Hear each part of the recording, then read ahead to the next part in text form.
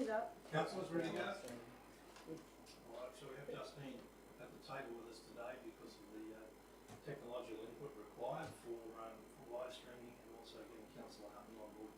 On, please. Mine's on. Is it? Oh, there's the red one. Okay.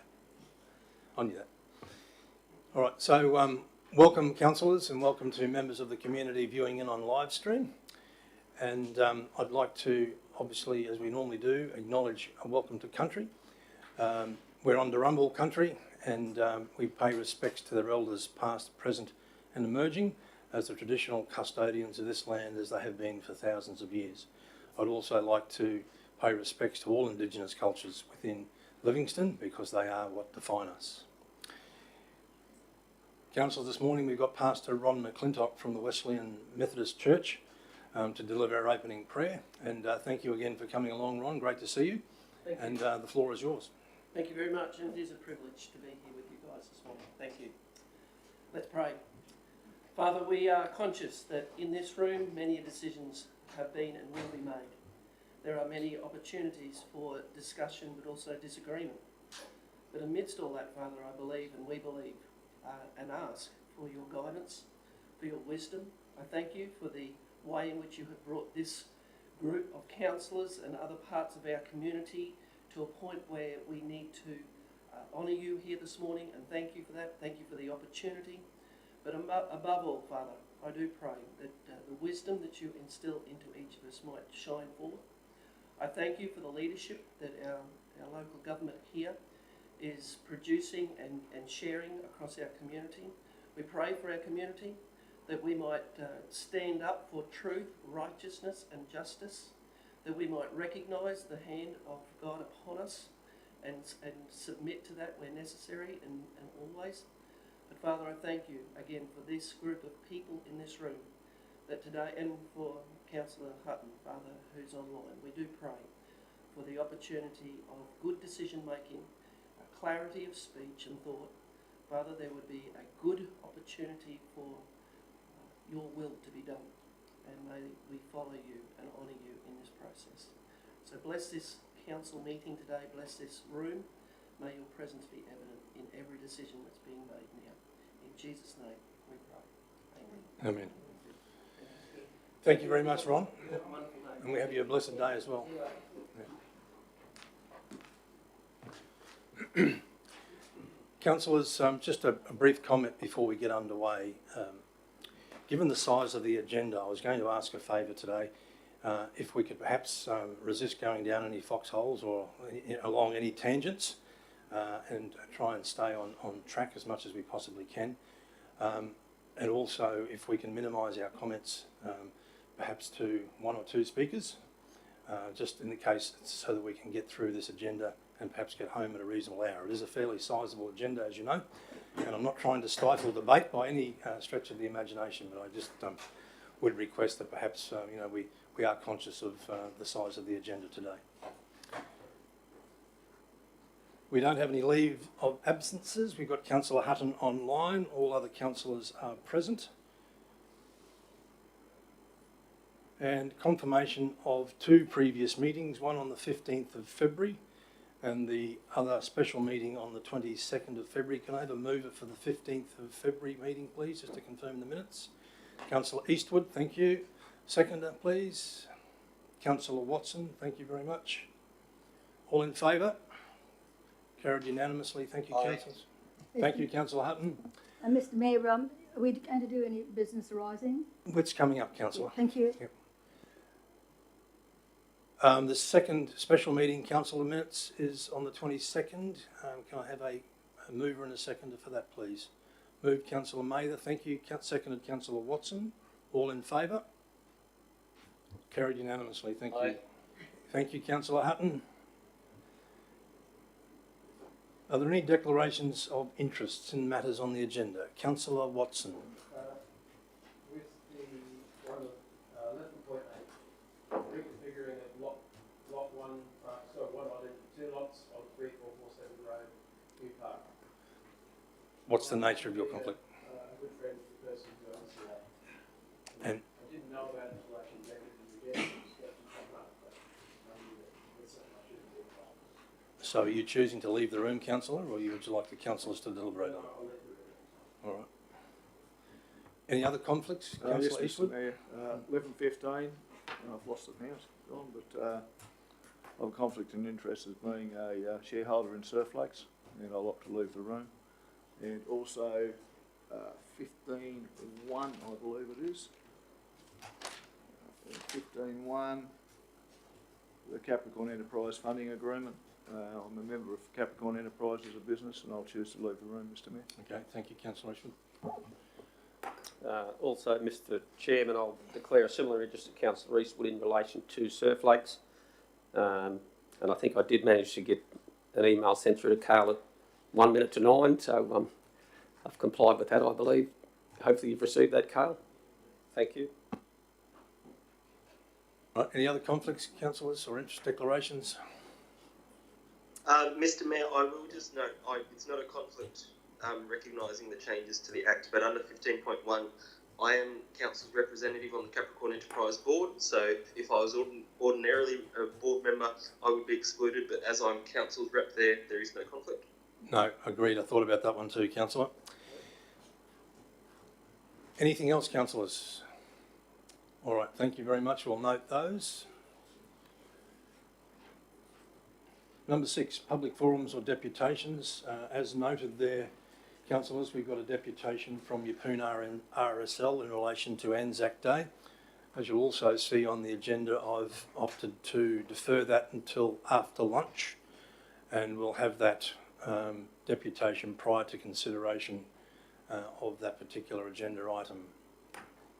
And if that hasn't happened by that stage, we'll just shuffle it around via a procedural motion. Okay. Number 7, Mr CEO, what business arising or outstanding from previous meetings?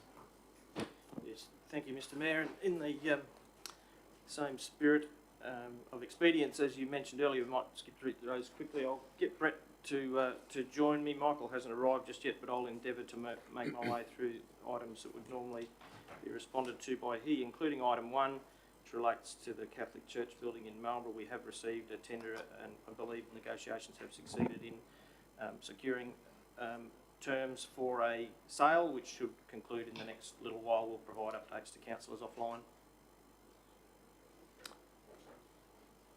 Oh, no, sorry, I thought I saw Michael here. Apologies. Item 2, councillors, which is the Inlet Association, that's still awaiting the survey plan to be completed by the state government. That was expected to be 31st of March this year. I have heard nothing to suggest that won't be achieved, but we'll just wait and see. Councillor Mather? Is it possible that we follow up with DNR just to make sure that they're still on track with the timing? Because these things can take time. I think that's happened, Councillor Mather, but I'll go to the Executive Director. We can arrange. Sorry, I was green for a while. Yes, we'll follow that up, councillor, just to confirm for you. Yeah, thank you. Mr Chairman, item 3 is recommended for removal, given that it's been supplanted by a subsequent resolution forming the Bangalee Access Reference Group, which will be the matter that is overseen now. It's also on this list. You have Michael here too, Mr CEO.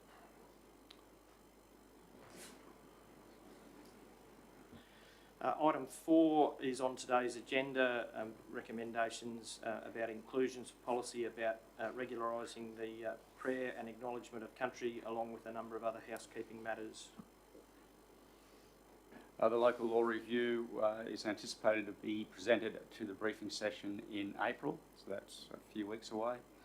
The biodiversity strategy, which forms part of the 4-prong approach to the tree protection and replanting, was discussed earlier this month, councillors, and returned for adoption at the April council meeting.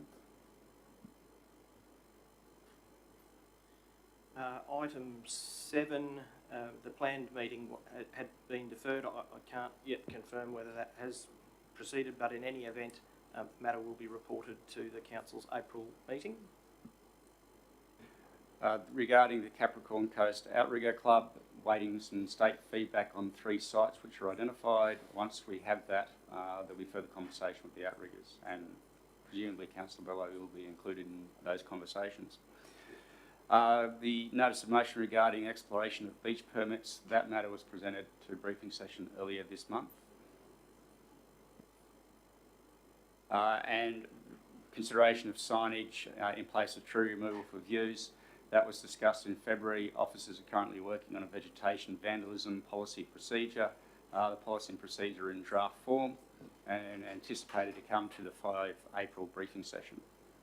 Mr. Chair, so if I could interrupt the officer there, is it, would there be any benefit, going back to item number 9 there, given that there's been an outcome, but is that outcome displayed or notified within that so that the public would be aware of what the outcome of that exploring of beach permits is? Would there be benefit in including something to that effect? Just the actual contents of the outcome? I think that's a reasonable suggestion, Mr. Mayor. For the completeness of the public record, we'll make a point that in future, if we've closed something out administratively or in consultation with councillors, we'll add that to the record. Sure. Perhaps we could organise some press releases for some of the councillors involved in this, with the name on it. Mr. Mayor, may I just follow on from that, please, because I was going to raise it as a matter of the ongoing,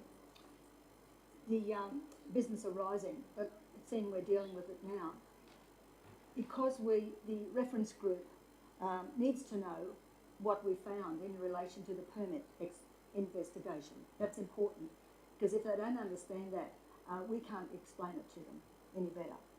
The other thing I was going to ask, that the reference group be encouraged to explore the possibility of closing the road. So I've said that before, because that is an option.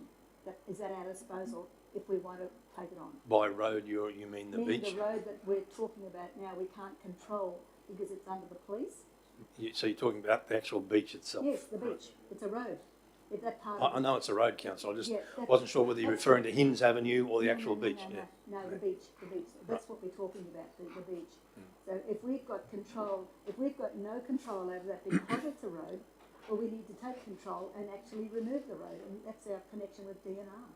And I think we need to explore that as a very, very great possibility. And I know it sounds like a bit over the top, but it can be done, and it has been done. Well, our two representatives on that committee, Councillor Bello and Councillor Eastwood, I'm sure will them. take that forward. Yes, because I'm not on the committee, but I'll be watching very closely, Mr. Mayor. Yeah. All right. Thank you. All right, so moving back to item 11. 11. Thank you, Mr. Mayor. Sorry, Council, for being a few minutes late this morning. So item 11, we did produce a report for today's meeting, but there's a few items which I'd like to modify in the report, so I'd like to be able to withdraw that report from today's meeting, Mr. Mayor. With respect to item 12, which is the purchase of lot 10, that's settled on the 8th of March, so that is one more off our books. Item 13, the BMX Club tenure proposal. There was a meeting with the club on the 9th of March, and an update will be provided to councillors in due course. So item 14, Yeppoon Rockhampton Road.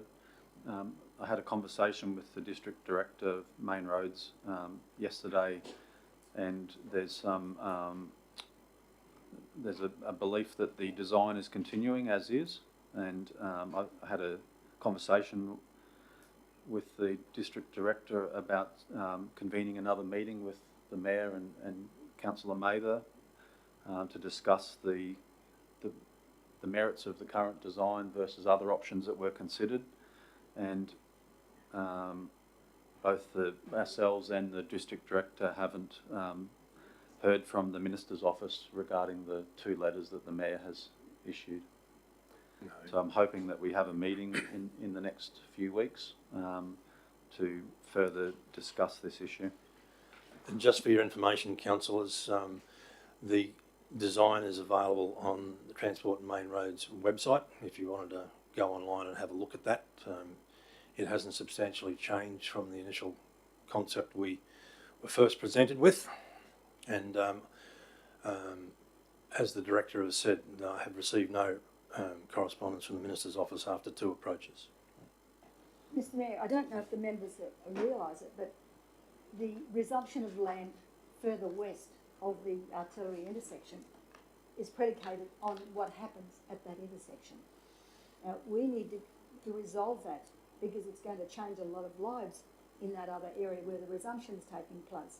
And if the main roads or TMR is dragging this out and staying with their original plan, then nothing's going to change unless we do something. And I think we've got to stimulate them to seriously think about what we're saying, because we'll have to be on that plane sooner rather than later, Mr Mayor. Thank you, Councillor Mather. Stage 2 of the Capricorn Coast Homemaker Centre. A report is coming to a briefing session in April with a bit of with further information, which was requested as an addendum to the resolution to resolve to prepare and submit the development application. So that extra work is currently afoot. Future stages of the Gateway Business Industry Park. There were tender submissions received. One offered a purchase price which was acceptable. So consequently, the other 3 lots are now being marketed as open listings to see whether further sales can be secured. Item 17, Mr Mayor, request for council law training has been submitted for budget consideration in the coming weeks and months. The community plan implementation of strategies. A briefing with the task force co-chairs occurred in February. As a result of that, we're currently preparing some information to go to the various task forces and the goals, etc., for those groups, and the charter for those groups will be updated in their next quarterly meeting. With respect to the notice of motion of the food bank, the approvals have been issued, the containers have been acquired, and it is understood that works were commencing this week. I have not been down to the community centre to check for myself. I can only assume that the timeline hasn't been impacted at this juncture. Item 20, notice of motion regarding beach accesses. A report will be tabled today detailing the investigation. The sale of council land, which is Cacao Nut Point Drive, Zilsey. The property was passed into auction. Currently, Cook Property Agents is marketing the property on the market. Item 22, questions on notice, Tarangan Road. Again, a report will be tabled today outlining the investigations. The notice of motion regarding Botanic Trail. The principles of this were discussed with Councillor Hutton, who was the initiator of the notice. As a result of those discussions, officers are now exploring some options for how this trail could be brought to fruition. Once we have some detail on that, we'll come back to both Councillor Hutton and to councillors in general. With respect to electric vehicles, there was part of a report to council earlier this month regarding that topic. In addition to that, it was also part of discussions with the Community Voice Panel and is currently being looked at by the Strategic Planning section. Thank you. Through the chair to either Brett or to Mr Bacon or Councillor Hutton, when you had further discussions with your Strategic Infrastructure Community Voice Panel, how was that progressed through the Voice Panel? Did they have any suggestions, ideas? Was it taken positively? Councillor Hutton, any comment on that one?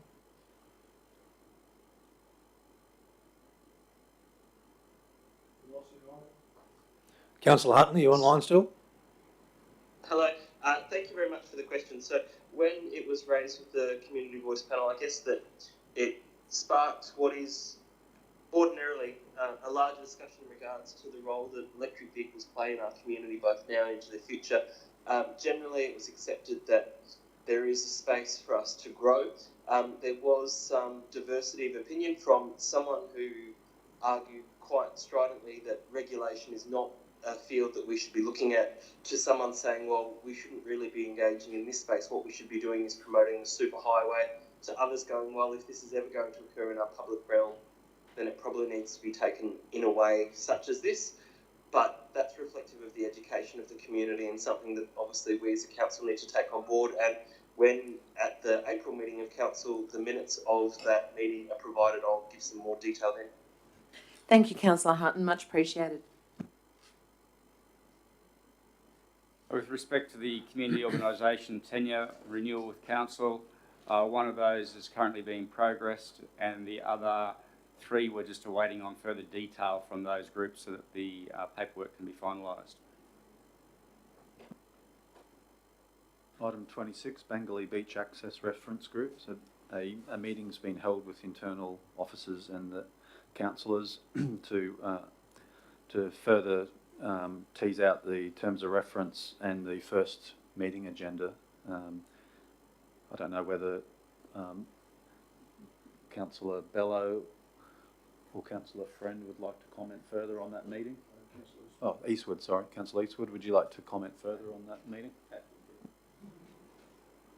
Only to say it was more of a strategic meeting, just to see what the direction of the group would be.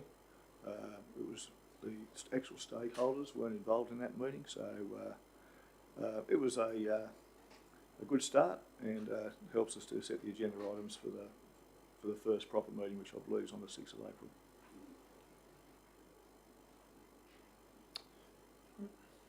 Thank you, Councillor Eastwood. Item 27, waste voucher policy updates. That will just be reflected from the new policy, which will be updated and then loaded onto the council website.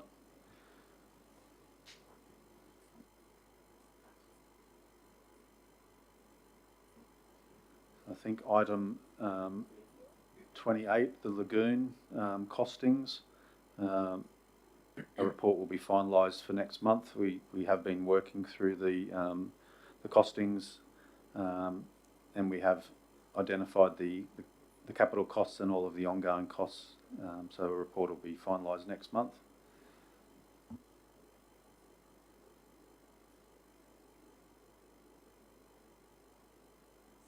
With respect to item 29, Great Keppel Island, my understanding is that a report will be coming to the next council meeting from our Chief Financial Officer regarding the information requested there.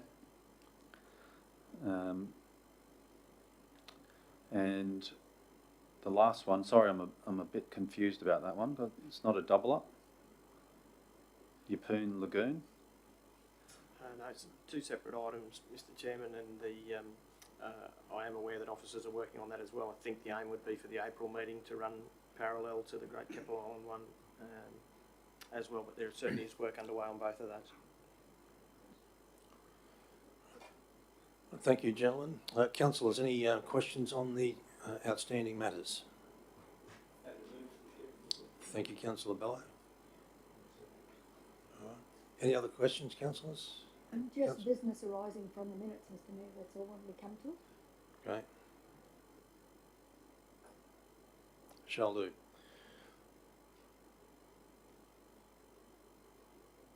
you want to raise the matter now, Councillor? Well, we can't. Yeah, well, this is business arising or outstanding from. Yeah, that's right. This is outstanding business. Yeah, you're talking about previous meetings. This is outstanding from the previous meetings, yes. Yes. Well, this is the appropriate time to raise it, Councillor, before we go to the vote on it. This is a matter that have come from the minutes. Okay. Yeah. The minutes are 15. I'm not arguing with you, Councillor. I'm just basically saying this is the time to raise it before we yeah. Yeah. Absolutely is. Yeah. Well, just a couple of things, Mr Mayor. I'd like a little bit of clarification on this, because in the minutes of the 15th of February, on page 52, there was a resolution that Council adopt Council Portfolio Policy V3 as presented, and with the following additions. And in amongst those, there was one that goes to you, which was a Regional Roads and Transport Group. Do you remember that one? Regional Roads and Transport Group. Now, I'm just needing clarification here, because going to look at the list of my portfolio, roads is part of my portfolio, a major part of it. And when I go and look at this, I've got the Regional Roads and Transport Alliance, Urban Roads, Transport Policy and Strategy, Traffic, Transport and Logistics, TMR contract, Rural Roads, Road Maintenance, Property Numbering, Rural Roads, all aspects of road network. So they're my jobs. But when I look at this, and it says Regional Roads and Transport Group, and goes to the mayor, I'm just finding where does it cut across mine? Am I included? Am I excluded? How do I decipher that? You are actually, as I understand it, Councillor Mather, a member of that Regional Roads Transport Group. Well, I'm just wondering, now it's in your portfolio. It's not in my portfolio. My only function as far as the Roads Transport Group is concerned is I am invited to the meetings, and following the last meeting, I believe now I'm going to be chair because I was the last to step back. So unfortunately that's just the way it goes, but it's not basically usurping anything you're involved with, Councillor. I mean, you're a standing invitation on that. You can have it, Mr Mayor, I'm sure you just love it. It keeps you busy all the time. But I just needed to have clarification as to where that fitted in with what I'm doing. Yeah, it's certainly not in my portfolio, Councillor. It's just one of those meetings that I get to attend. Okay. But it sits firmly within yours. And I'm sure I'd love to see you there, thank you. Thank you, Councillor. Okay, there's another one. I've noticed in the minutes from time to time, we refer to notice of questions on notice as notice of motions, and they're not. When they come in as questions on notice, they should be reported as questions on notice. A notice of motion should be reported as notice of motion. Indeed. And there's been a bit of a confusion there, I think, from the girls, that we just need to clarify that. I'm sure the CEO will take that on board. Yes, I'm sure he We will. absolutely will, Mr Mayor. Is there a specific one in those? Yes, I'll give it to you later. Thank you. Yep, that's time. Okay, on page 63 of those minutes of the 15th, Councillor Hutton, I hope he's listening, made a comment. I didn't hear it from my end of the table. With consent of the Chair, Councillor Hutton corrected comments he had made on social media the previous weekend in relation to the provision of waste vouchers. Now, I don't know what he said. There was no record of what was said or what was said incorrectly. So I would just ask through you, Mr Mayor, that Councillor Hutton put that in writing so it can be attached so that we'll know that what's been corrected. Right. Is that okay? Yep. Councillor Hutton, you on board with that? Very happy to take that on board. Thank you, Councillor. And I'm finished. Thank you, Mr Mayor. Thank you, Councillor Mather. All right, with those comments noted, councillors, we now have a recommendation that the business outstanding table be received. I've got a mover in Councillor Bello, a seconder in Councillor Eastwood. All in favour? Carried unanimously. Thank you, councillors. Councillor Friend, you okay? Thank you, Mr Mayor. I was just, Councillor Hutton hasn't voted as yet, and we keep seemingly missing him. Yeah, good point. Councillor Hutton, you on board with receiving these outstanding table? Yes, Mr Mayor, very happy to. Thank you. Okay, nothing in item 8. Item 9, councillor or delegate reports. 9.1.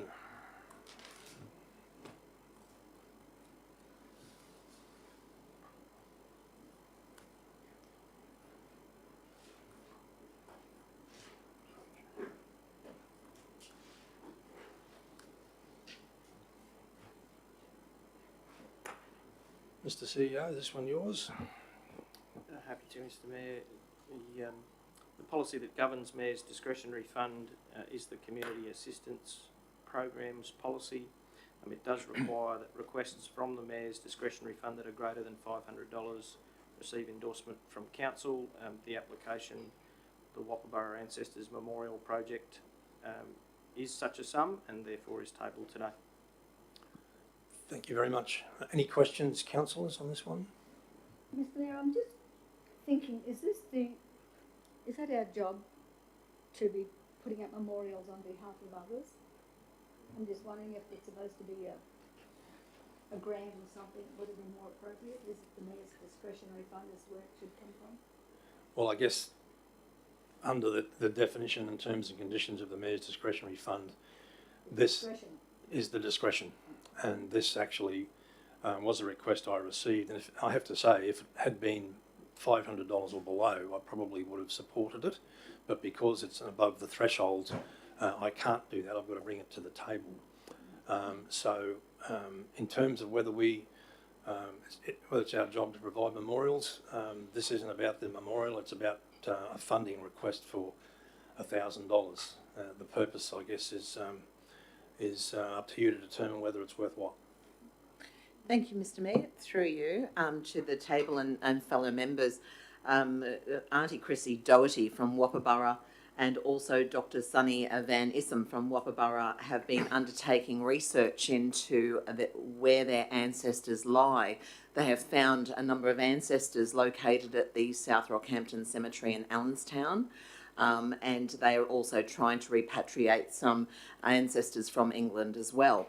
But this $1,000 is just an assistance to them in order, it's not, $1,000 will not pay for a memorial stone, but it certainly will help them undertake further investigations, ceremonies, etc., to basically acknowledge their ancestors as part of their cultural heritage. So they did approach myself and the Mayor in relation to this, and they were happy and only have asked for $1,000. All up, they're asking, they need $15,000, but they're not asking us for that. They're asking us to assist where we can in relation. And as Wapabara people are part of Livingstone Shire Council, and they're an integral part, just like our Durrumbul culture that we have here. I firmly am in agreement that we should assist them in any way we can. Thank you. Thank you, Councillor Friend. We sort of entered into debate there, but anyway.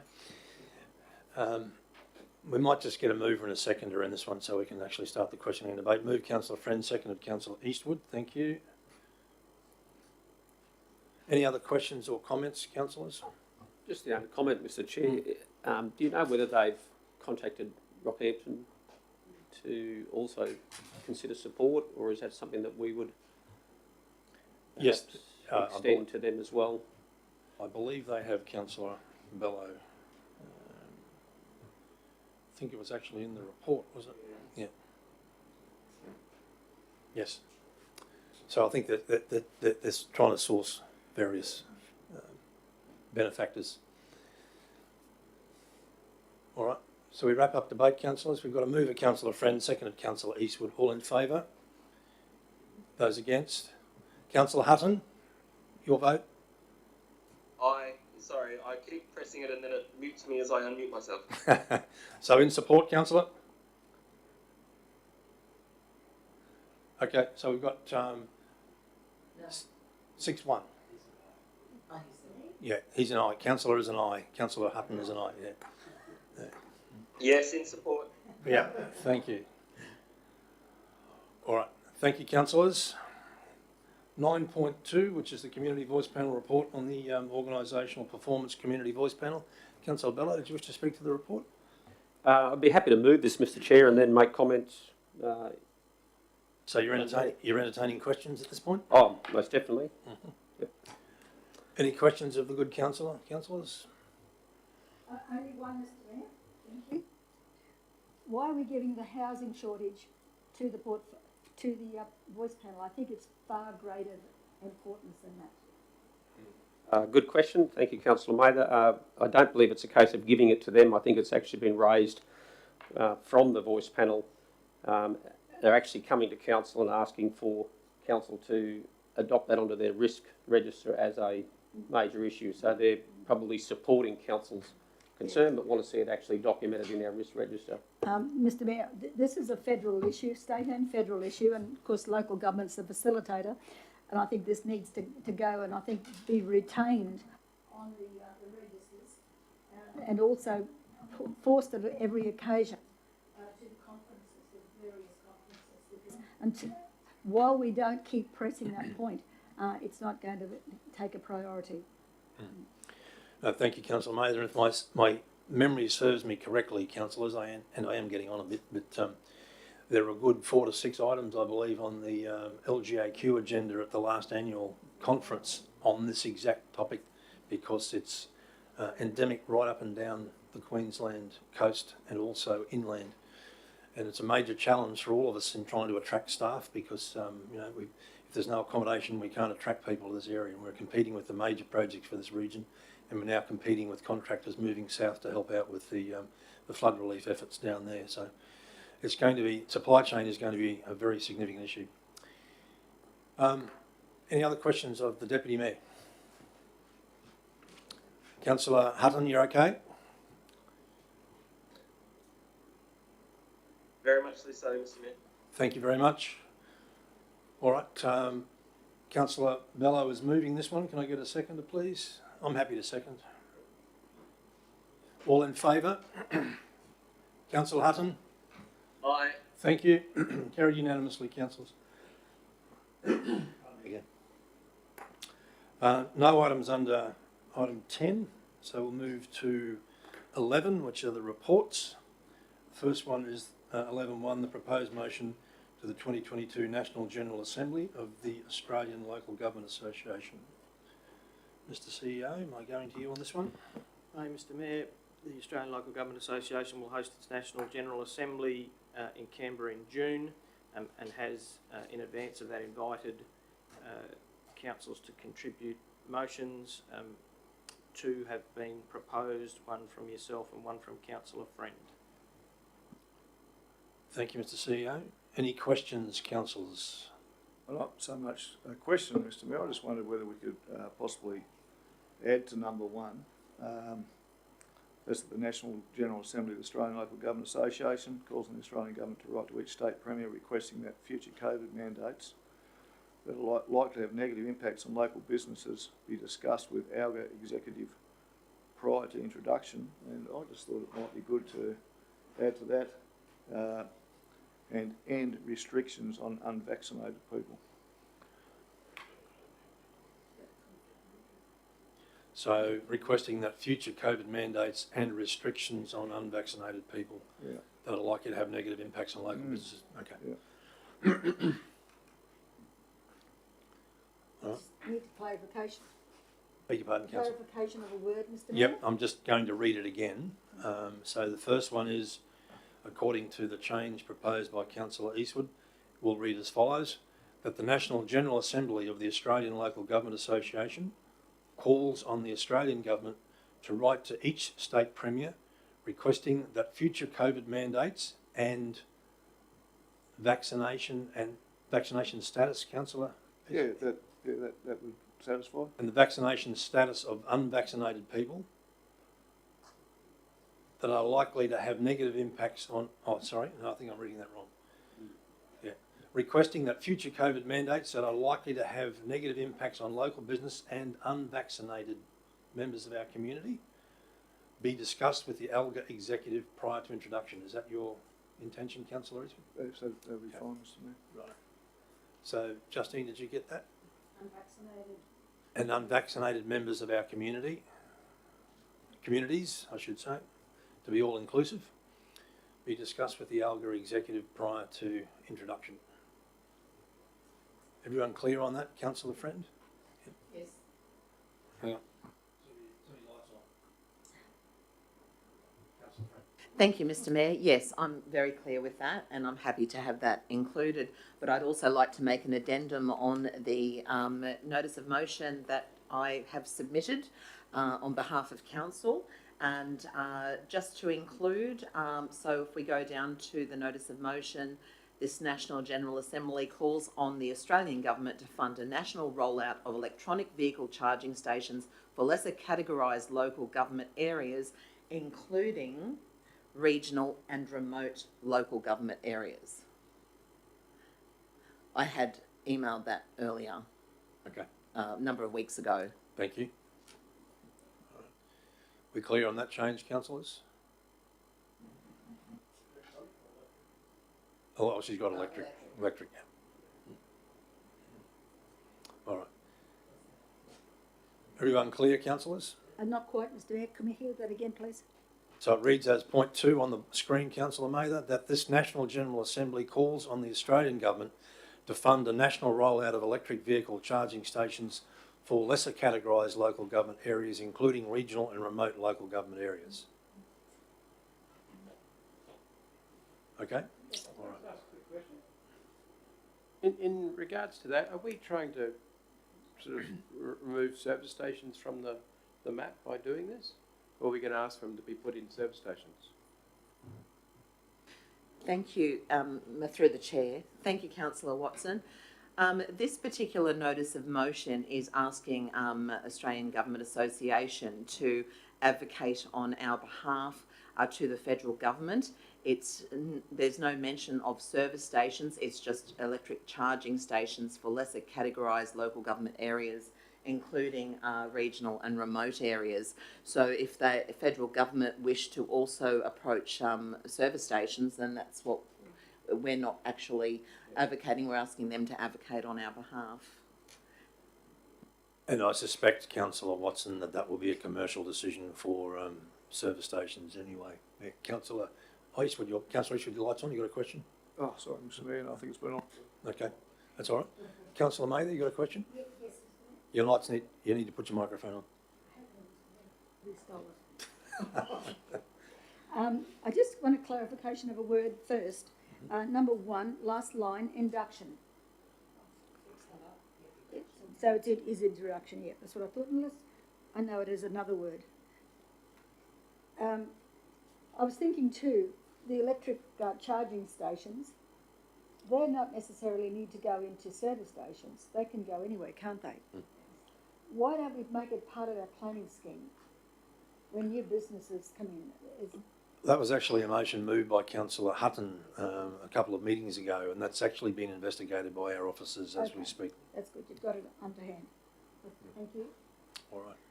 Councillor Hutton, any questions on the changes? Would you like me to read them again? No, I can see them in front of me. I appreciate the fact that Justine's done such a great job of keeping them up to date with the changes. I just want to check in regards to the word lesser categorised. I understand that what we're speaking about is lower density or maybe councils, but I'm just, is lesser categorised the term? And I'm not 100% sure, so just probably seeking some guidance on that. Yeah, good. The same question I was going to ask as well. Thank you. Councillor Friend, any comment? Thank you, Mr Mayor, and thank you, Councillor Hutton. That's a great question. I wrote lesser categorised. For example, when you have larger cities within Australia, they are classed as perhaps Category 1. Livingstone is a Category 3 or a Category C council, and it does actually, as you're aware, work on population. So that's why I have classed it as lesser categorised. So not necessarily meaning large cities, Brisbane, Sydney, Melbourne, etc., Perth. I'm also really wanting the federal government to assist regional and remote areas that actually don't have the funds to install these electric chargers, which are going to be needed more and more often into the future. I have liaised with community, with members of our community who are passionate in relation to these electric vehicle charging stations.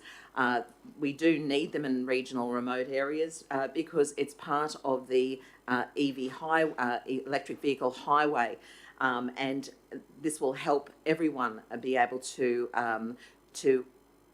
obtain electric vehicles and know that no matter where they go within Australia, they'll be able to charge them.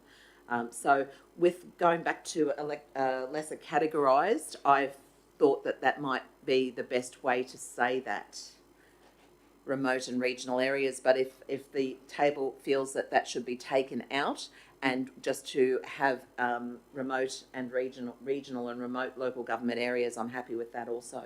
Thank you. Yeah, if I can respectfully suggest, Councillor Friend, that we do change the wording to avoid any potential offence that might be caused to some of the lesser categorised councils. Sure, I'm happy with that. That's okay. No problem whatsoever. Right, any other questions, Councillor Hutton? Yes, Mr Mayor, I guess my question is directed to you. That I know that through Sinky Rock you raised a really important issue in regards to the access of regional areas to both students and then students who would continue on and remain in communities and work under visa arrangements. I wondered whether the advocacy that you put in place that at the time LGAQ said was too divisive, whether ALGA might be the right fit for us to actually take it up, again, recognising that, you know, having trying to incentivise someone to get a visa to come study and work in Livingstone is not the same as the Gold Coast or Adelaide, and yet we're competing against them because of the way the visa rules are written. Indeed, and the good news on that one, Councillor Hutton, is that the rules have been amended to allow that now, as I understand it. So I was advised that they'd been changed. I did read it, and from what my understanding of what I've read, that situation now no longer exists. That is fantastic news. Thank you, Mr. Mayor. All right, councillors, can I get I'm happy to move this myself. Seconded, Councillor Friend. All in favour? Carried unanimously. Councillor Hutton, okay? Aye. Thank you. 11.2, Policy Review, Meeting Procedures Policy. Mr CEO, can I pass to you on this one, please? Thank you, Mr. Mayor. As was signalled during the business outstanding discussions, this item on the agenda today seeks to respond to a motion passed last year in relation to regularising the practice of having prayer at the general meeting. In so doing, we've also taken the opportunity to attend to other housekeeping matters which are outlined on page 36 of your report, points 1 through 5. We think that brings things up to date, including capturing last year's motion. Thank you, Mr CEO. Any questions, councillors? Councillor Mather? No, what's in and what's out, Mr. Mayor? One, is that going to be enforced? Which one, councillor, sorry? One. Point 1? Point 1, yes. 1 point, yeah. We don't insist on having written requests for deputations, but are we going to insist? What are we doing there? Given earlier discussions about the need to stick pretty closely to the rules, our intention will be to apply the long-standing order. Yes. Yeah, that's fine. I just need to know it's in. I take it 2 and 3 are both out because we're doing that now. That's correct. Is that right? And 4? Is that in? No, you'll see in the marked up version that 4 is out, so 22212 is out. It's out. And 5. What's 284C and 285D? Well, I didn't have the USB. Mr. Mayor, they both relate to the nature of notices of motion or questions on notice. They both call up where matters might be dealt with operationally, and as you know, councillors felt that was a unnecessary imposition. Okay, thank you. Fair enough. Thank you, Councillor Mather. Councillor Friend? Thank you, Mr. Mayor. To Mr. CEO, in relation to point 5 that we've just discussed, being that, as you said, a notice of motion and a question on notice, which could also be dealt with, which could be dealt with operationally, you're stating that you're not proposing changes. It is not necessarily reflective of the current practice. So is it not necessarily reflective of the current practice because the procedures have just not been adhered to? Yes, Mr. Chairman, we've been far too accommodating, yes. Thank you, Mr. CEO. Any other questions, councillors? Just a question, probably more about process. I believe we have several notice of motions, or one notice of motion that from 2 councillors of similar nature that refer to our meeting procedures and what have you. Would it be prudent, perhaps, or Mr. CEO and Mr. Mayor, that if we deal with this now and then we're dealing with another matter to do with meeting procedures, should we not deal with that one first? Otherwise, you'll be changing what we've just endorsed, or if it doesn't get endorsed, probably just looking for clarity on whether there's a better way to do it or you're satisfied with how it is there. Mr. Mayor, the time and place of meetings, which is governed by section 2.1 of the standing orders, doesn't nominate the current time. It just says that might be amended by resolution from time to time. So if these amendments are adopted now and there is a resolution passed later in the day that fixes that, we won't be required to amend the standing orders. Thank you. All right. Any other questions, councillors? All right, can I, Councillor Bello, as the portfolio holder in this area, would you like to move this one? Yeah, I would be happy to move it, but perhaps if you'll indulge me, perhaps I don't fully support the 10 business days. I think councillors are afforded the opportunity to put notices of motions in within 7 business days or 7 working days, I believe. I'm just wondering why the 10 days would be so critical for deputations. So perhaps if the table would... Sorry? I thought there was something later on There's a notice of motion from myself in relation to changing the timing around that But timing around 7 days. to 7 calendar days. 4 deputations, For Notices notice of of motion. motion. which would still be then inconsistent with members of the public wanting to do a deputation required to provide 10 business days. We're looking at changing either 7 business days or working days or whatever days for councillors. Would anybody see a problem in having them the same, whatever we decide in terms of the 7 days? Through the chair to Mr Deputy Mayor, no problem whatsoever. They should be along the same lines, deputations and also notices of motion. Okay, that would be the only amendment I would seek at the table if they were prepared to allow that to be consistent with whatever we determine. I think, Mr CEO, if that provides clarity.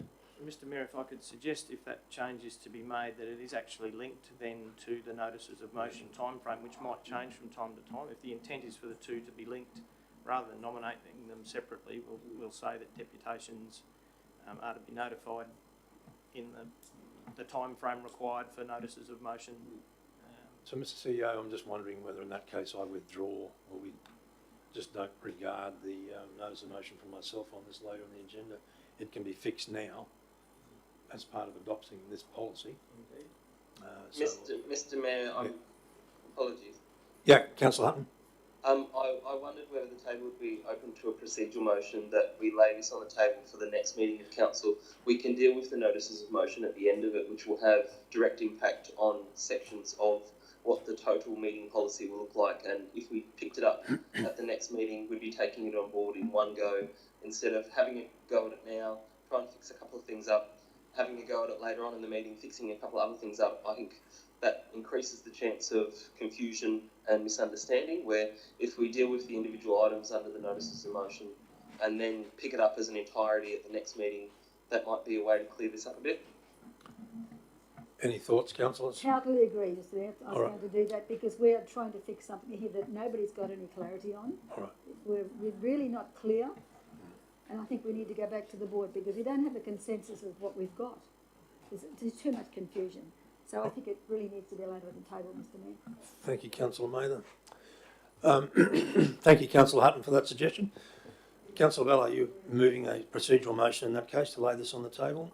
Yeah, and reminding councillors of procedural motion, there's no debate surrounding them. It's just purely a mechanism to guide the meeting. So happy to move that procedural motion that lay on the table until the next meeting. All right. All in favour? Carried unanimously. Aye. Councillor Hutton, thank you. Mr Mayor, seeing we're moving it to the next meeting, are we going to have some time in between to actually discuss it, to nut it out, to know what we're dealing with? The changes, I'm sure that the CEO, I'll try that again. The CEO, I'm sure, will distribute the changes, Councillor Mather, so you'll have an opportunity to read them and make comment that way. Yeah.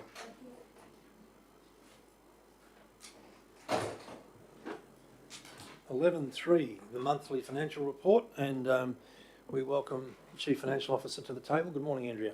Good morning, Mayor. Good morning, councillors. Today I'd like to present the monthly financial report for the year-to-date results ending the 28th of February 2022. I'm just going to jump straight to the first attachment and just talk to the report in there. I'd just like to clarify something. The first sentence in the executive summary says that the results are compared to the 21-22 adopted budget. That should actually read the 22 Q2 revised budget, and I can confirm that the full year and year-to-date budgets are based on the revised budget that was adopted by Council last month. So councillors, as you can see, we are still tracking ahead of budget in terms of both our revenue and favourable against our operating expenditure. Overall, our capital works expenditure is slightly below our year-to-date expectations at present, although you would have seen quite a substantial increase in the capital commitments for our capital program.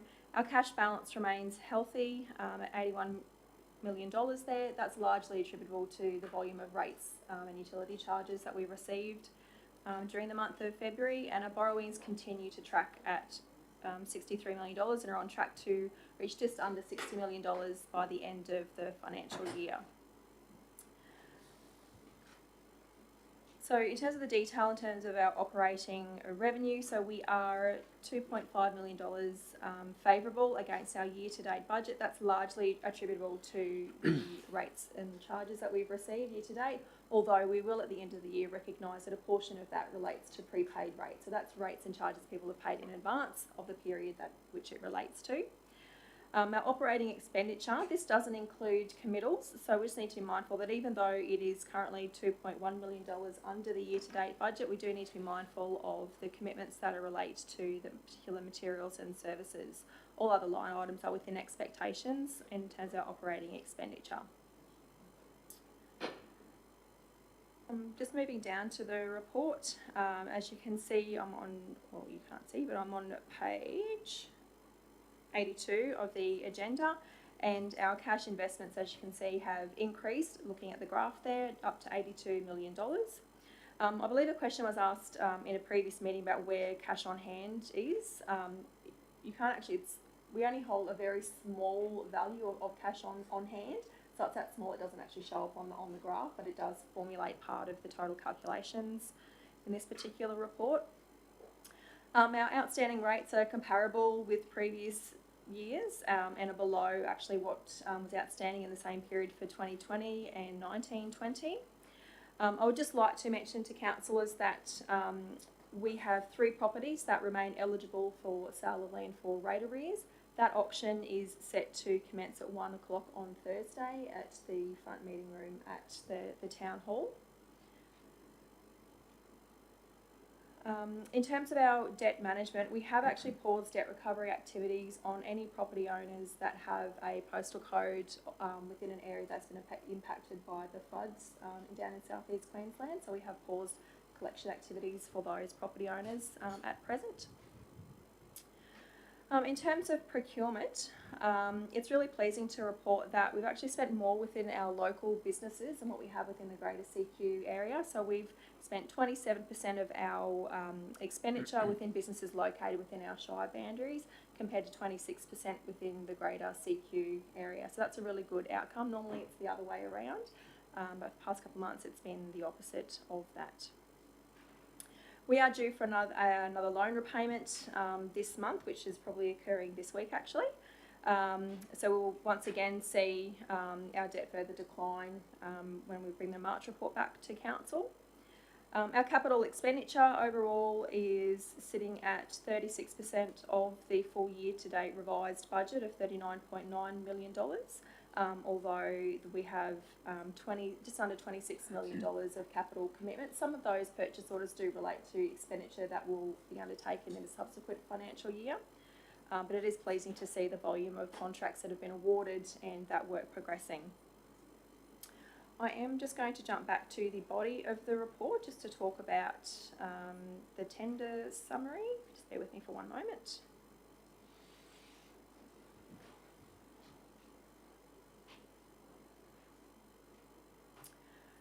So in February, that is page 74. My screen just froze. So at the end of February, we had 4 tenders that were remaining open. We had 6 tenders that were under evaluation, but I think 2 of those have been awarded in the month of March, and 4 tenders were awarded in full in February. So I'll just pause there, councillors, and ask if you had any questions on the report that I've presented today. Thank you. Through Councillor Friend. Through you, Mr Mayor, to Madam CFO, thank you so much for your reports. Greatly appreciated. I have 3 questions in relation to a particular tender, and I think that we all should be aware of this. So a contract was awarded. The contract was 2021-6, Yeppoon Car Park Facade. It was awarded to Fabritecture Australia Proprietary Limited. My questions are, will Fabritecture be able to install either stainless steel or anodised aluminium? That's the first question. If they're unable to do so and the tender is stopped, will council be liable for litigation in relation to this? And the last question in relation to this particular tender, was it actually passed through resolution to proceed with the tender? I went through every month and I couldn't find a resolution for it, but I may have missed it. The reason why I ask it, because I do see Councillor Bella's notice of motion, agenda 12.9 of today's agenda, requesting price comparisons, and I have no problem with this. But if the tender has already been awarded, where does council stand? So that's the easier one to answer. The other questions I might have to take on notice. Council's actually delegated to CEO the power to award tenders. However, council can repeal that delegation at any point in Globo and pass a decision to award all tenders or by exception. And thank you through you, Mr Mayor. So you'll get back to us in relation to if the tender is then cancelled and the awarded tender is then cancelled, where do we stand as far as litigation, etc.? Certainly, we'll take those questions. Thanks, Andrea. Thank you. Any other questions of the CFO? Councillor Mather? Thank you, Andrea. I've just put a little note in here.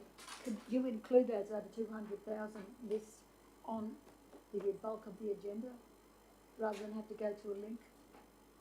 It's only a page or less than a page, isn't it? Yeah, so we have a legislative obligation to disclose that information anyway, so it's just providing the information is required on legislation. We can, of course, just include it as a part of the bulk major agenda, that's all. Certainly, I'm just conscious of the size of the agenda papers that Well, council's put it received. this way, I'm but we working can on certainly that do that, because councillor. it can't go on, the size of the agenda can't go on. We're trying to. Well, that's a matter for this table to determine, Councillor, not you. Mr. Mayor. Yeah. I've got a plan to talk about it and try and bring it down to a size that we can accept. Yes, I totally agree with what you're saying. We can certainly provide that additional information. That extra page. Thank you very much. I had one question, Madam CFO, in relation to the capital works or CapEx for information technology, ICT.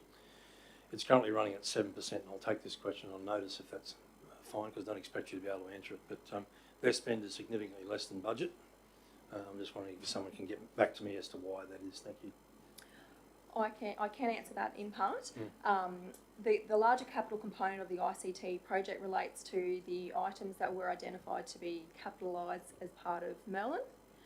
We are reviewing the position papers on the accounting treatment for that, so the activities that would equate to an intangible asset being created haven't yet been incurred.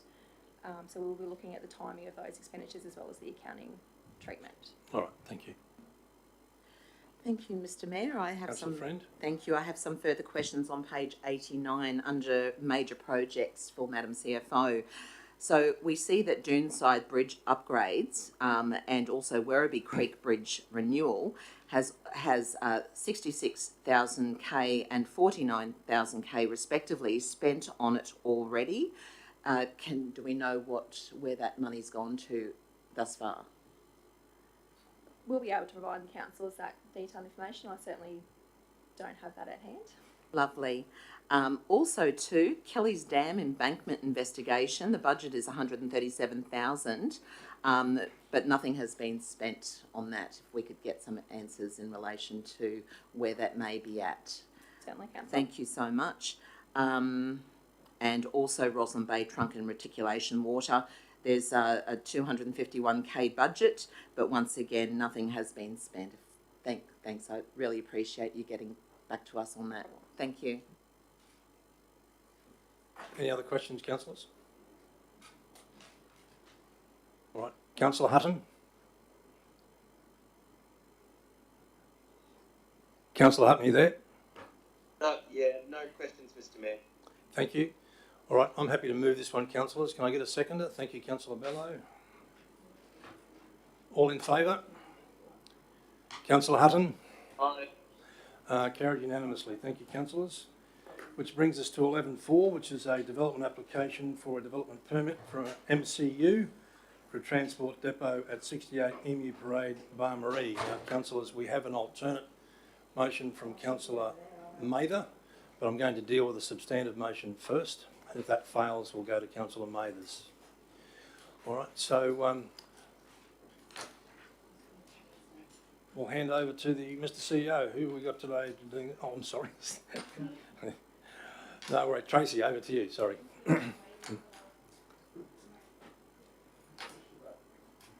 Just down the bottom.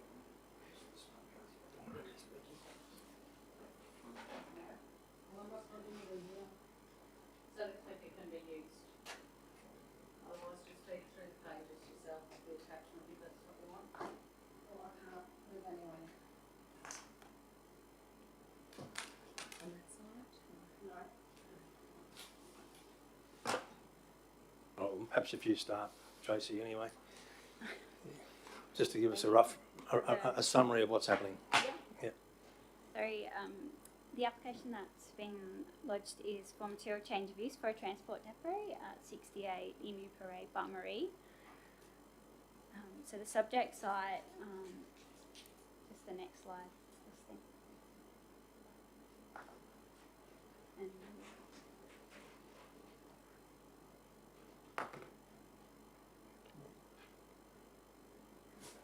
so the subject site is located midway along Emu Parade on the northern side. It's one of the larger lots in the street, and it's 1.7 hectares in size. So the proposal is over 3,500 square metres of the site, and it will co-locate with the existing house. I'm not sure how to do the red dot.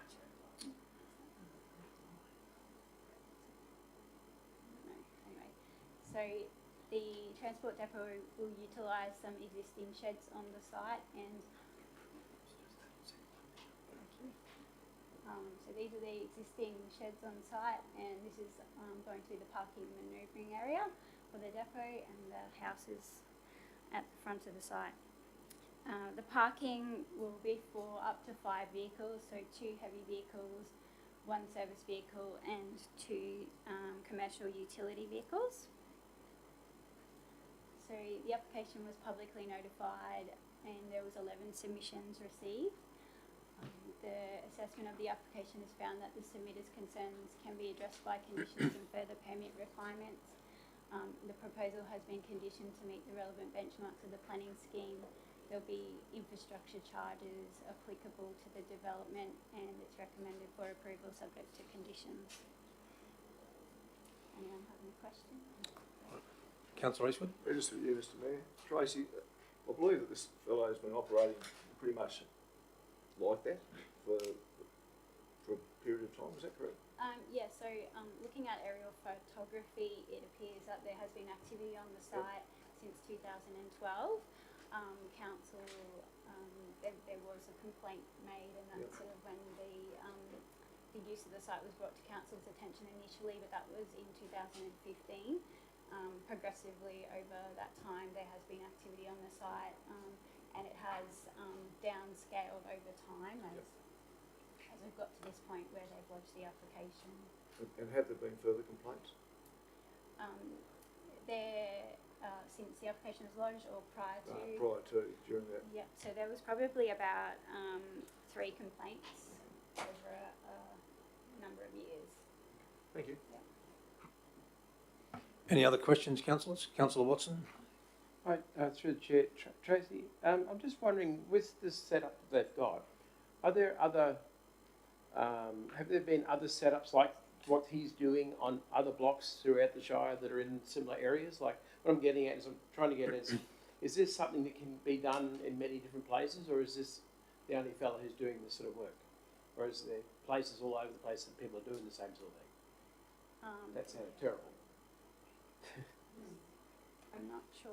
You know what I'm getting at? What I'm trying to say is, are there other businesses that are similar to this being run in other parts of the Shire in similar zonings and things like that? So is this a precedent? Is this a precedent? Yeah. Yes. Sorry.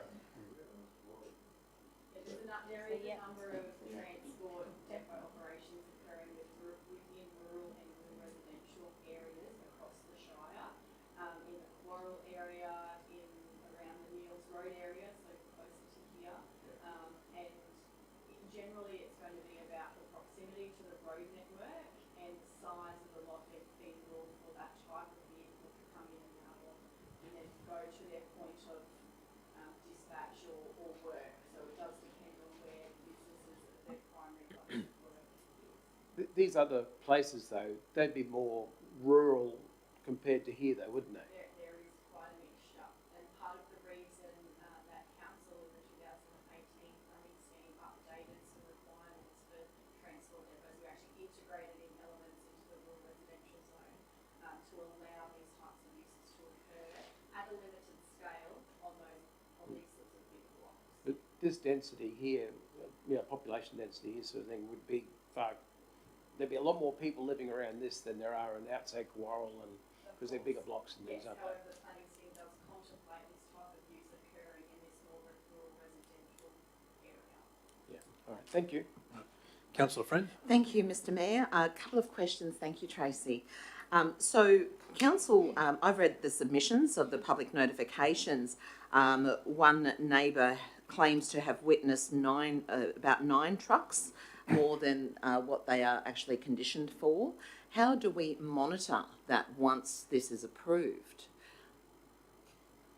So we've got the conditions of approval in place. So we have a compliance officer who can check on development approvals to make sure they're being followed in accordance with the conditions. Otherwise, we would act on complaints of feedback from the neighbourhood. And it's been conditioned that there's only 4 vehicle movements per week in the planning report. So once again, that would come under the compliance officer. Is that right? Yep. So the 4 vehicle movements is for in terms of the heavy vehicles. The other vehicles are permitted to move on and off the site once, each day. But restricted for 4 vehicle movements per week for the heavy vehicles, and compliance can check that if we need to. Tracy, under my portfolio, I have a couple of questions in relation to there's a riparian corridor of Corduroy Creek north of the property. Natural Resource Management recommend rectification of the encroachment and matters to be addressed by the landowner. What would this rectification consist of? So that's in response to, as you can see from the picture up on the screen, the landowner has been has a number of activities occurring around the site, whether they're related to their own personal use of the site or a business. They had some equipment stored up near the rear boundary, which was closest to the corridor. So that's not included as part of this use area for the transport depot. So they would need to keep all their activities for that within the nominated area, which is well away from the waterway. Sure. Is there a washdown area for these particular heavy vehicles and the other vehicles that are conditioned? I'm particularly concerned about who will monitor any chemical waste from this site. So there's no designated washdown, but there is conditions on the approval that talk about the waste, and let me just find.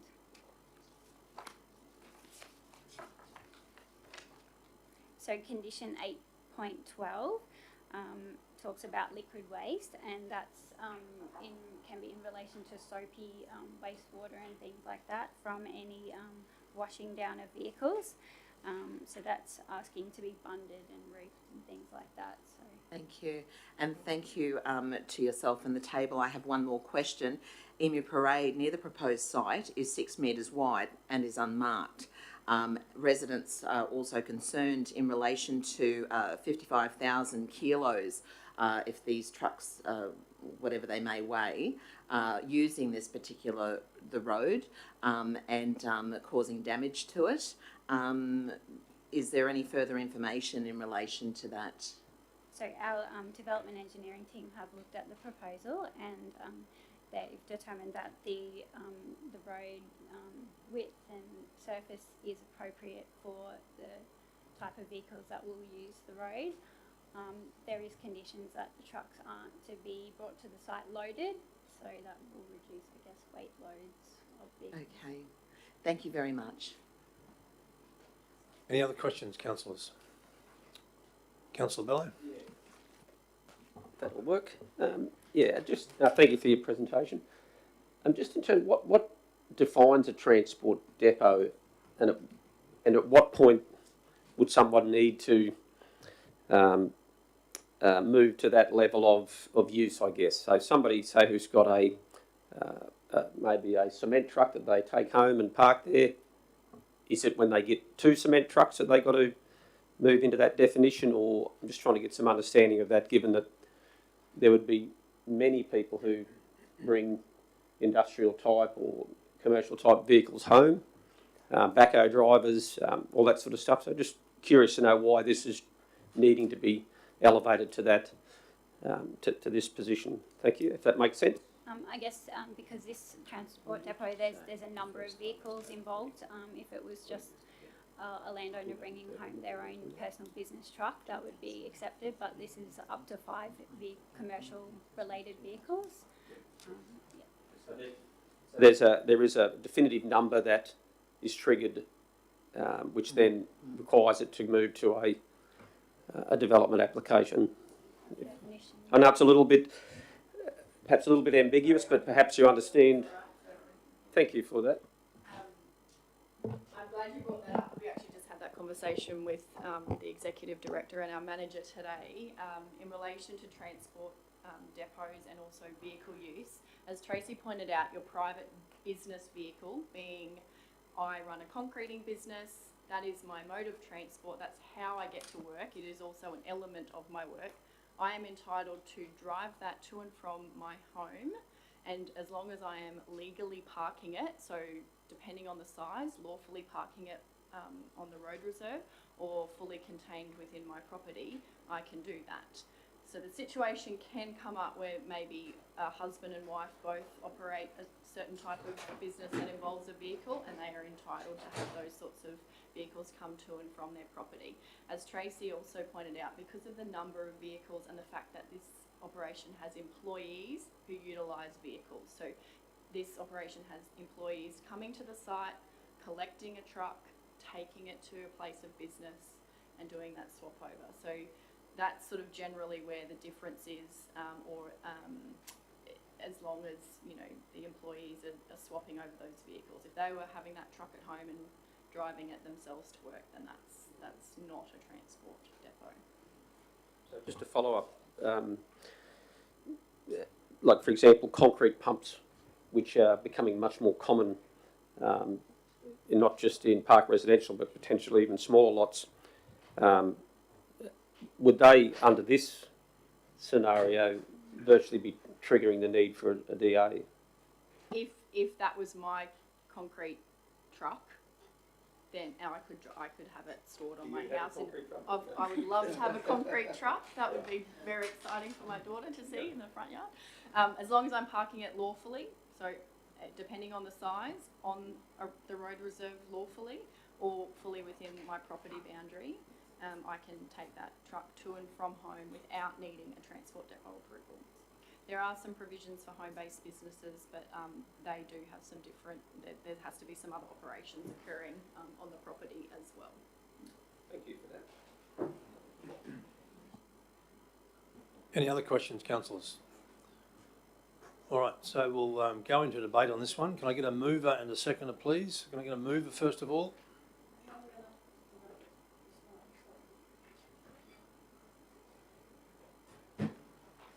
No one prepared to move? Happy to move it, Mr. Mayor. Thank you, Councillor Hutton. Can I get a seconder, please?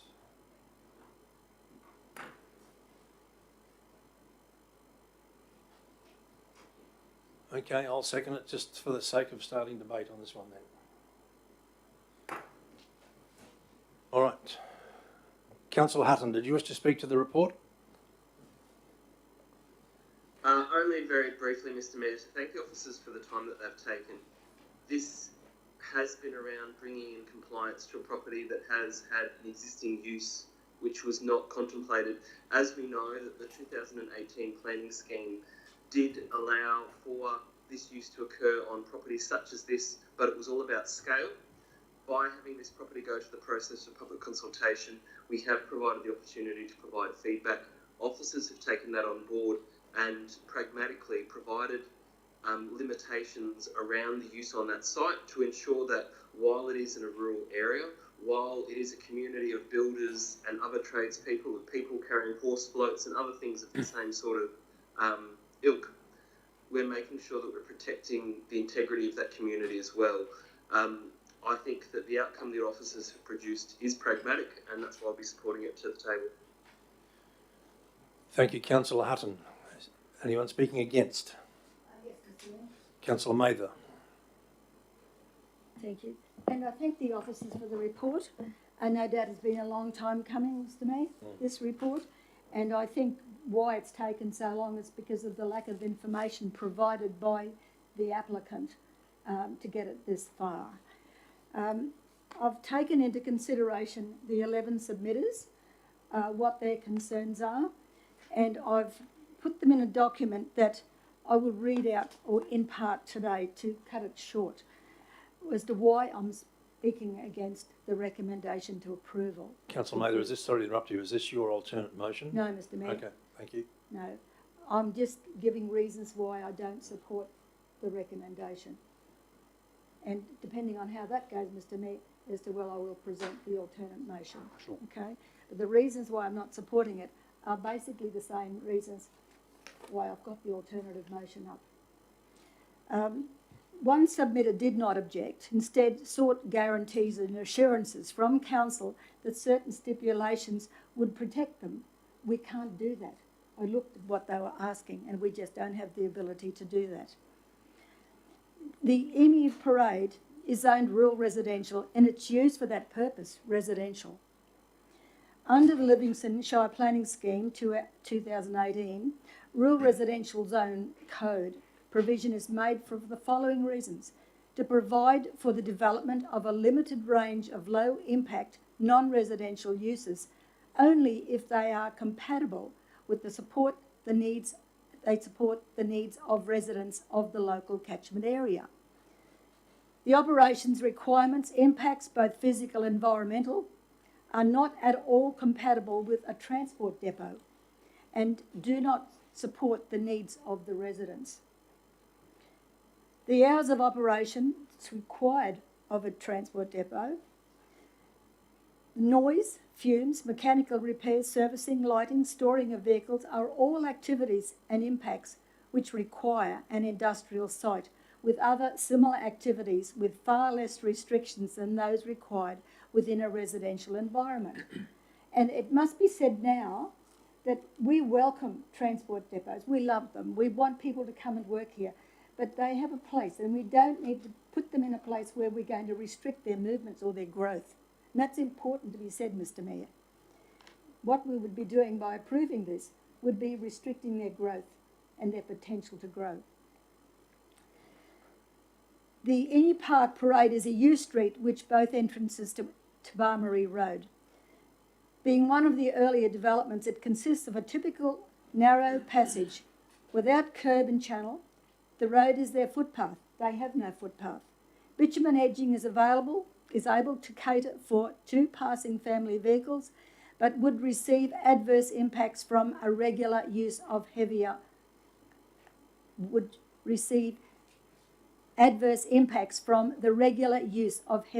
vehicles on these edges. There is no line marking.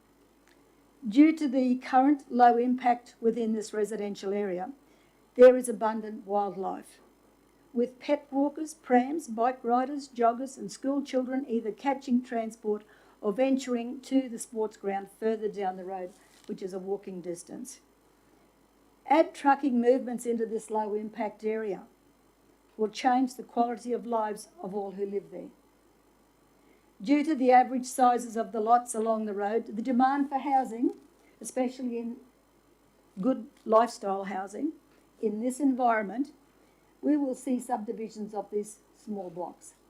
And they're about 4 or 5 acres, some of them, and they will come down to much less because the demand is there. The precedent of having a truck depot within a low-impact residential area will not only affect the values of neighbouring properties, but will open the way for other similar applications to come forward and be approved because of precedents. The Narrow Creek crossing on Emu Parade has a sheer drop and would constitute a safety issue for passing trucks. And in summary, the desired outcome is to retain the established rural residential lifestyle, which places a focus on safety and environmental values and ensures all industrial activities are sited in an area especially provided for them, where they have little to no restrictions. And like I said, I appreciate the report and the reasons and the conditions provided for the applicant, Mr. Chair. But I think we would not be doing a service to those people who've already invested there and will have an intrusion of this kind into their lifestyle. Thank you. Thank you, Councillor Mather. Would anyone like to speak in support of the recommendation?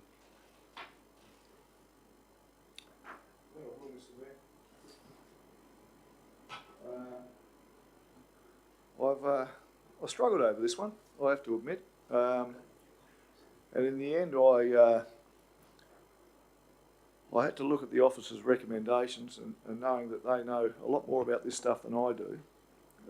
Even though I have been a resident, I have been affected by noise from neighbours, and I really believe that if we read the conclusion to the officer's report, and I might actually read it aloud, because I think it summarises pretty much how I think, that having regard to the above assessment, the proposal demonstrates that the development will not compromise the strategic framework. Given the development is low scale and has characteristics of a home-based business operation, although a transport depot is not consistent with a park residential precinct, the large size of the site is consistent with lot sizes within the rural residential zone, and the use is small scale and maintains the built form and appearance of the immediate area. The operation of the use can be conditioned to a small scale and to address the protection of amenity through the sealing of access, parking and manoeuvring areas, and the provision of screening from landscaping and fencing. Hang on, I have to go to the next page. Anyway, can't find it, so we'll leave it at that. But I think it just gives the idea that I guess council are going to be able to monitor this and to make sure that he does adhere to the provisions that have been applied. And so on that, I'm satisfied that it is an acceptable use of that area, Mr. Mayor. Thank you, Councillor Eastwood. Anyone else speaking against the recommendation?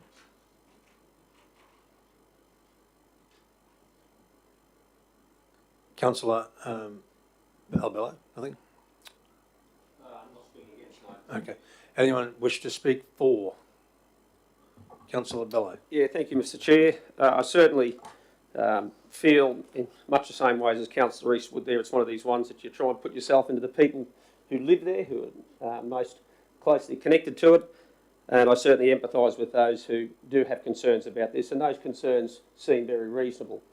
Although I feel that the officers are actually put in place conditions that will actually allow for this behaviour to be, that's right, I'm losing my train of thought.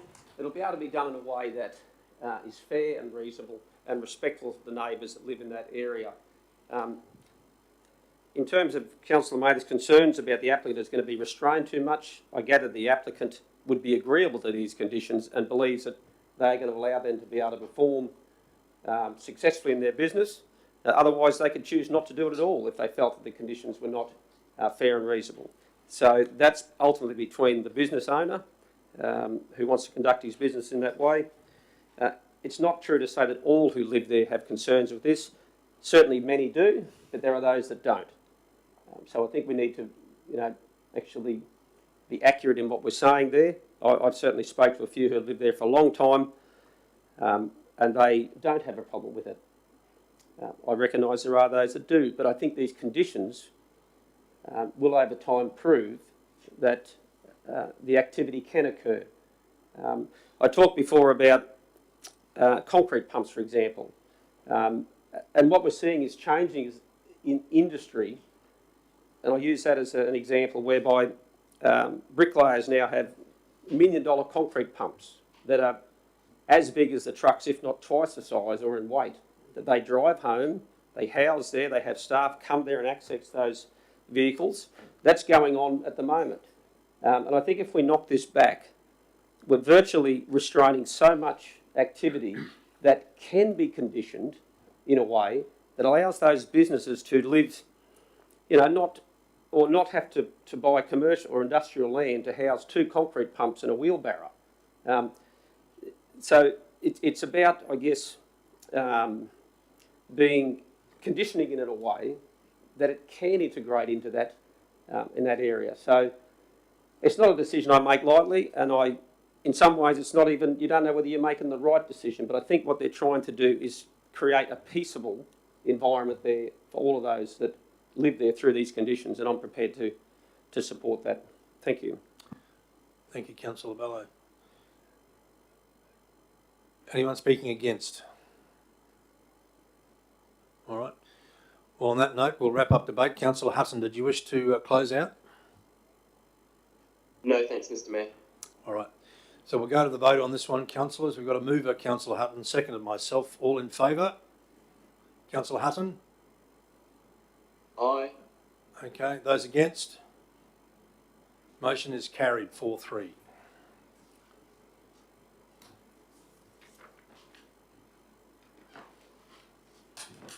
Okay, 11.5, development application for a development permit for reconfiguring a lot, 2 lots into 3, and service easements at 21 Cliff Street and 20 Freeman Street, Yeppoon. Who's dealing with this one? Tracy?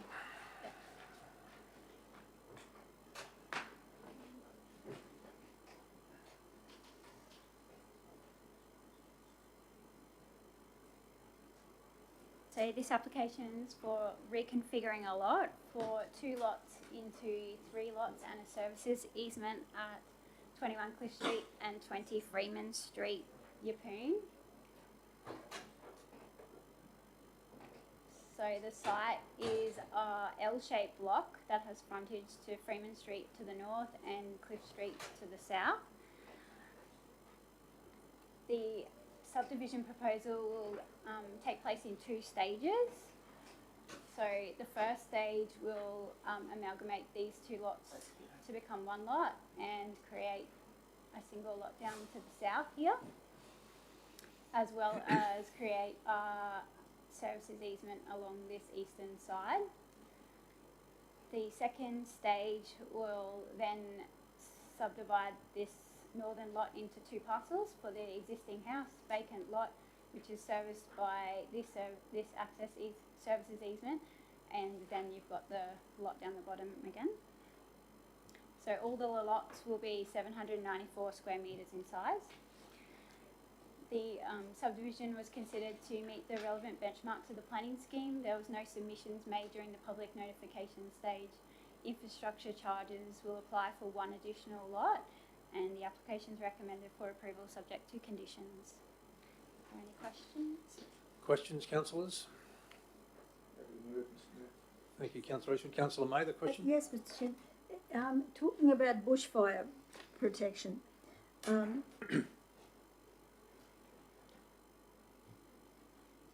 despite the site being mapped as bushfire potential impact buffer and medium potential impact buffer, assessment against the bushfire hazard overlay code is not required. So is there anything we can do to protect the lots, because they're going to back up onto this vegetation, if I'm not wrong? So, Councillor, there's no actual vegetation adjoining the site. The site is surrounded by existing buildings. But those blocks on the left, So, yeah. So I mean, it's this only a house matter is of existing. it's only a matter of getting a good wind in the right direction. You've got that. Unless this vegetation is not reflective of what's really there. Can I go to Erin for a response on this, Yes, Councillor thank Mather? Okay. Just in respect of the planning scheme, in respect of the planning scheme triggers, It's not actually triggered for assessment because of the number of lots in an urban area. It's less than 6 lots. So there's no mechanism for us to formally assess it. However, any future land uses, so a future house or some units that may establish on those blocks, may need to consider those elements, if not through the planning scheme process, definitely at the building stage. So that's a requirement on the building certifier to make sure it meets the National Construction Code requirements. Any other questions, councillors? All right, so I've got a mover in Councillor Eastwood, a seconder in Councillor Friend. Councillor Eastwood, did you wish to speak to the motion, the recommendation? Only briefly, Mr Mayor, these type of subdivisions make perfect sense to me. They're in an area where we actually know there's a great demand, and the block sizes are pretty much the same size as the blocks that are already there. It's a no-brainer for me, and I hope it is for the rest of the council. Thank you. Anyone speaking against? Would anyone else like to speak in support of the recommendation? Thank you, Mr Mayor. Councillor Friend? I certainly would. This is a basic reconfiguration of a lot. There is sewer, there is water available. It's within the very, very close to the town centre. It's not abutting any natural vegetation whatsoever, and it's a no-brainer for me either, Mr Mayor. Thank you, Councillor Friend. All right, councillors, in the interest of brevity, are we happy to just go straight to the vote on this one? We've got a mover in Councillor Eastwood, seconder in Councillor Friend. All in favour? Councillor Hutton? Aye. Thank you, carried unanimously. 11.6, development application for a development permit for reconfiguring a lot, one lot into 8, and a material change of use for 7 dwelling houses at 109 Vaughan's Road, Inverness. Welcome to the table, Tammy. Thank you, Tracy.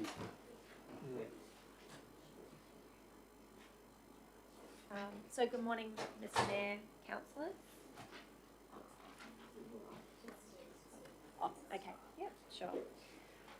So this application is for reconfiguring a lot, one lot into 8 lots and 7 dwelling houses.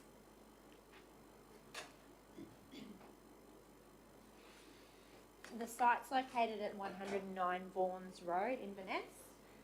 The site has frontage to Vaughan's Road and Limestone Creek Road, but has no vehicular access from Limestone Creek Road.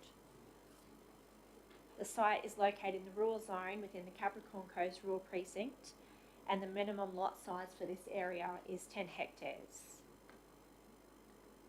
The proposal plan shows the proposed new road, access from Vaughan's Road. Lot sizes range between approximately 4,000 and 14,000 square metres, which is below the minimum lot size of 10 hectares. Despite the inconsistent lot size for the precinct, the development adjoins existing estates of similar size and produces lot sizes consistent for the locality. An environmental covenant is proposed at the south of the site within lots 4 and 5. The existing dwelling house will remain within lot 2. The existing sheds will remain within lot 1, and the existing stormwater easement within lot 8 will be extinguished. The application allows for a dwelling house to be developed on each lot, subject to siting and bushfire conditions, with the exception of lot 2, which holds the existing house. The development is supported by a concept stormwater management report demonstrating the natural direction of stormwater on the site and the location of proposed easements over all major overland flow paths and drainage systems, including a new detention basin to be located within lot 6 and flow paths within lot 7 and 8, which will be enclosed with it, encompassed in easements. So in summary, despite the inconsistent lot sizes for the precinct, the development adjoins existing estates of similar size and design to the north and east, producing lot sizes consistent for the locality. The existing lot size of 7.8 hectares is already below the minimum lot size of 10 hectares, limiting the site's capacity for sustainable rural activities. The development can achieve connection to reticulated water, which is more common in a park residential precinct, and the proposed lots are of sufficient size and dimension to accommodate future on-site sewer and fire breaks. The subdivision will incorporate an environmental covenant with a minimum width of 80 metres and a combined area of 1.7 hectares over 2 lots, being lot 4 and 5, which protects the biodiversity corridor and existing vegetation connection between adjoining sites. Stormwater can be managed on site with the provision for easements over major flow paths and on-site detention basin. 2 submissions were received, 1 in support and 1 objection relating to concerns surrounding increased traffic along Vaughan's Road, which has been considered and addressed by the applicant's engineer and will result in a condition for a traffic impact assessment to be undertaken. Officers recommend approval subject to conditions. Thank you, Tammy. Question, Councillor Watson? Tammy, through the chair.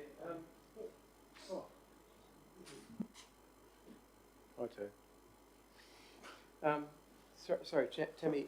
I have concerns about this development simply because we have one access into this whole development area, and one way in, one way out.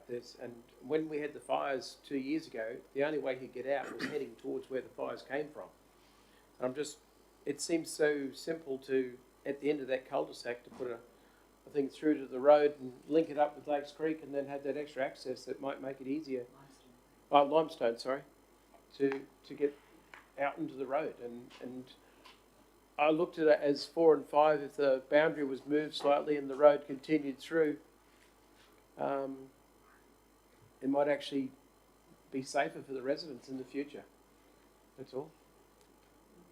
So that is not an option for this site in terms of linking Vaughan's Road into Limestone Creek Road. And I guess extending that road also creates a division between the biodiversity corridor at the south of this lot. So it will actually fragment an existing environmental area, and it's actually quite an important connection between this site and other environmental areas in the area. But when do we decide it's got to be about safety for the people, though? That's what I'm wondering about. So, Sif's here. Sif, could you talk about why we wouldn't consider access into Limestone Creek Road?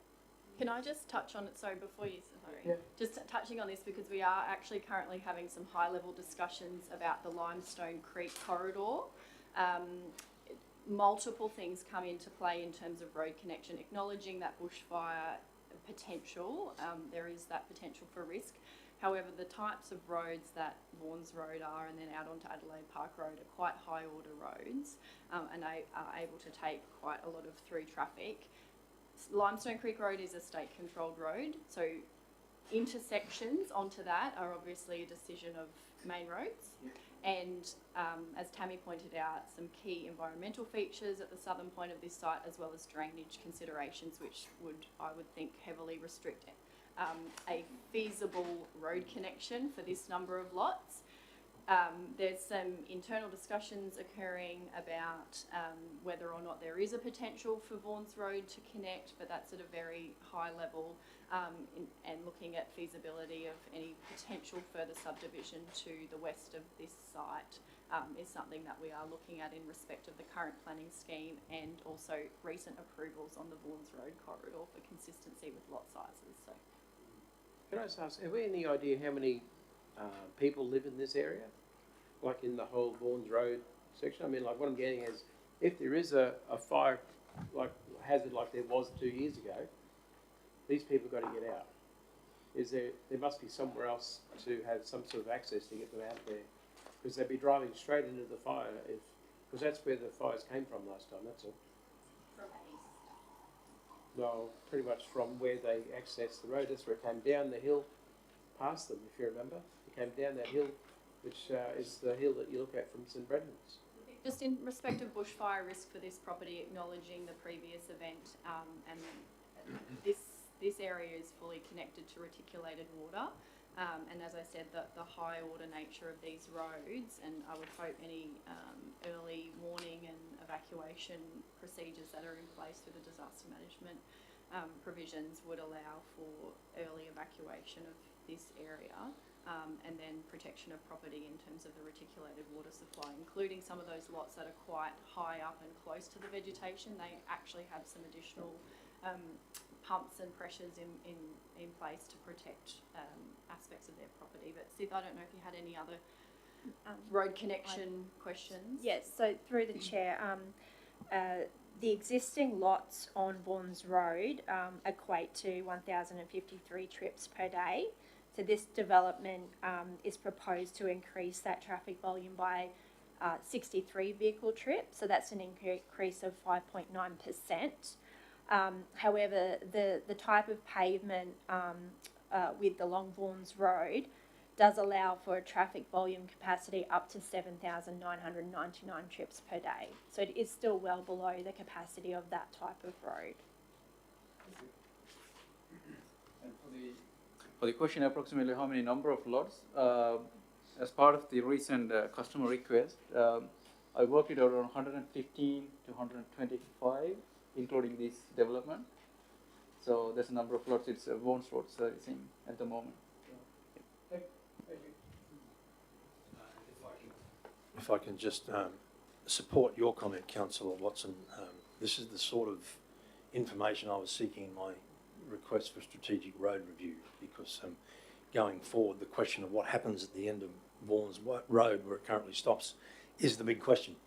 Because if that can somehow later on connect with Limestone Creek Road, then that provides a secondary access into that estate, not only for people living there in the course of their normal daily lives, but also for emergency purposes. Yeah.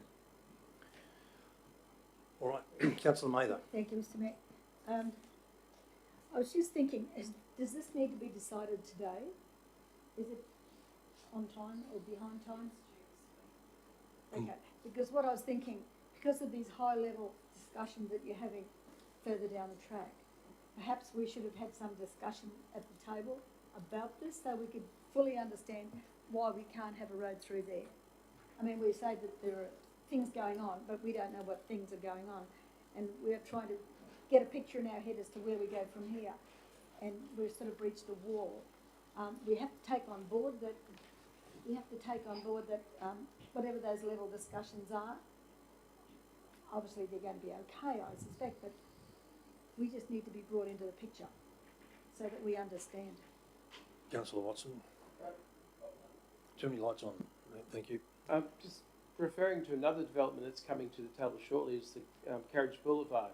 We're talking about putting a bridge of some form over Ross Creek. Now that to me is probably more important to Ross Creek and everything else compared to what this area is that you're talking about. Whereas we're not allowing this, but you're going to possibly allow, by the design, a bridge going over the start of Ross Creek. Mm. Sorry, well, councillors, look, all I'm getting is we got different levels of necessities here, I guess. It's probably the wrong word again, but I'm trying to say that we are happy for a bridge to go over an area that's the start of an inlet to Ross Creek, which is quite a substantial creek to our area. yeah, I'm just going to jump on that too. Thank you, Okay, Councillor. right. I think we're going down one of those foxholes. Yep. Okay. Councillor Watson, we need to deal with this particular application, and we need to deal with it today. You either accept it or you refuse it, one of the two. Notwithstanding, there may be issues in terms of egress and fire safety and all those sorts of things. We need to deal with this particular issue today. Just to complete mine, Mr. Mayor. Beg your pardon? Can I just complete mine, please? Yes, I go got ahead. interrupted here by Right. a foxhole. We're looking at detention basins there to catch water. Obviously, this drainage problem. Where does that water go once that detention basin reached its capacity? So through the chair, the environmental covenant, all of the water will eventually flow into that covenant area and be absorbed into that vegetation. Can we see that on a map, please? Sorry. To the test. Just gonna bring that up.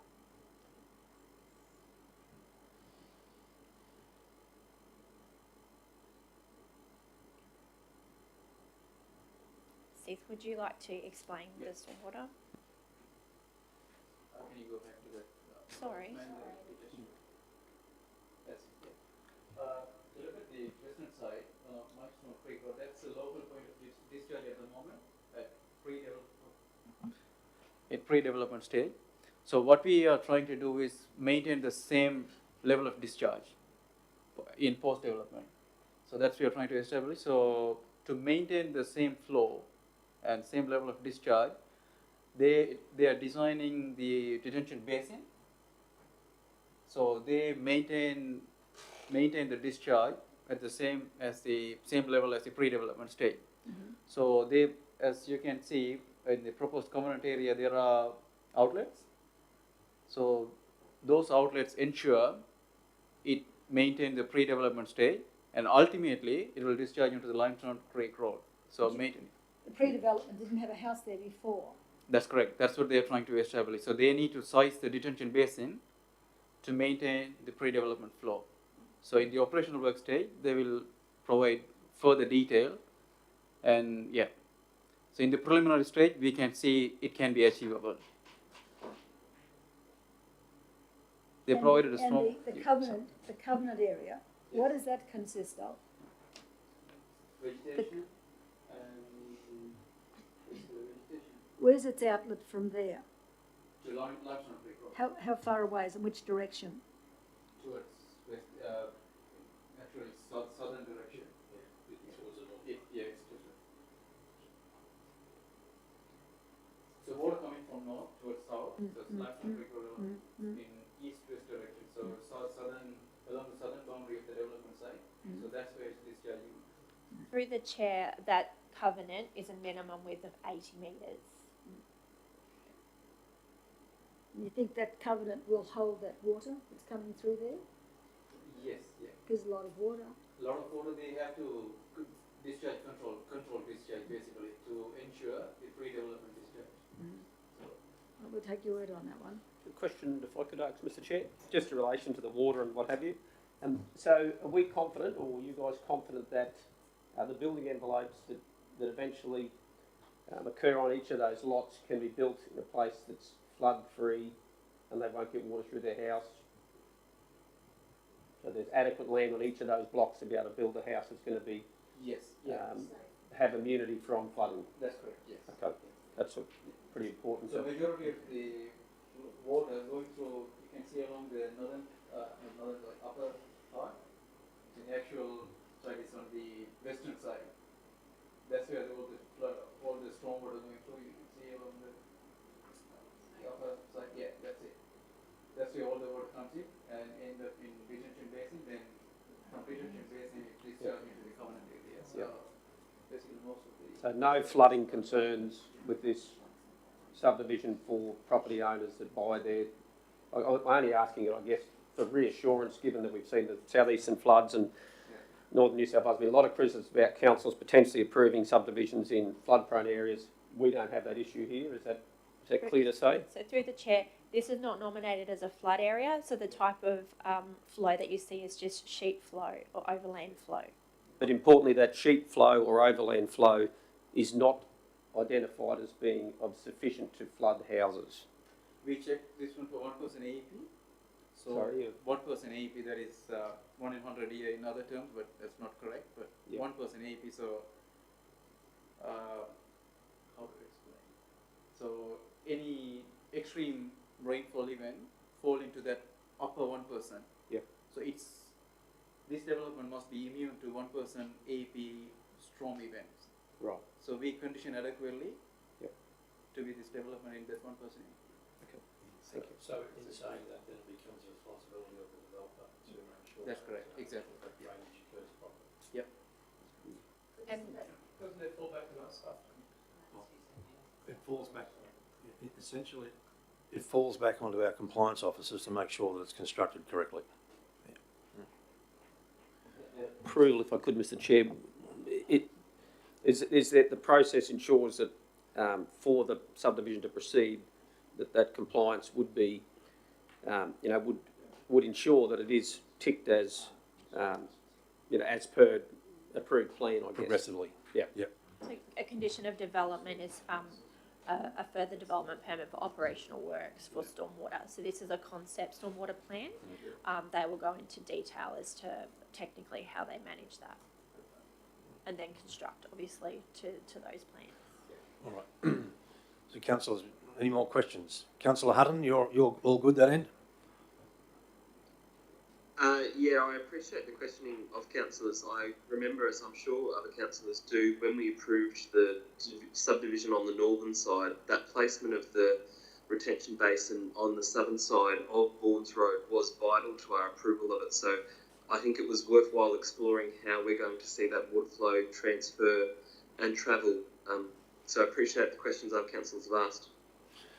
Thank you, Councillor Hutton. All right, can I get a mover and a seconder so we can go into debate, please? Can I get a mover first of all? Happy to move. Thank you, Councillor Hutton. Seconded, Councillor Eastwood. Councillor Hutton, did you wish to speak to the report?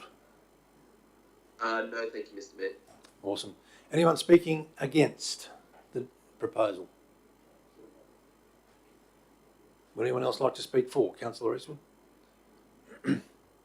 No, Mr. Mayor. Thank you. All right. Are we okay to close debate and go to the vote on this, councillors? All right, so we've got a move at Councillor Hutton, second at Councillor Eastwood. All in favour? Those against? Aye. Thank you. 5-2, carried. Sorry, can I have the vote again, please? Those in favour? Aye. Okay. Those against?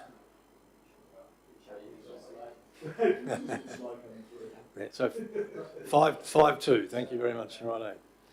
And councillors, on that note, I'm going to procedural motion to break for morning tea, please. All in favour? Carried unanimously. Thank you.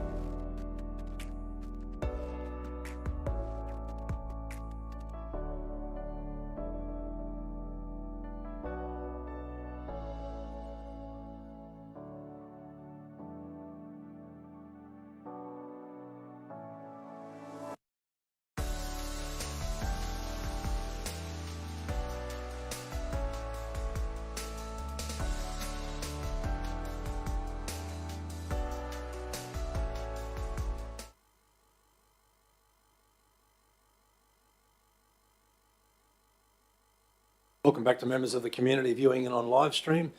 Procedural motion to resume from morning tea. All in favour? Carried unanimously. Thank you. Councillor Hutton? His microphone's not on either. Thank you. Definitely in favour of coming back in. Right. Is his microphone on? Thank you. Okay, so we're up to 11.7, which is a development application for a development permit for reconfiguring a lot 1 into 17 at 60 Rattenbury Road, Iron Pot. Mr. CEO, we're missing some planners, are we?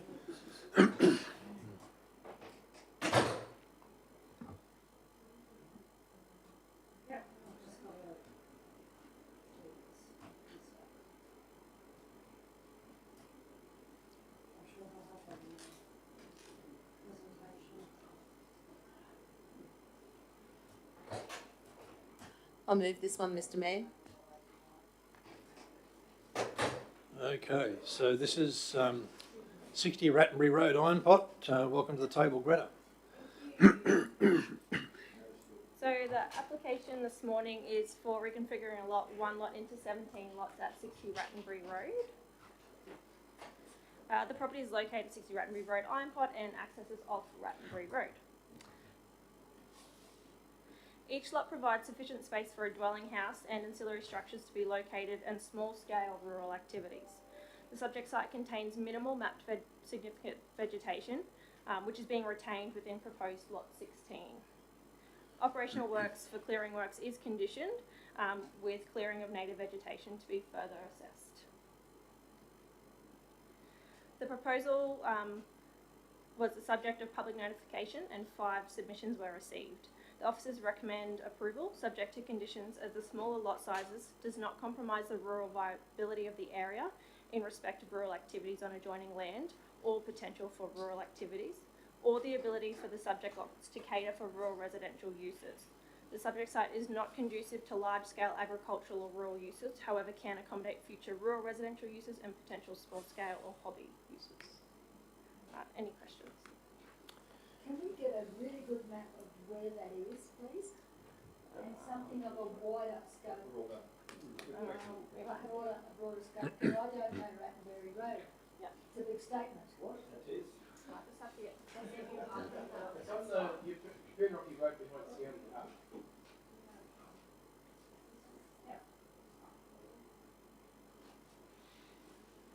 I'll tell you all the guideposts are down there.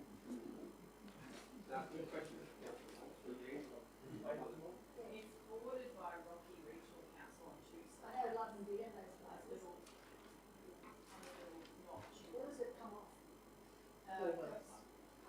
Capone Street, Capone, which is Lavender Estate. London, yes. That's a nightmare in there. I've got a map up here. Yeah. Just take the story. Rocket. I've covered many fires in there.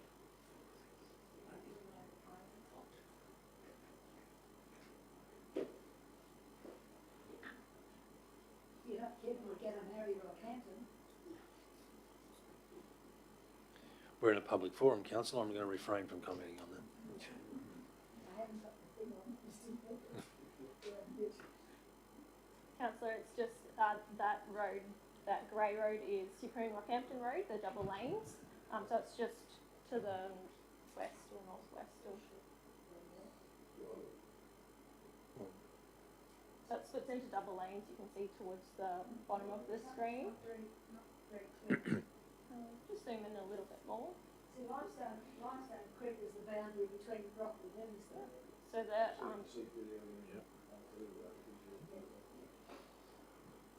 so the lot to the west of this lot is Rockhampton. So. Oh.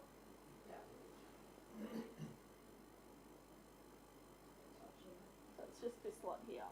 So that's Rockhampton Yeppoon Road. That's the double lanes. There's Artillery Road. So it's just this lot here. So you're getting there via, and it just, So just this turn off. what's that access there? Is that number seven access? I'm not familiar with the number. It's just before you go around, around that crest, just before you join back into a single lane.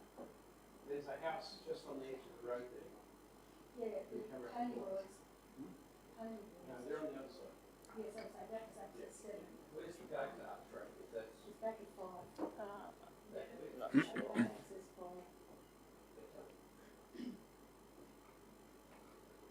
Any other question, Councillor Friend? Yes, thank you, Mr Mayor.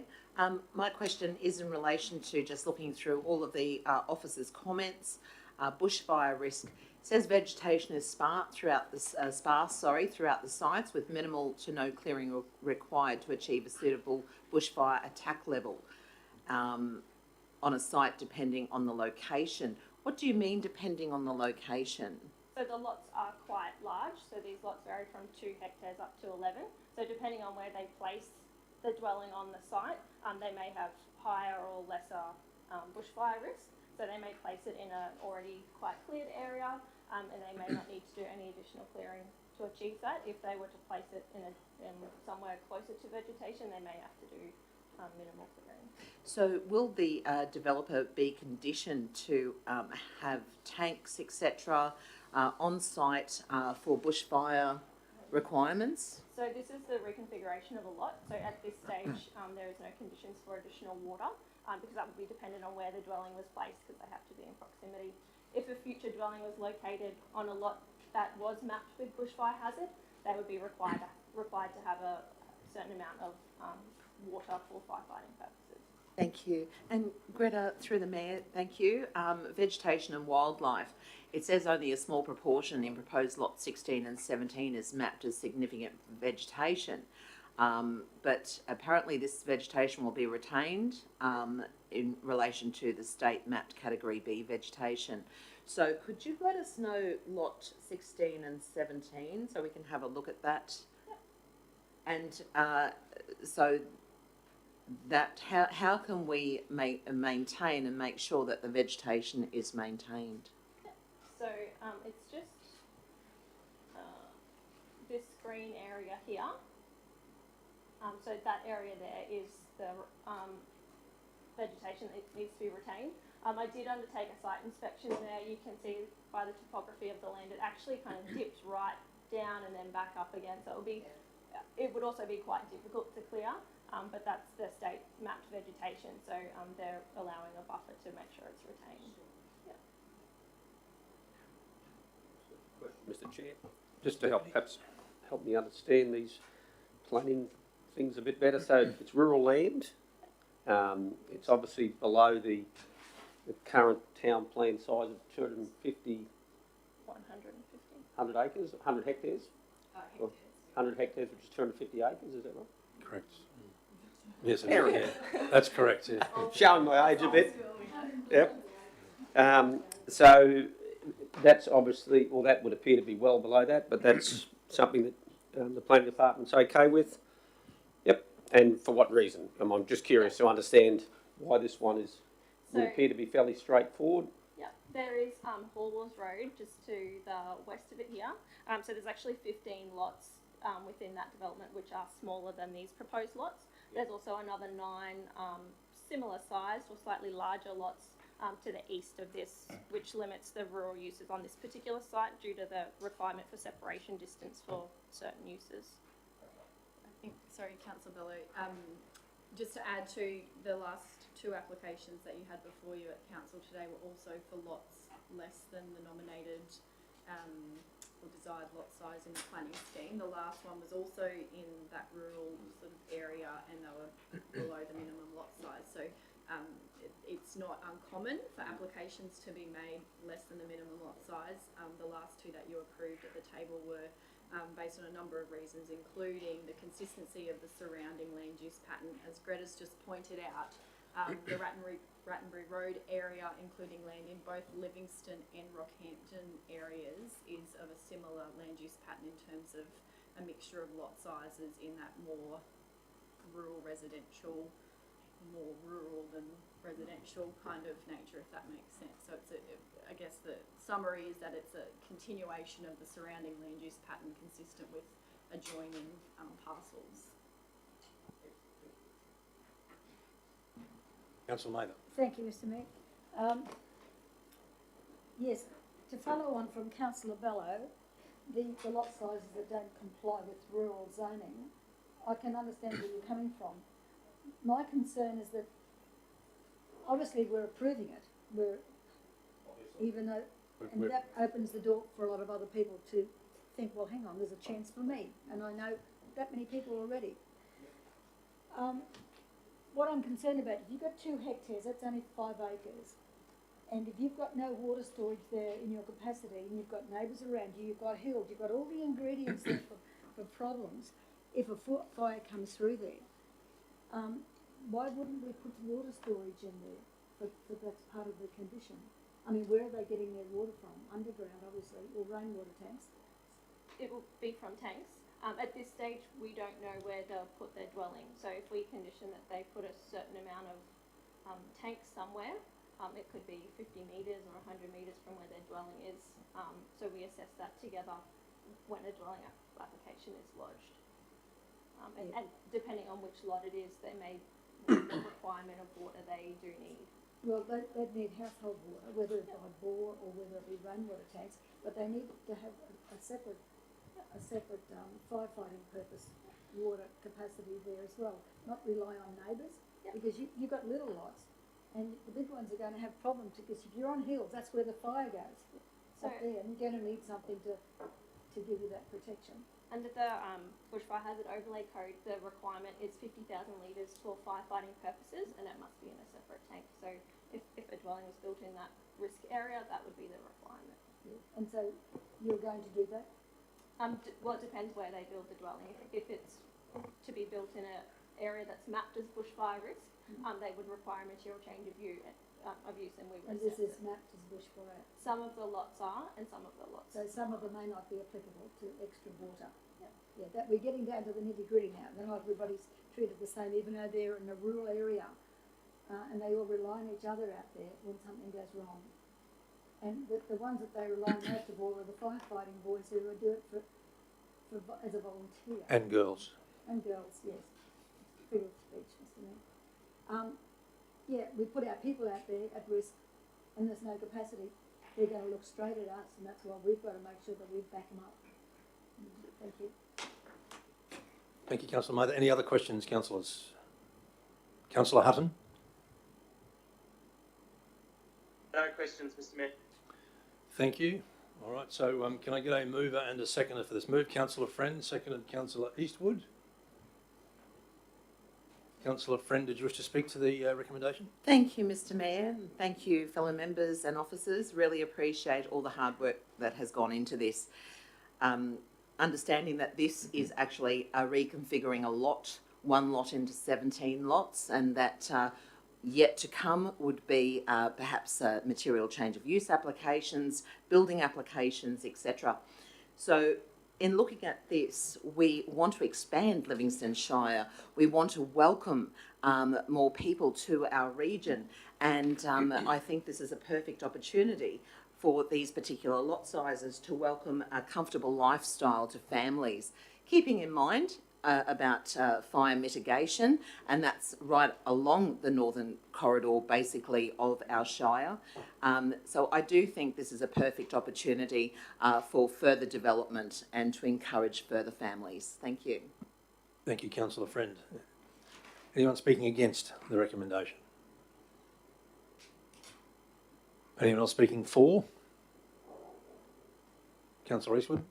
Just briefly, Mr. Mayor. Yes, look, 17 lots. It's going to increase our rate base quite significantly, and also people after lifestyle acreages. This is like the perfect start for them. So yeah, I'm all in favour for this, and I just want to commend the planning department on the assessments they've done on all the ones we've gone through today. It's good to see.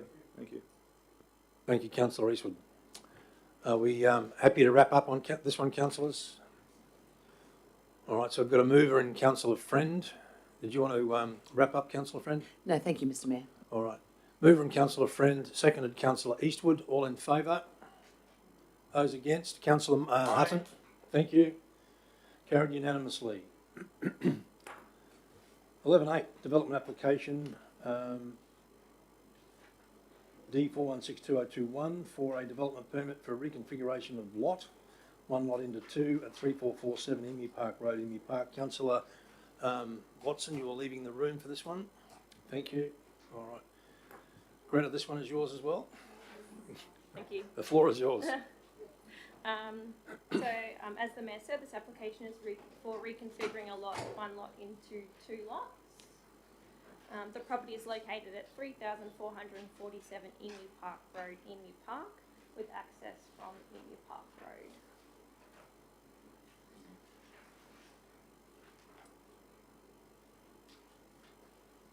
The proposal uses the existing portions of land currently separated by a road reserve.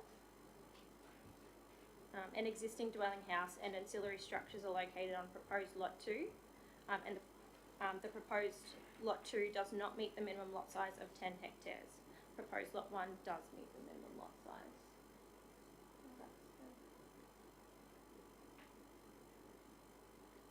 The proposal was the subject of public notification and one submission was received. Officers recommend approval subject to conditions as the proposed lots provide consistent dimensions to facilitate the efficient development of the land in the future, whilst not compromising the existing residential or rural uses surrounding the site. Any questions? Just one, Greta. Future development of the land obviously will be subject to another development approval, or application, I should say. Yeah, thank you. Any questions, councillors? Yes, Mr Mayor. Reticulated water, obviously there isn't any. What is the distance between where the new reservoir is going to be and this particular block of land? I'm not sure, to be honest. There'd be some relationship. Yeah, it'll be a couple of kilometres. Yeah, I'd estimate somewhere between 2 and 5 kilometres, councillor, somewhere around that. It's further out than the reservoir. That far. Yes. Yeah. There's a site. Unless you're there, you kind of lose distance. Yep, there's a. So that's the acre lots on the outskirts of Emu Park, Manns Road, just to the south, and I believe the reservoir might be up here somewhere. And the red patch? The red is the proposed lot. Well, it actually is on the road. It's between the town and the reservoir. So it's not 2.5 km beyond the reservoir. No. It's within the reservoir. I'm just spitballing as the distance, but I'll estimate somewhere around that. I know the area, but I couldn't think it was another 2.5 kilometres beyond the reservoir site. So it will have reticulated water in time. Yeah. So there's a reservoir existing near the golf course. Yes, now I'm talking about the new one. Yeah, and I think that one is on the very left-hand side of this plan.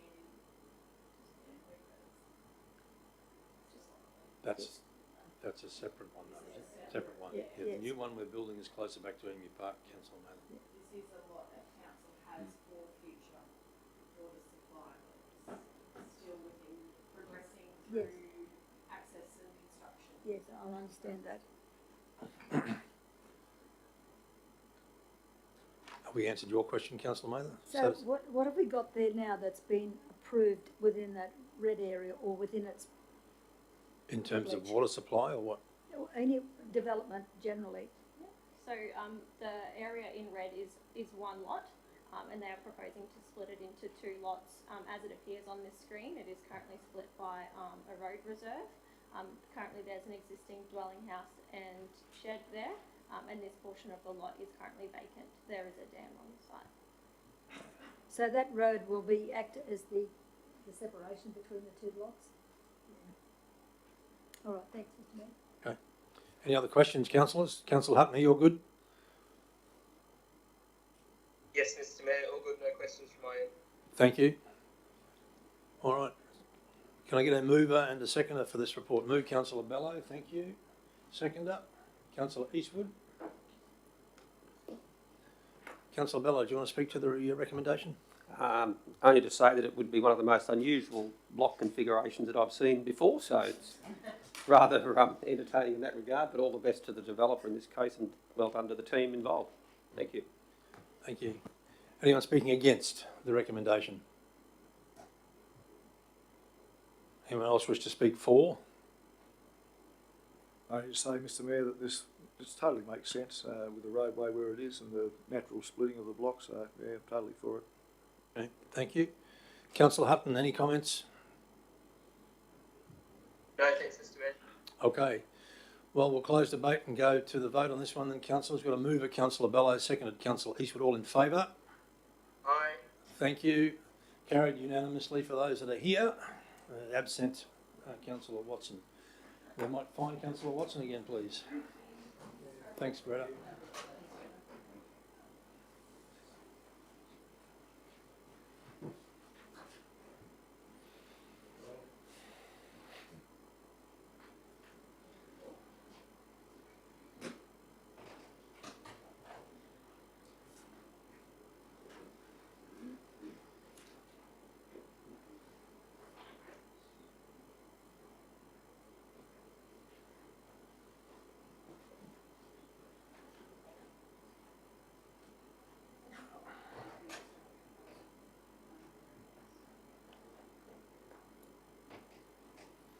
We're just waiting on Councillor Watson.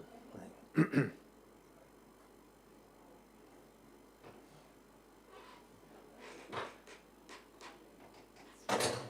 we find Councillor Watson? He's coming. Right. He's coming.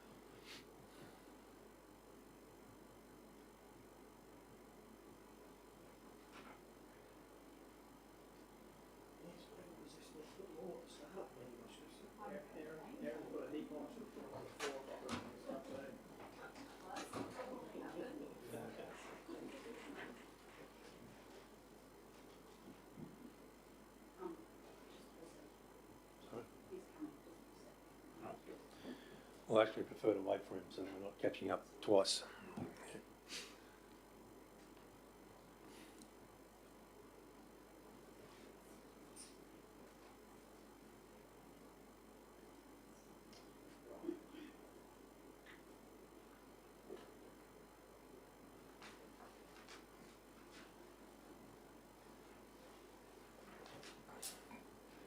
Councillor Hutton, we're just waiting on Councillor Watson to return to the room. Thank you. I was starting to wonder what was going on because I haven't got a visual. We haven't fallen asleep. Okay. All right, so Councillor Hutton has now returned to the room. We're on to 11.9, which is a development application for a development permit for reconfiguring a lot, 4 lots into 77 lots, one of the more significant developments we've seen in recent times. Located at Lot 550 Plantation Drive, Terranbull, Lot 2 Tamby Road, 111 Hidden Valley Road, Hidden Valley, and 266 Tamby Road, Terranbull. Jenna, welcome to the table. The floor is yours. Good morning, Mayor and Councillors. So this application is for reconfiguring a lot for 4 lots into 77 lots. The properties front Plantation Drive, Tamby Road, and Hidden Valley Road. The subdivision will occur over 9 stages, with the first stage being a boundary realignment to create the balanced lot, which will then retain most of the overlays and the rural zone land. The subsequent 8 stages will create low-density residential sized lots consistent with the previous subdivision approval and consistent with lot sizes in the adjoining Keppel Bay estate. The application, I'll just go through the plan. So this is where it's located. This is Keppel Bay estate here. This is the proposal of the stage A. So it's a boundary realignment creating 1, 2, 3 lots. Sorry, it's hard to see with the contours on. I know, I'm trying. So there's 1 lot there. Should be thankful it's not me on the pointer. And 3. So that's the 3 lots. So it's a 3 into 3 lots is stage A. And then in the subsequent stages 1 to 8, there's all residential lots over those front 3 lots.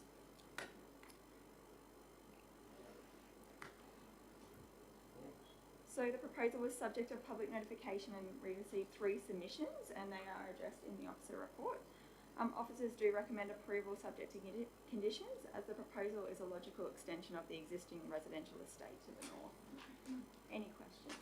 Thank you. Councillor Friend. Thank you, Mr Mayor. Thanks, Jenna. Appreciate all your hard work on this, but I do have a number of questions here. On page 98, it states minimal clearing of habitat undertaken. How minimal will this clearing be? And will it affect the biodiversity corridor along the ridge running north and south?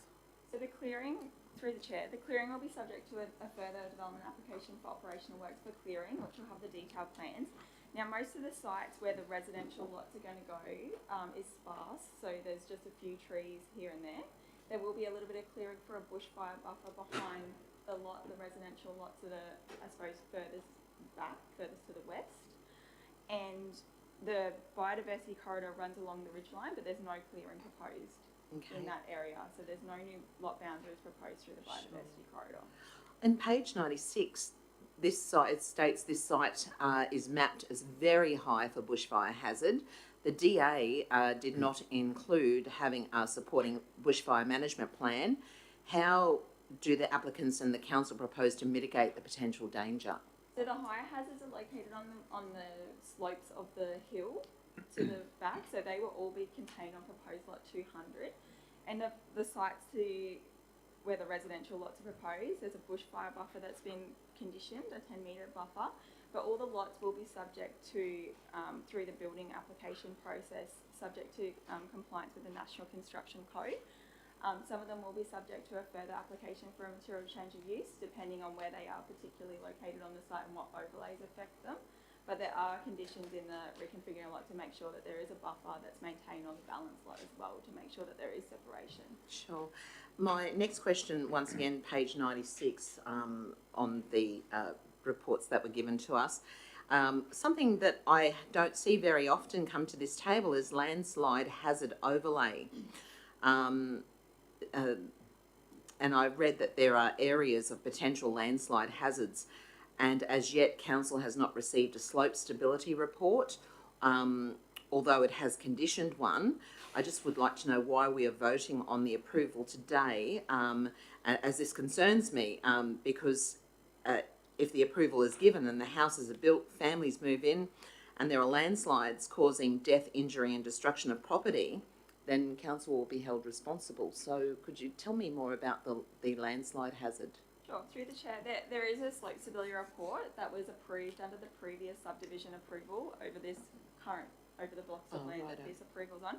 They have provided that as part of the application, and council's also conditioned to update that report to be site specific for the new layout. The layouts are very similar between the previous approval and this application. So it has been conditioned that they do update that report, but in most circumstances when there is like landslide hazard mapped over properties, it is appropriate that we can condition that people do obtain a slope stability report, and that has been done for a number of properties across the Shire, I suppose, in terms of conditioning that they provide a slope stability report. So when they go and do their building, they make sure that their footings are constructed appropriately. So there are other measures and other steps that people do need to take. So, and not all of these lots are affected by landslide. There's a few in certain pockets, but it will be a very similar continuation of Keppel Bay Estate. So a lot of the lots in the existing Keppel Bay Estate area are a landslide hazard, and they have been developed, and they would have slope stability reports for their properties as well. So it would just be, I suppose, a continuation of that it will be suitable. And Thank you. Thank you. Thank you, Councillor Friend. Any other questions, councillors? Councillor Bello? Yeah, just one of the questions there, and maybe it was clear in there, but I just couldn't pick it up. So would this potentially, when it was, or if it was fully developed, would it open up Kevin Drive for through traffic through there or not? So through the chair, for this application, I'm just going to pop one of the things back on.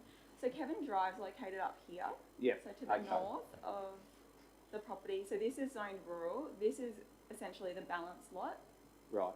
And it will pretty much stay in a big parcel of land until they propose anything else. At this time, there's nothing proposed over that block of land, but there is the ability to connect through here if they choose to. I'm so sorry for my shaking. No, you're right. Yep, it's not as easy as it looks. So just up here, there is the opportunity to connect through there, but at this stage there's not. Yeah, not there's no part of this proposal, not part of proposed this. subdivision. No. Okay. Just talking about strategic road networks and what have you, which has sort of been relevant of late, so. So we'll just make note as well, just in terms of road connections, they have allowed for the connection through the bottom here. So the land to the south is also an emerging community as well.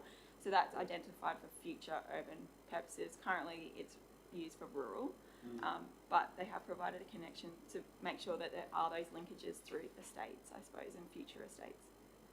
Which will only occur, Mr Chair, like once those future estates come online, but currently there's only the one access in, or is it, was Eleanor Heights linked into this? No. So this is Brooking Creek Drive. Yep. Is their access point. Which is the old Young's estate, is it? So it's only one access in, isn't it? It is, yes. Yep.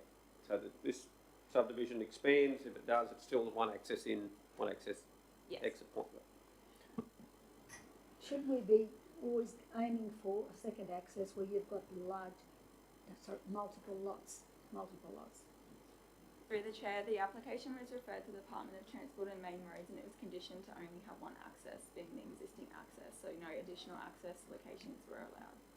So if we wanted to put another one in for our firefighting purposes, an exit, rapid access or something like that, would they be likely to reject that? Did they have a specific reason why they only wanted one access?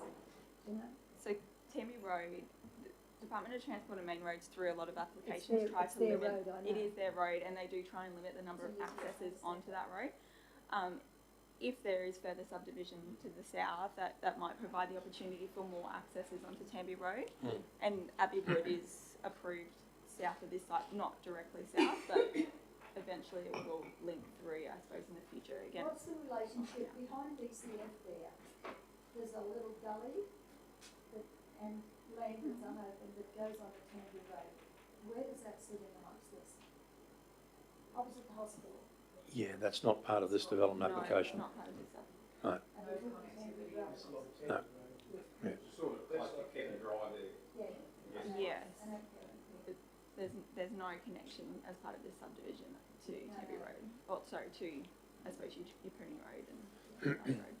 So if I could, Mr Chair, so is it about, eventually there's a tipping point where, as other estates get added onto it, that there would be the scope for another access, perhaps, whether it be on Limestone Creek Road or Tamby Road, but at this point it's not identified as necessary, but perhaps further down the track through that strategic road planning and what have you, that's when those things are likely to happen or needed to happen. And potentially with interconnectivity between the various estates, that would connect to a new one developed. And, Right. Any other questions, councillors? Councillor Hutton, you good? Yeah, all good. Thank you, Mr Mayor. Okay. All right, can I get a mover and a seconder on this one, please? I'm happy to move. Seconded, Councillor Bello.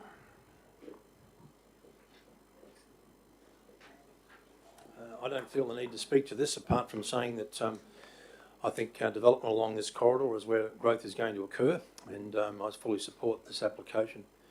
Anyone speaking against? Councillor Bello, do you want to speak for it? All right. Okay, so we're happy to go to vote on this one, councillors. All right, so I've got a mover myself, seconded Councillor Bello. All in favour? Councillor Hutton? Aye. Thank you, carried unanimously. Thank you to the officers. Thank you, Jenna. 11.10, request for negotiated infrastructure charges notice for development permit D2282020 from MCU for nature-based tourism. This will be the one on Cobberbull Road, I'm assuming. Thank you, Mr Mayor, councillors. So this is a request for a negotiated infrastructure charges notice for an existing development permit. It was a material change of use for nature-based tourism located at 176 Cobberbull Road, Bondoola. Justine, I wonder if you could bring up the locality plan that's just part of the agenda, just so the councillors have an idea of where this site is located.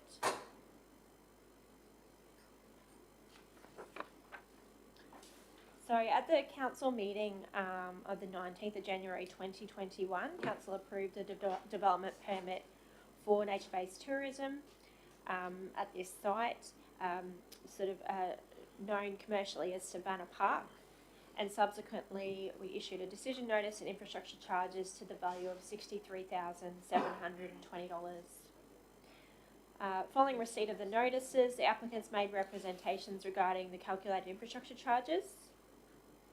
Based on circumstances surrounding the length of time the use had been operating, the number of previous owners which have operated the use, and a comparison of infrastructure charges with other local governments, the applicants requested to pay 33% of the charge which had been issued. Having regard to the applicant's representations and the direction and respect of a discount of 30% to the infrastructure charges for these types of uses supported on, officers recommend to amend the charge by 30%. I will reduce the charge by 30%, resulting in an infrastructure charge of $44,604. I'm happy to take any questions. Councillor Friend. Thank you so much, Tammy. So the owners of the park would like the whole 33% waived, is that correct? No, so the owners of the park have requested to pay 33% of the calculated charge. Right. So by their calculations, I think it was a charge of $16,323 is what they had requested. Sure. And so you're suggesting that it be reduced by 30%? That's correct. Okay, thank you. Just wanted clarity. So they would now pay, what did I say? $44,604. $44,604. Yep. So they want to pay $16,000, $14,000. Yes, 16,000 was what they had proposed in their representation. That was their proposal. We're saying we're reducing it by 30%. Now you'll pay $44,600. That's correct. We're looking against the other bones, aren't we? They did, sorry, just to clarify, they also included a credit which was not applicable in their calculation. Yeah.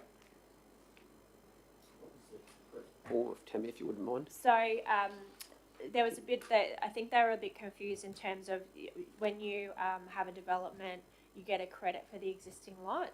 However, because there is a dwelling house on that property, the dwelling house already absorbed that credit. So the additional charges were only for the additional use. Any other questions, councillors? Councillor Hutton, you're good? All good, thank you, Mr. Mayor. Okay. Yeah, I just wondered why we didn't do this in the beginning. If we had access to that after their request, access to the information, why we didn't sort of give them the discount in the early part?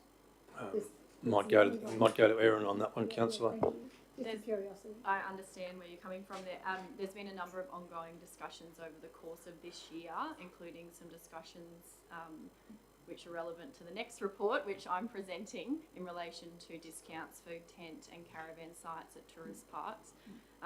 That's based on some discussions that council had with caravan operators, caravan park operators, as well as Capricorn Enterprise. So now the collation all of that and the presentation of that to council earlier this year has resulted in us being able to formally provide this recommendation to you with essentially some backup information. Yeah, thanks, Erin. All right, councillors, can I get a mover for this one, please, and a seconder? Moved councillor Bello, seconded councillor Watson. Thank you. Councillor Bello, do you want to speak to the recommendation? Well, I'm just aware that this has been going on for quite a long time, and it's encouraging to see an offer put forward ultimately by the officers for us to consider as councillors to make a decision on whether we think this is fair and reasonable. So, you know, in the absence of that, we could have come up, or individually you could have come up with your own percentage that you were prepared to put forward, but that didn't happen. However, this has come through, and I think it sets, I think it's grounded in solid sort of logic, as the officer Erin has alluded to the later report that's got some science behind it and is constructed well. So I think it helps us. I guess it protects the integrity of the decision in a way that you can defend it on those grounds. So I'm happy to support it, Mr. Chair, and I hope that the applicant, if they're called that, or the developers out there, or the owners, will understand what has caused us to arrive at this decision. And if they're supportive of that, I wish them all the very best, in running that business as they move forward. Thank you. Thanks, Councillor Bello. Anyone speaking against? Anyone else like to speak for? Okay. Councillor Hutton, you're good?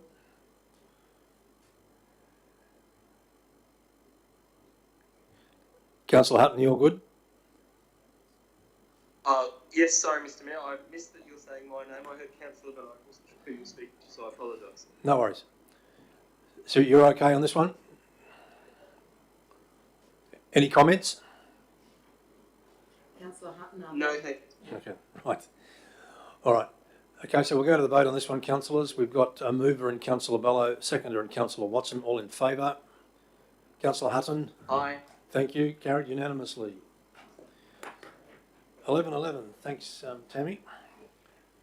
11.11, which is the infrastructure charges reduction for short-term stay accommodation activities where involving tent or caravan site. Erin, the floor is yours. It's me. Thank you, Mayor. So this report presents a proposed 30% discount on infrastructure charges for short-term stay accommodation activities where involving tent and caravan sites. So the previous report that Tammy presented is related to this matter. However, Council has received a number of inquiries regarding potential reductions to infrastructure charges for these types of uses. And we also received some feedback from Capricorn Enterprise and some other operators in relation to the amount that's currently charged or levied through the infrastructure charges regime under our current adopted infrastructure charges resolution, being that the price we have fixed for tent and caravan sites is too high. Based on a consideration of the current average annual occupancy rate across the Shire, the feedback from Capricorn Enterprise indicating that that rate is approximately 70%. Council may consider offering a discount of 30% for these nominated activities.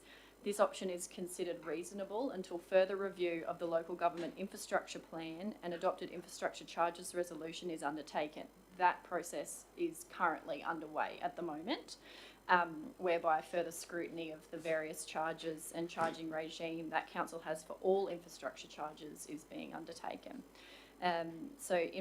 As a temporary proposal, officers support or propose to Council a 30% discount for infrastructure charges based on the nominated uses as outlined in the recommendation. I'm happy to take any questions. Just one from me quickly, Erin. I note the charges, as I read this, being reduced from 4,666 to 3,266.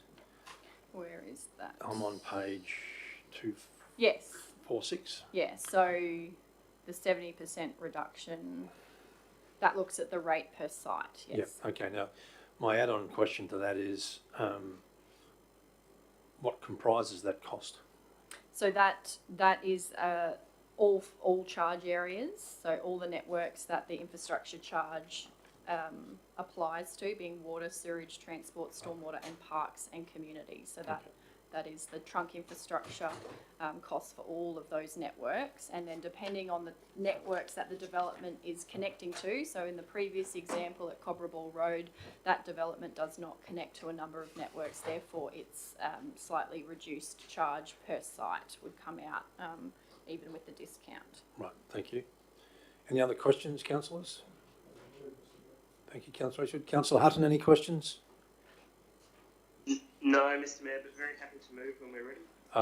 Councillor Reeswood's ahead of you, so I'll put you as seconder if that's all right. Thank you.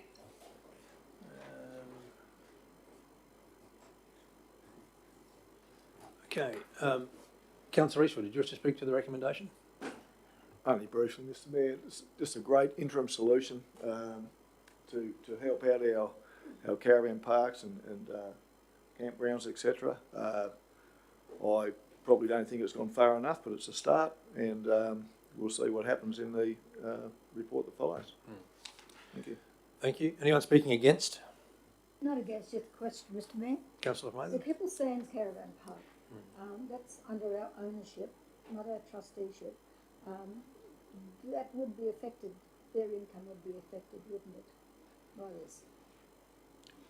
Not over the area. This is not affecting income.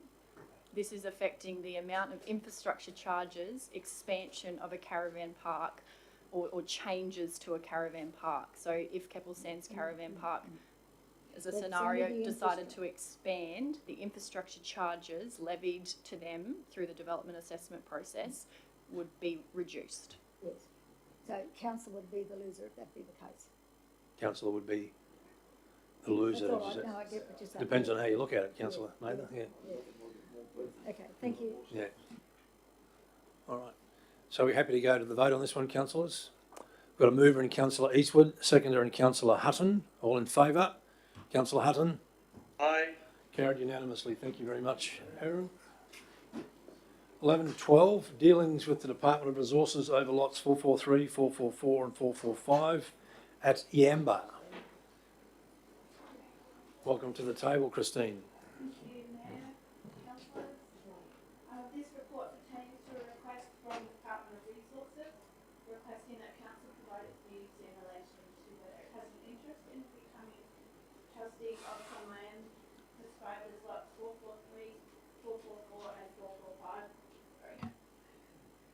On Y16911 for expansion of the rest area at Yamba, known as Joan Tony Park, of which council is trustee. At an ordinary meeting on 20th of July 21, a report was presented to council in relation to that request. Following discussion at that meeting, it was requested the matter lay on the table pending further investigation within the organisation and traffic usage data, which officers have done. The details are in the report. Officers also met with officers from the Department of Transport and Main Roads. Following discussions at the March briefing session, it's now being strongly recommended that council advise the Department of Natural Resources that it does not have an interest in becoming trustee of the additional lots, and further that council is perhaps not the most appropriate trustee for the ongoing management of the reserve for local government, rest area purposes known as Joan Tony Park, and furthermore pursue an alternative trustee for that reserve at Yamba. Question. Is it absolutely necessary for us to nominate an alternate trustee? Because my understanding was we could just simply withdraw and leave it at that. Mayor, through the table, I had discussions with the Department of Natural Resources, and yes, they did advise that council would need to seek an alternative trustee and or show that we had made efforts to do so in order to be able to give up that trusteeship ourselves. All right, thank you. Councillor Friend. Thank you, Mr Mayor. Christine, does TMR, Transport Department, Main Roads Department, do they actually look after any of these rest areas along the highway at all? Are they trustee for any of these type of rest areas? Through the chair, Councillor Friend, I am not aware of what tenure arrangements they might have with other road reserves or other rest areas along the highway. So have to take that on notice. Thank you. So I was just going to lead into the second part of that question. Would they be a state government department that council could approach then to actually see whether they could take on the trusteeship? Through the chair, absolutely. Thank you. Councillor Mather. Thank you, Mr Mayor. Thanks, Chris. We are already the trustee of the existing block of land that we know as Jantini Park, where the toilet block is and the little driver reviver, and that's where it stops and starts. Do we get any funding from the state to look after that? Not that I'm aware of. Not that I'm aware of either. And so the contractor who looks after the amenities block, we find the contractor. Do we get any funding from the state in relation to that one? Not that I'm aware of. So they're basically doing the job of the state, looking after the reserve.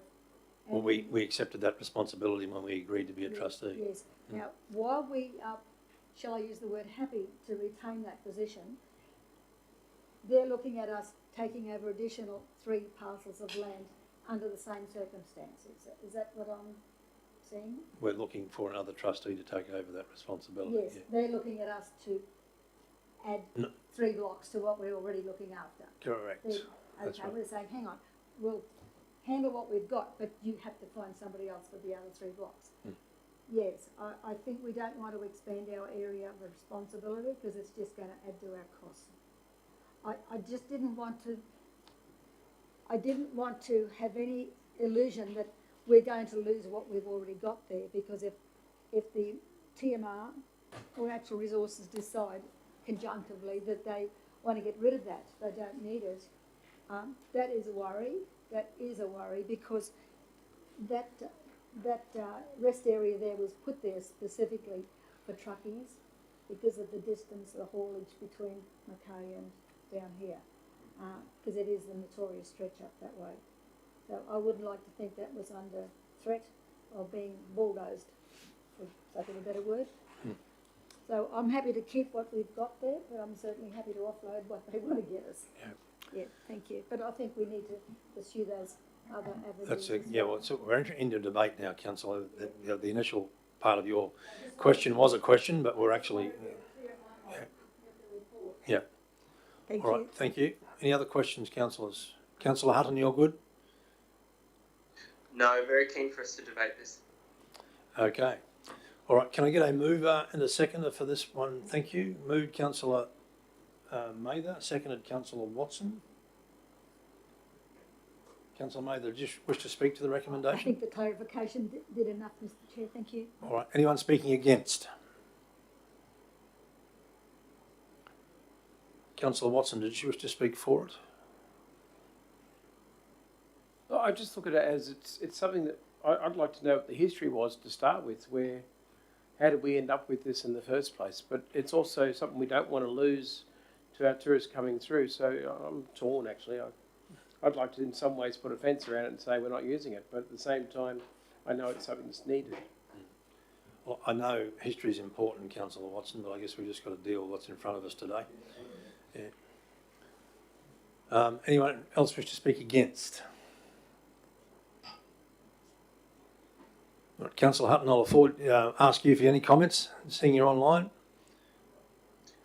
Yes, thank you, Mr Mayor. I just wanted to take the opportunity to acknowledge the work of officers, and in some ways the suggestion of the CEO when we previously discussed this around, well, is there a reason why Council isn't challenging the state government to take responsibility for this land and has happily taken on this responsibility? So I think recognising the challenges of every financial and budget year, it is important that we have officers and councillors chances to challenge what we do, why we do it. And this is one example where we have very kindly requiesced to a request of the department to run something that is a state government responsibility, and what we're doing today is really expressing back that Livingstone has plenty on its plate and we're going to take responsibility for what we have to do, but where there's the opportunity to challenge back and to ask the state government to hold up their end of the bargain, we're going to do that as well. So thank you and look forward to more opportunities like this. Thank you, Councillor Hutton. All right.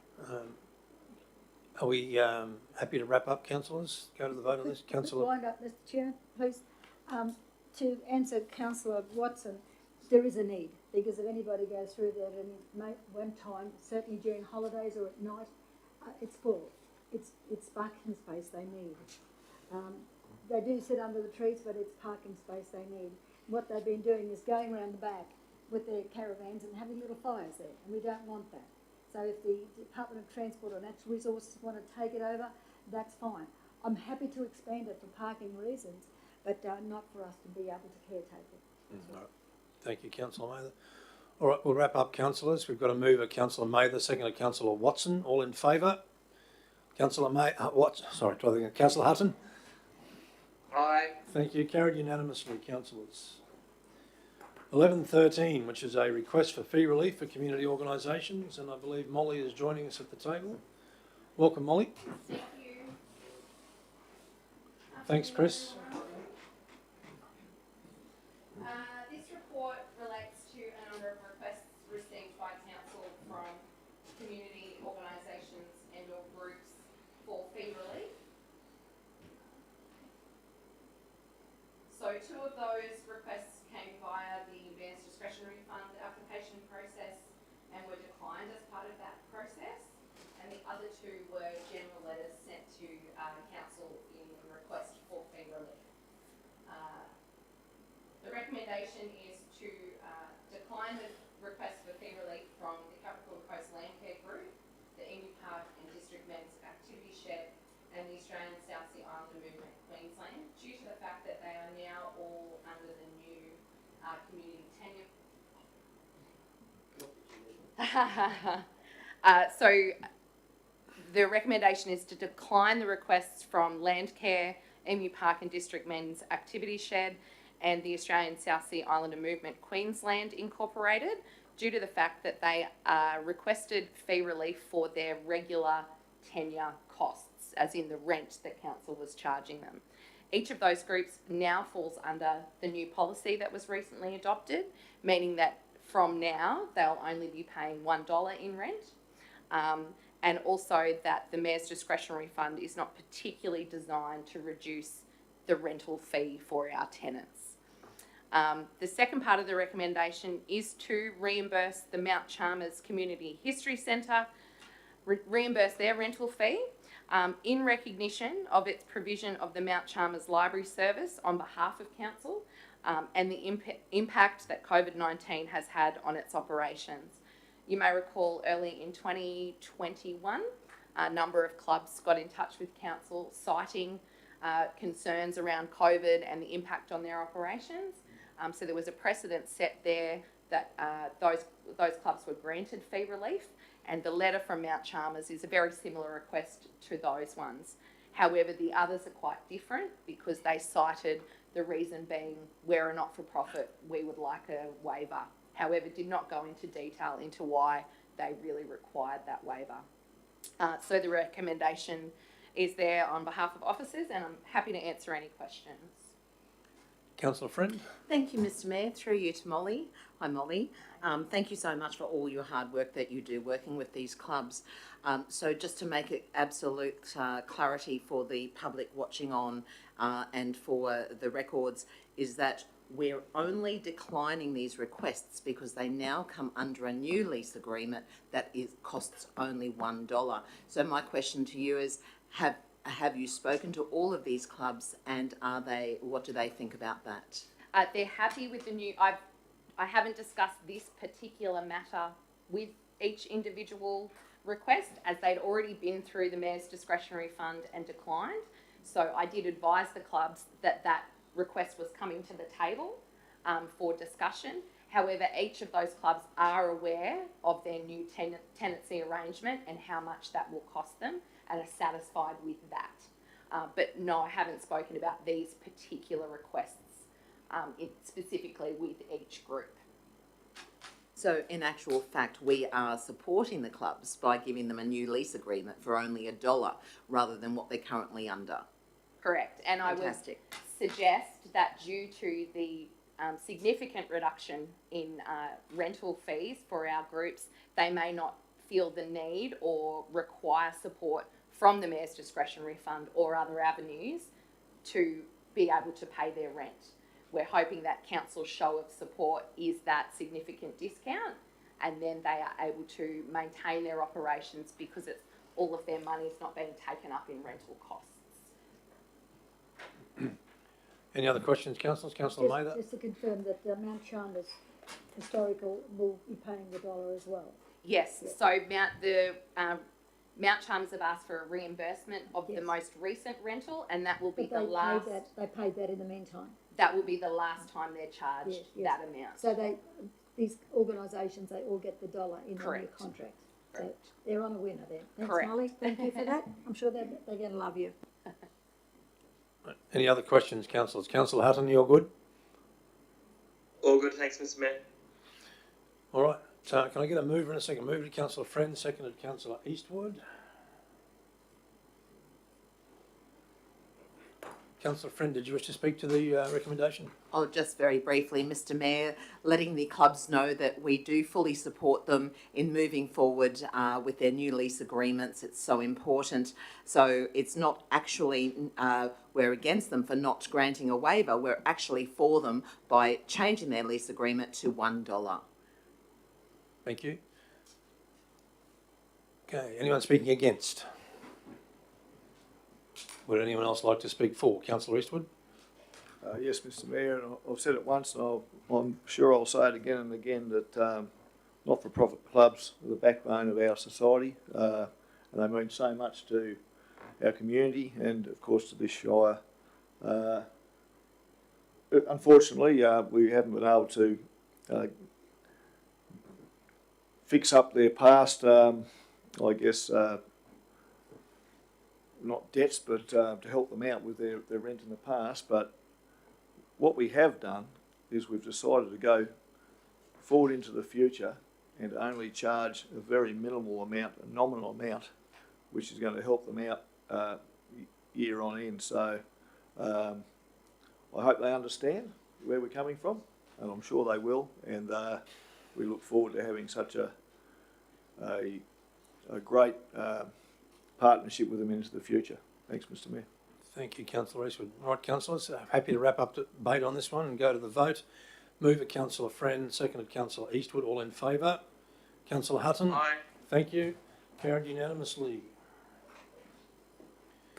11:14, councillors, is the Emu Park Lions Bell Park Bridge proposal. And welcome to the table, Joe.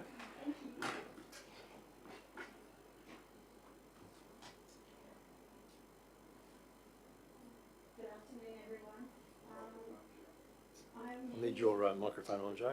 Okay, yeah. Good afternoon. My item is the Emu Park Lions Club Bell Park Bridge proposal. Emu Park Lions are seeking council support with regards to the Community Benefit Fund grant submission. They're wishing to build a bridge at Bell Park in Emu Park. This is a super round through the gaming fund of up to $100,000, including GST. In the initial briefing session of 7th of December, Emu Park Lions were looking at doing a stage 1, which was the actual bridge, as well as stage 2, which was a viewing platform. We've subsequently reviewed the information with Emu Park Lions, and we are now narrowing the focus of the grant application to cover the cost of the bridge, which includes engineering design, concrete piers, footings, landing points at either end. Emu Park Lions are requesting a letter of support. I've attached a letter of support, a pro forma letter of support to the documentation for approval, which also stipulates that it's conditional upon a few items being met. It's my recommendation that we provide this letter of support. Thanks, Joe. Any questions, councillors? Councillor Mather? Thank you, Mr. Mayor. Some of us went down and actually viewed the site with the representatives from the Lions and saw the merit in what they were proposing. Before they lodged any application and sought our approval, a letter of support, they needed to get prices for their concrete foundations. And I don't know if we've received that or not. It's still ongoing, Councillor. It's still ongoing, yes. so it's all subject to all of those costs being met under the grant provisions. Correct. So, but I think that's all I have to say, Mr. Mayor. As long as we've got that clear, I think they'll do a good job. But it's 2 stages, and I think the second stage might be a little ambitious. So Is there a question here, councillor? Sorry, save that for debate. Thank you. No, I'm just thinking this is only stage 1 we're looking at the moment. Right. The second one, different kettle of fish, might be more ambitious. Right. Thank you. Councillor Watson. Hi. I'm just, I don't actually know where exactly this is going in Bell Park, and is there a map that we can pull up to show? So I couldn't see it in our notes on the agenda. but also I don't understand the purpose of the bridge. Is it that, I mean, you can stand anywhere you like to look out. I don't understand why we've got this happening. So, Is there a reason? so Emu Park Lions would like to have the bridge, which, so I've got a drawing of the map here. Yeah. To start.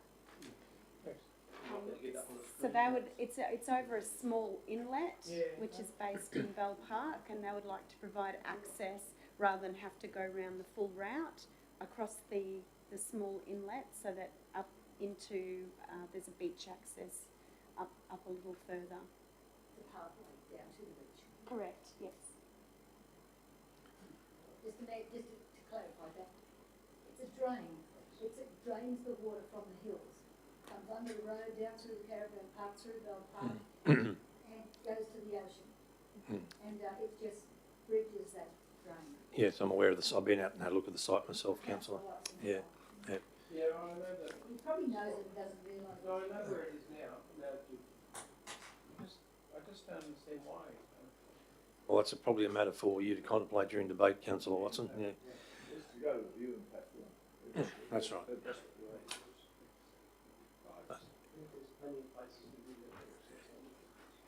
Any other questions, councillors? Councillor Hutton, you good? Sorry, councillor friend. Yeah. Councillor Hutton, any questions? Thank you. No. Councillor friend, we'll go to you. No question. Okay. No question. I'll move this, Mr Mayor. Thank you. So we've got a mover and councillor friend. Can I get a seconder, please? Councillor Mather. All right, councillor friend, did you wish to speak to the recommendation? Also, because we have a considerable agenda, just very briefly, Mr Mayor, fellow councillors and officers, Emu Park Lions Club do so much for their community. They raise so many funds every year to give back to their community and back to other non-for-profit organisations. And this letter of support will go a long way for us supporting them and what they do. Thank you. Thank you, councillor friend. Councillors, I'm going to speak in opposition to this. I am somewhat aligned with councillor Watson. I first of all struggle with the necessity of this, and no doubt will earn the ire of Emu Park Lions, but I don't understand the necessity for it. And secondly, I note in the report that our environmental officers are somewhat concerned by this. So on that basis, I won't be supporting it, and nor will I support the viewing platform as part of this overall project either. Anyone speaking for? Thank you, Mr Mayor. May I quickly just say within this debate that the environmental issues... Councillor friend, I'll leave it to you to wrap up if that's okay. Thank you. Anyone speaking for? Mr Mayor, seeing I seconded the motion, I would ask if the environmental officers could expand on their concerns, please. Mr Mayor, I would also like the opportunity to speak. I'm just having some problems with Teams at the moment. I apologise. Sure. Councillor, well, we've got a question from Councillor Mather first in relation to the environmental officer's concerns. Mr CEO, we have anything on hand? All right, while we're waiting for a response on that, Councillor Hutton, we'll go to you. Yeah, I just wanted to thank the officers for the way that they've worked with the Lions Club. Obviously, one of the Lions' desires is to make sure that as a community we're providing disability access, and when we spoke with them on site, one of their great motivators behind this was to make sure that people who are in wheelchairs and other things have access to all the sites and opportunity to experience Bell Park at its greatest. Admittedly, their original plan was very ambitious. This is them showing some pragmatism in pulling back to what's doable for this time, as well as taking on board the advice of officers as to what would be a less risky version of providing this activity. So I commend the officers for their work that they did in partnership, but also commend the Lions for making sure that disabled people in our community do have access to the full extent of Bell Park. And this is another way that Lions take a burden that sometimes is carried by councils or other organisations and move it forward on behalf of the community. So great job, Emu Park Lions.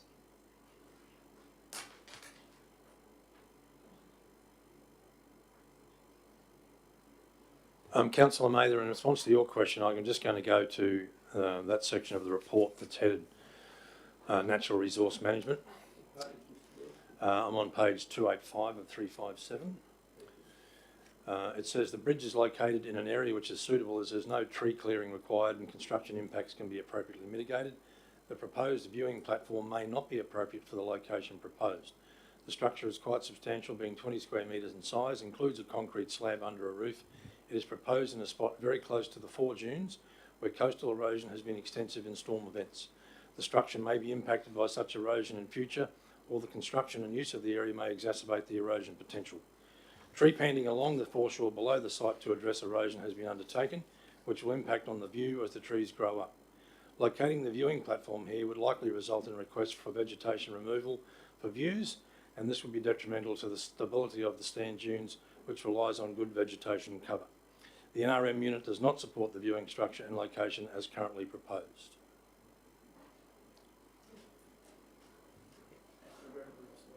That's okay. Well, hopefully that'll suffice. Yeah. All right.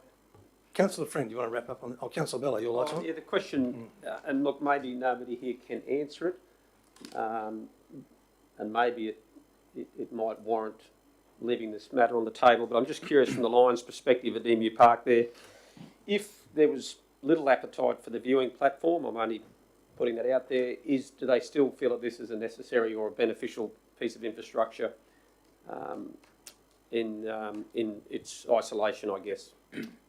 Has that been considered at all? So, pardon?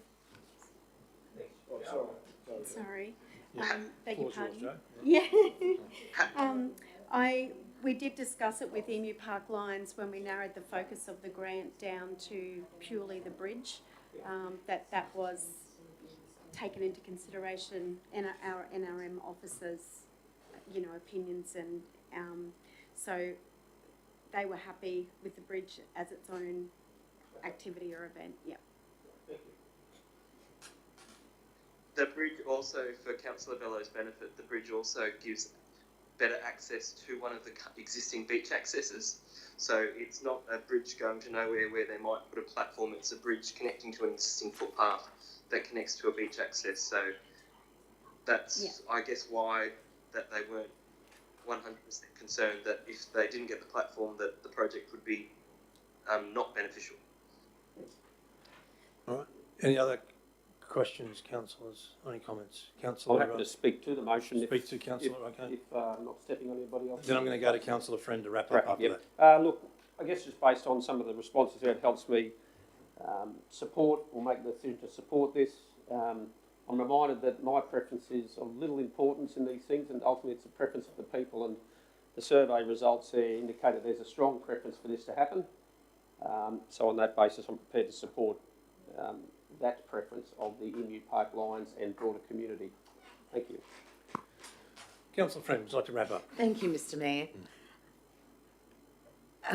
Natural resource management is a huge part underneath my portfolio, and I am all for the remnant vegetation, the sustainability of the dual system, etc. What we're voting on today is a support letter for the Emu Park Lions Club so that they may be able to obtain a grant through the Gaming Fund and to place a bridge. The bridge is there for connectivity, and I'd like to thank Councillor Hutton for stealing some thunder, and also for all abilities to be able to access the path. The day we visited this particular area, I was wearing a moon boot, and thanks to Councillor Mather and her nursing ways, she actually got me over the under the dip, so to speak. So this particular little bridge will be there for connectivity. It will help those who are attending the markets in the park to be able to get to the beach without going the long way around. The viewing platform is something completely different, and as the officers have just said, there possibly will not be enough money under this grant for both a viewing platform and the bridge. And the viewing platform, as far as I'm concerned, will come later, and we can discuss this at a later time. But what we're doing today is we're sending a letter of support to them for the grant, for the bridge, and I think it would create fantastic connectivity in this particular area. Thank you. Thanks, Councillor Friend. So we'll wrap up, councillors, and go to the vote on this one. We've got a mover, Councillor Friend, seconded Councillor Mather. All in favour? On Councillor Hutton. Aye.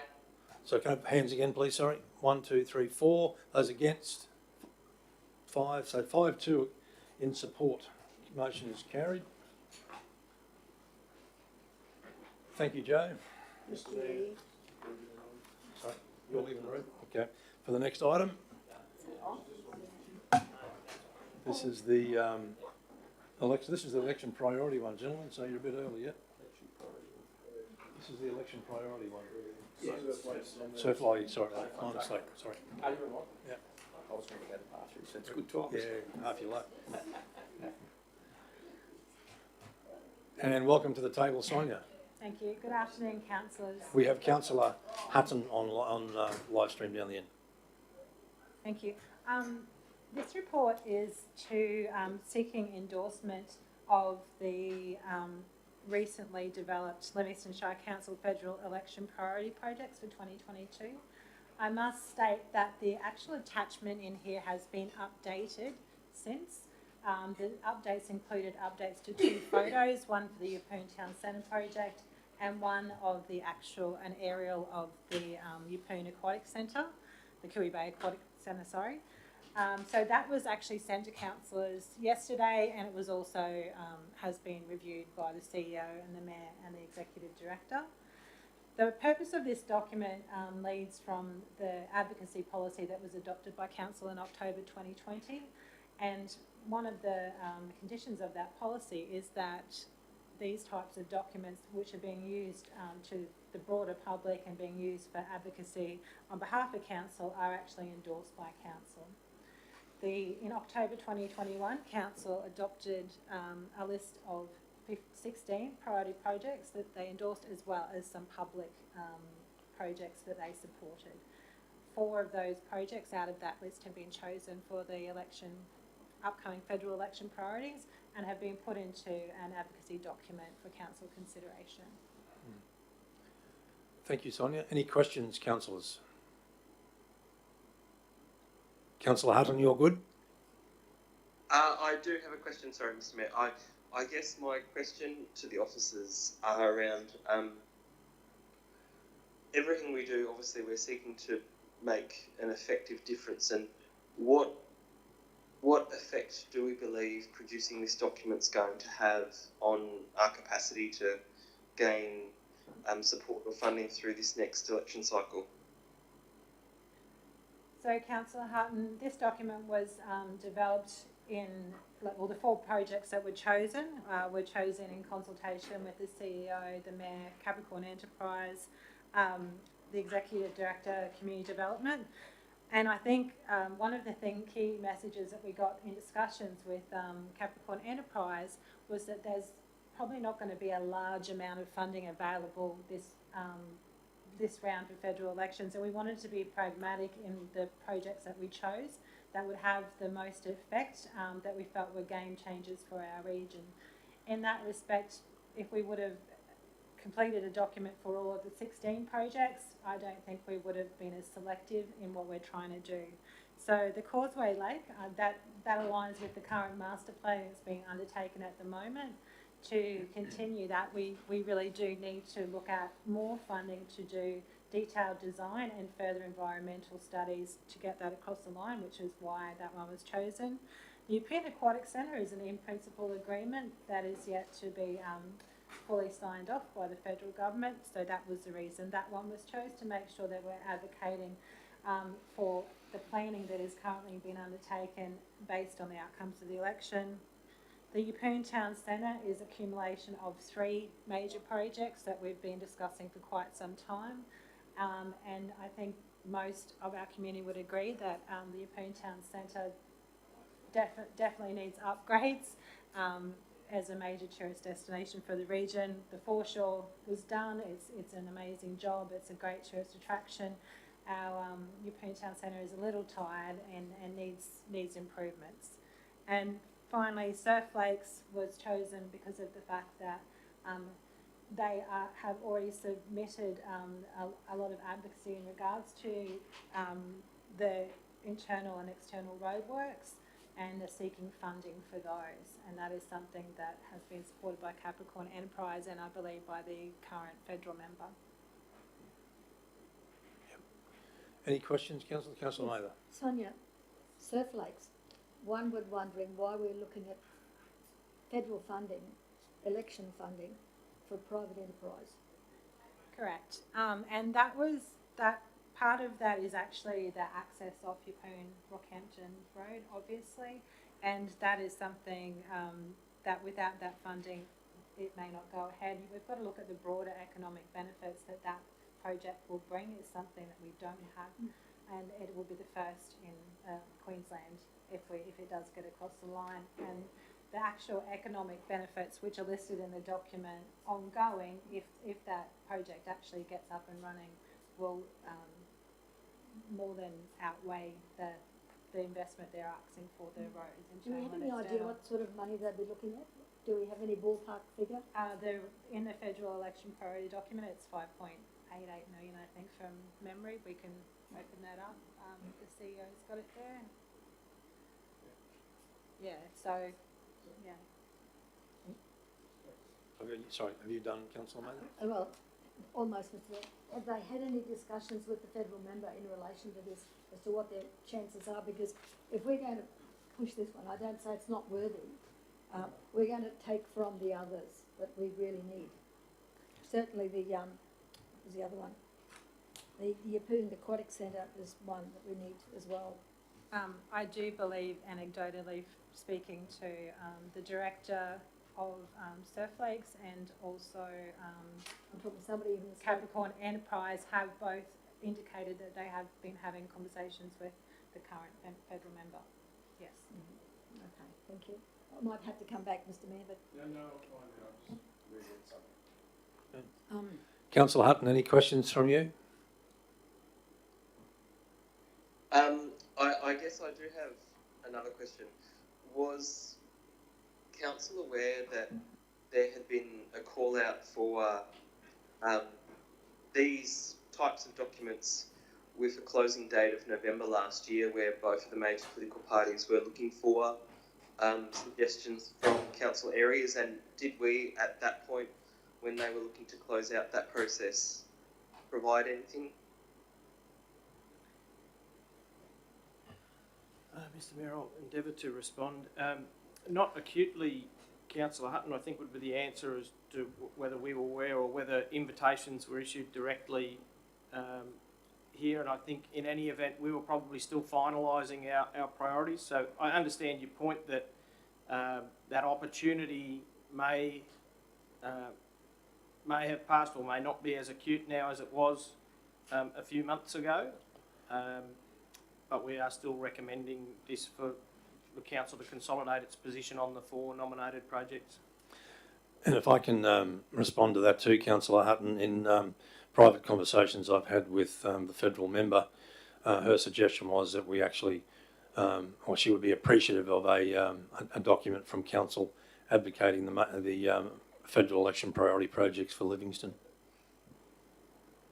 Oh, definitely, and that's, I guess, why, Mr. Mayor, 2 years ago I suggested through a notice of motion we should go down this path.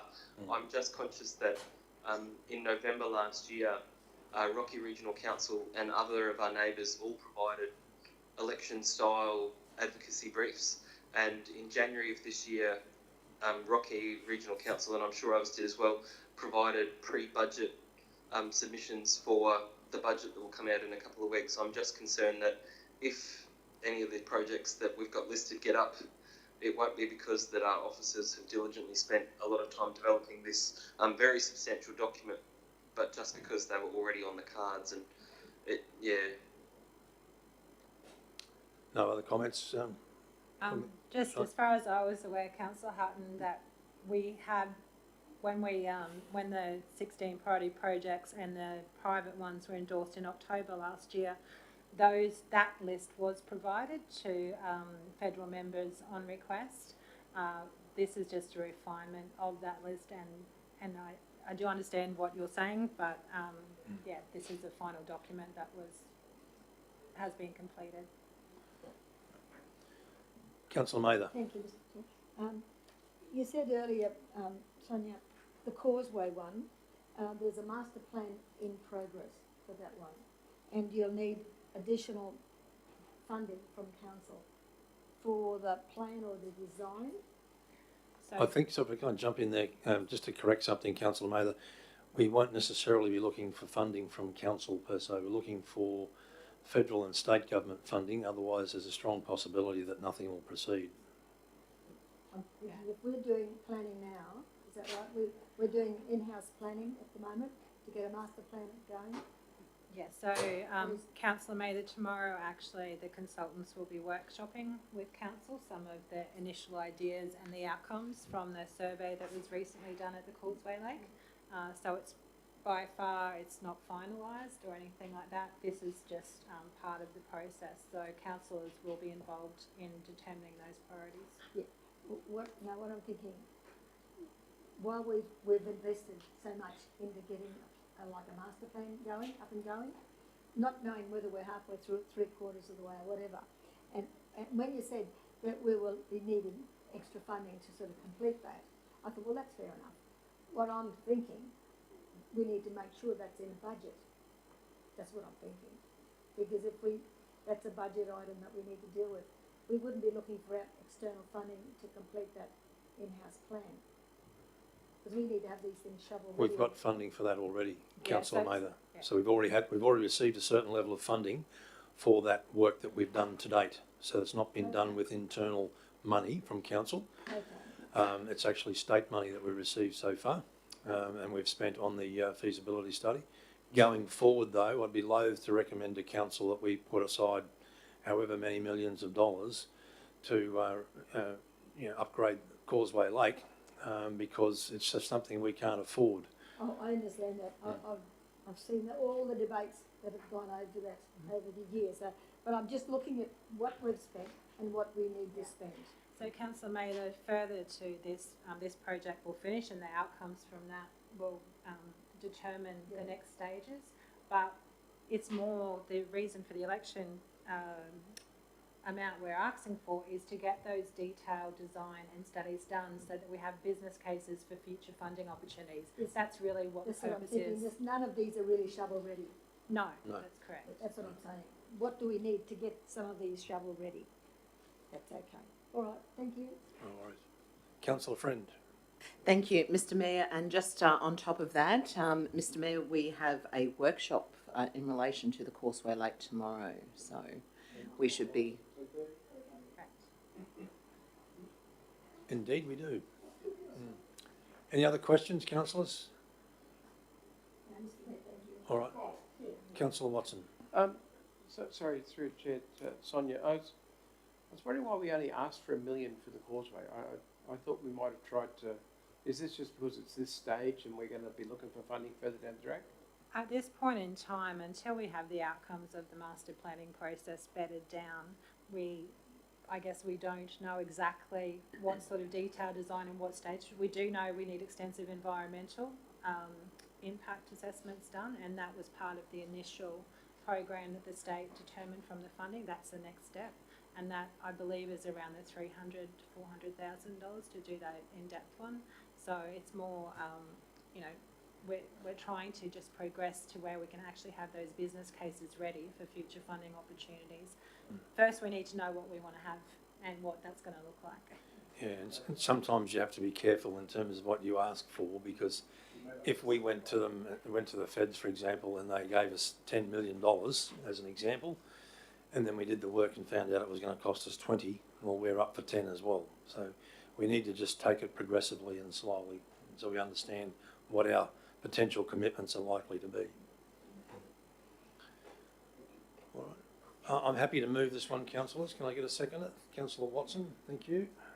Where is the rest of our team, Mr. Mayor? Well, they're not that big Oh, there the conflict is, oh, yeah.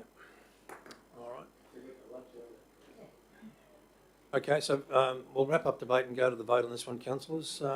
Mover myself, second to Councillor Watson. All in favour? Sorry, Mr. Mayor, I did actually want to debate on this one. Yeah, okay. We've kind of gone past the point of no return, but given you're on video, councillor, we'll allow it. So what was your comment? I will be voting in support of this today, but I think it's really important for us as a council, but just as important for the community to recognise that this is part of the learning process for our council. I think post the 2020 elections, we made a concerted decision to say that if we want to have good project management and good project plans in place prior to putting forward projects, we need to have documents like this provided. On this occasion, I do fear that our timing is out of sync with the decision making that goes into preparation for elections as well as budgets, but the learnings that we take from this, the document that we've got demonstrates both the ingenuity but also in some ways the visions of the council and the community, and the next step in our maturing of this process will be not just having a document that's ready well and truly in advance of coming election or coming budget process, but also to then have the chance to take it to the community and get community to buy in, so that instead of having 7 voices on behalf of Livingstone stepping forward and saying these are the projects that they support and really would like to see our federal or state members take forward, that they can actually have 37,000 voices on that same page because we've identified them, pulled them together and got the community on board. So a good first step. I do fear that it may not be consequential to outcomes that have been determined in November or January of this year in terms of what gets funded and what's not, but it's a great opportunity for us to continue to grow, and I commend the officers for the work that they've done to get us here. Thanks, Councillor Hutton. So we'll go back to the vote again. Thank you. So we've got a mover myself, second to Councillor Watson. All in favour? Councillor Hutton, you're an aye. Thank you. Carried unanimously for those that are here.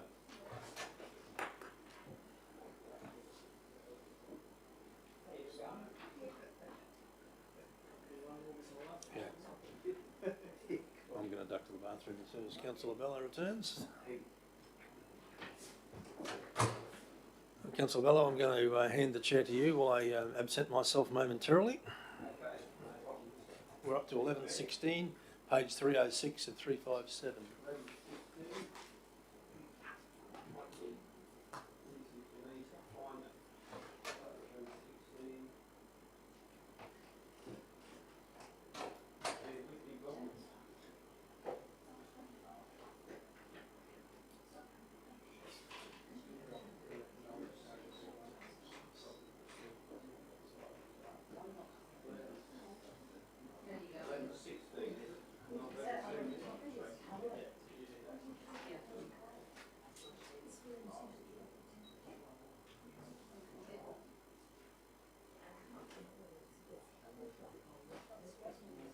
Just getting some computer lessons for those on the live screen from Councillor Friend. See, do it again. I hope you put some notes beside. It's just slow. Yep. So, infrastructure portfolio quarterly management report for period 1st of October 2021 to 31st of December 2021. Would that be Mr. Creederman? Can you speak to that? Just while I'm looking for it at the same time. Thank you. Thanks, Andrea. Thank you. Through the chair, pleased to present this report again for the second quarter of the 21-22 financial year. It seems that the year's flying by quite quickly, and there's a lot of information in this report that I'll just skim over a couple of the key items before I take questions from councillors. So our on page 306 of the agenda, there's a table there with the revenue and expenses for the portfolio to the end of Q2. There's a timing issue with the revenue that's down. That's just a timing issue in the budget cycle, but the expenses there I've highlighted. We're at 92% of year-to-date budget, which is pleasing to see that we're on track with our delivery of maintenance activities and other activities within our operational budget. I'd just like to highlight through our customer request reporting, there's been in the order of 5,400 customer requests open in the 6 months to December, and we've closed closeout rates at 91%, which is pleasing. There's a range of percentages through that table there. I'm happy to take questions as we move through. Workplace health and safety, we've programmed 20 hazard inspections for the period and completed 18. My target for the group is 100%, so we missed that by the 2 that were overdue, which we need to improve on. As I've said previously at the table, workplace health and safety is important, and our teams need to make sure that we do these hazard inspections on time, and also that we action the improvements that come from those inspections.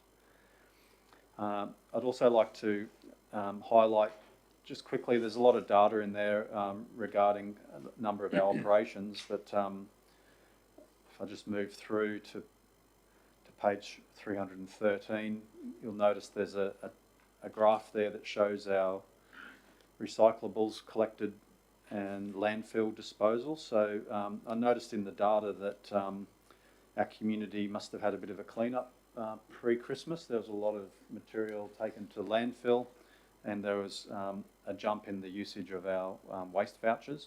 The first quarter was around 12,000 waste vouchers redeemed, and second quarter was almost 19,000. So that was quite a trend, upward trend. And the other point I'd like to note there is within our plant utilisation rate. It's something that we've been working on in the first half of this year, and spoken to our asset owners around our utilisation rate for our plant is down slightly. We've been undertaking reviews of that, and understanding how we use our plant, and rationalising our fleet, and also swapping vehicles to try and increase, as you would probably be aware, some of our officers travel distances quite a long way to site and so on, and some other vehicles may be based in the Yeppoon area. So we're just undertaking reviews and swapping vehicles around to make sure that we equalise our usage and maximise our assets. And at the end of the report there, I've just shown some photos from the teams on some of the work that we've done in recent times, mostly around community assets and the improvements that have been made to some of our local parks. So I'd like to commend the report to the table, and I'm happy to take any questions through Mr. Mayor. Thank you. Thank you, Mr. Executive Director. Any questions, councillors? Councillor Friend? Yes, thank you, Mr. Mayor. Thank you, Mr. Creedeman. This is a comprehensive report. I'm very, very thrilled to be able to see that certainly under sewer and water, part of my portfolio, the completion rate was 100%. And for water and waste operations, 96%, which exceeds what's expected. That's fantastic. What I'd like to discuss with you is that if every waste voucher has a value of $10, is that correct? Yes, that's correct. And so therefore this was just in this particular quarter being 19,000, so that's 190,000. But how much does it equate per cubic metre of the landfill cell? There is a price that's placed on every cubic metre that goes into the landfill. Do you happen to know offhand? I'm sorry, Councillor, I don't know that off the top of my head. I can find out for you and send it through. If you could, thank you very much. Any other questions? Councillor Hutton, are you good?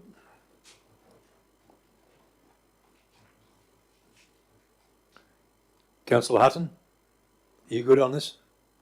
Any questions? No. We'll go to Councillor Watson then. Councillor Watson? Thank you, Mr. Mayor. Through to Michael, I was just looking at our weir storage levels, and it's back at September last year.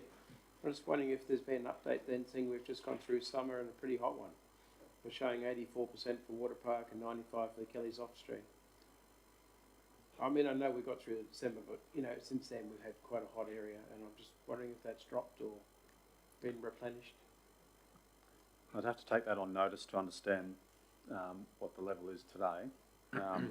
But within the report, yeah, as you mentioned, we had quite a wet November, and December, January has been dry. We've had a few showers and storms recently, but I'll take that on notice as well, Councillor, and get back to you with the exact figures.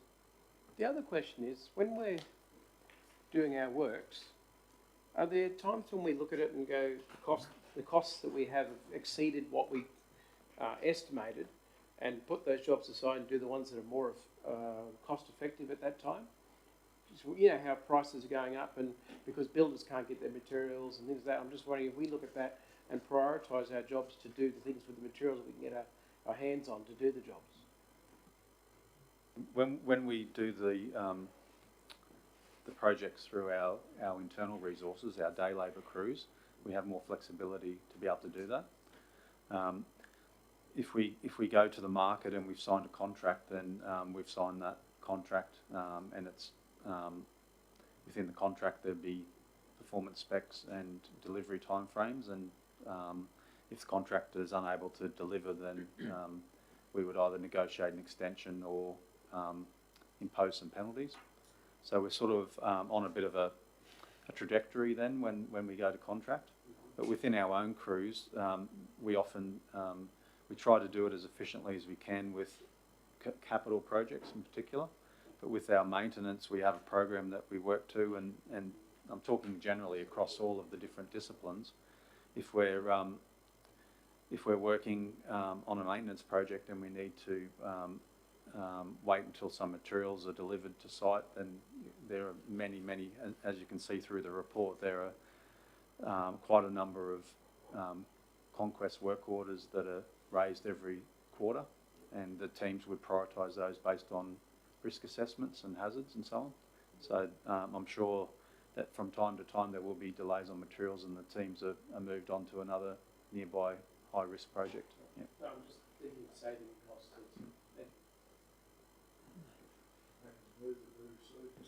Thank you, Councillor Eastwood. And can I just congratulate the officers on the Marlborough Shade Shelter too. That's a project that's been long overdue, and pleased to see that's finished.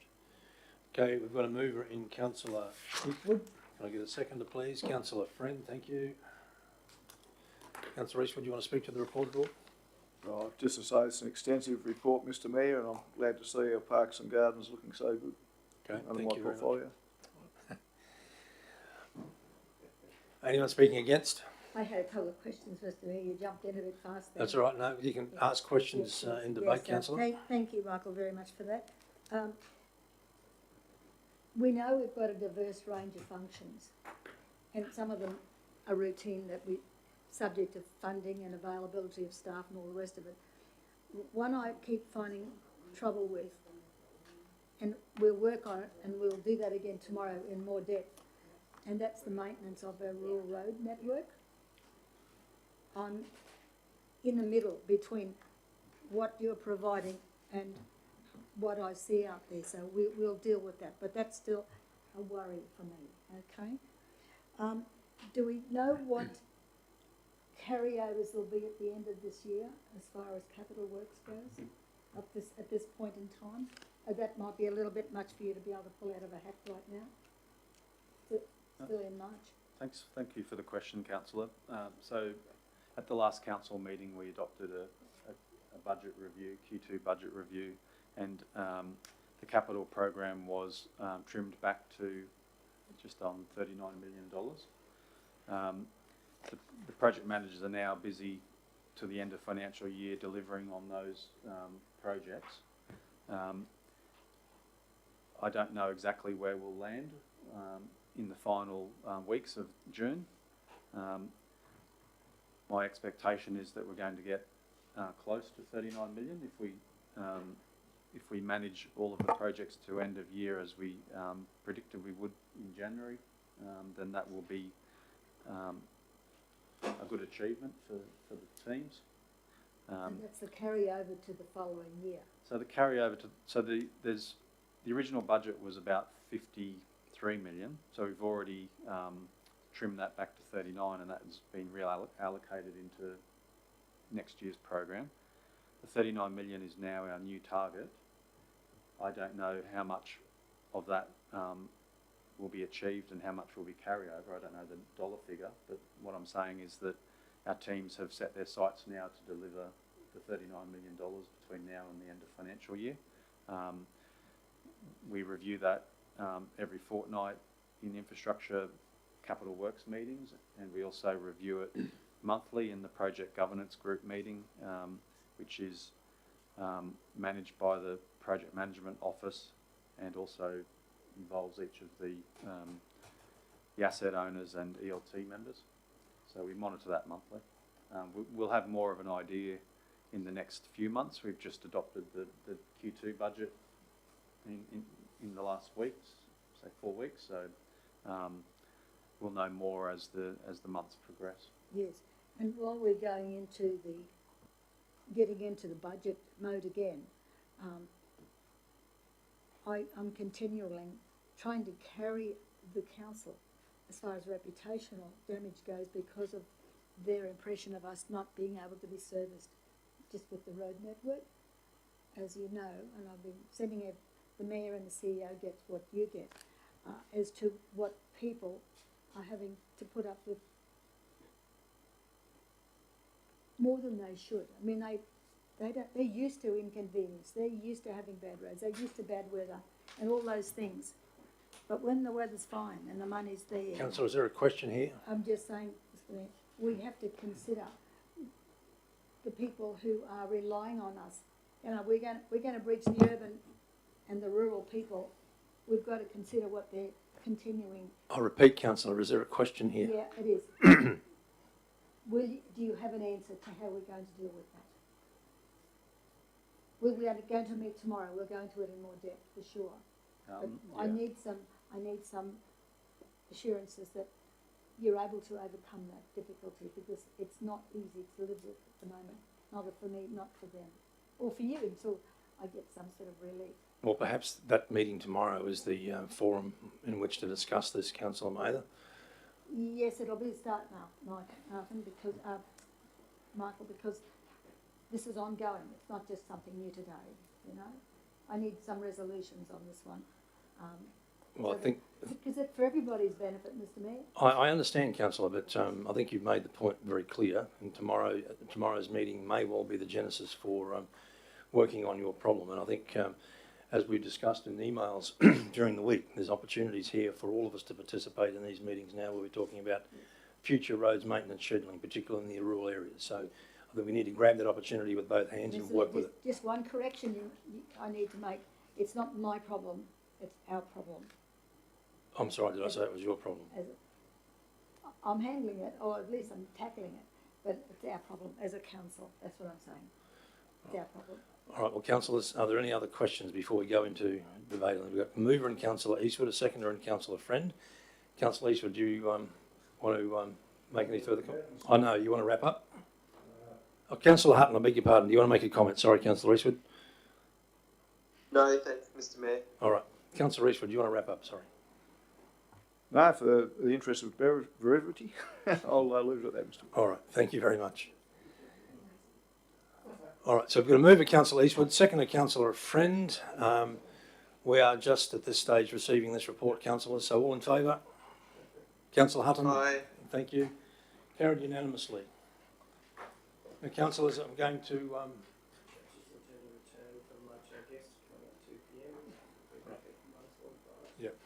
we're going to break for lunch, councillors, so procedural motion to break for lunch. All in favour, and we'll be back at 1:45.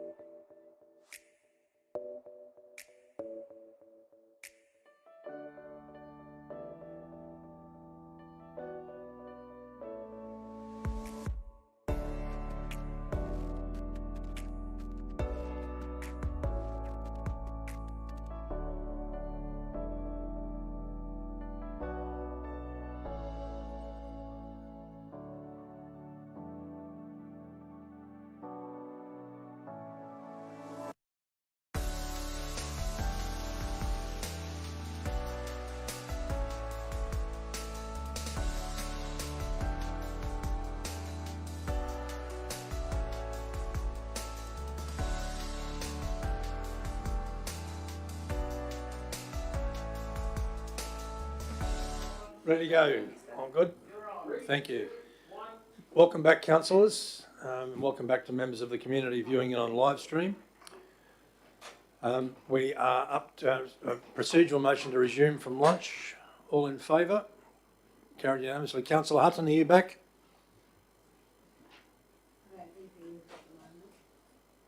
All right, we shall proceed anyway. We are 11:17, which is the Retail Water and Sewerage Service Provider Management and Functions Policy. Councillors will, if in the event we don't get through this by the time 2 o'clock arrives and our guests are here, we'll just defer it and deal with our guests and then proceed afterwards. So the floor is yours, Nige. Welcome. Welcome. Thank you. We've already presented these procedures and the overarching policy at a briefing session previously. One point to make is that there were some errors in just some of the numbering of those. Those have been corrected here. It's the Retail Water and Service Provider Management and Functions Policy, which is the overarching policy. And then we've got 7 procedures which sit below that. So normally those procedures can be updated by the director, but obviously for this purposes of this, we've asked that council just review those. There's no significant changes to any of those as far as I'm aware. They cover the declared service area, which includes where we're extending the service area to cover new development, or where we're extending it for other reasons, or reducing it indeed if there's a problem with being able to supply. Also covers the health-related uses procedure, which is where members of the public, particularly dialysis patients, can get a rebate on their water consumption. The clearing sewer blockages in private property, residential rebate for water savings products, the concealed leak refund procedure, the metering of water procedure, and a sub-metering procedure which applies for multi-units, those kind of things. So I believe this is a relatively straightforward procedural matter. Thank you, Nige. Any questions, councillors? Councillor Friend. Move, Mr Mayor. Thank you. Any questions, councillors? Nige, are there any changes or significant changes from the last time the policies were reviewed? No, there are no significant changes from previous reviews. Just little ones we can't find. Yep. Councillor Watson, question? After reading this, is there a chance we could have a press release put out that we're still offering $250 for standalone tanks and $500 for integrated, just to encourage people to put tanks out there again? We should encourage them altogether. Yep, we can do that. Obviously, the downside is that you won't sell as much water, but, that's a small price to pay, I guess. But you won't have people banging on your door if the water goes off either. Excuse me.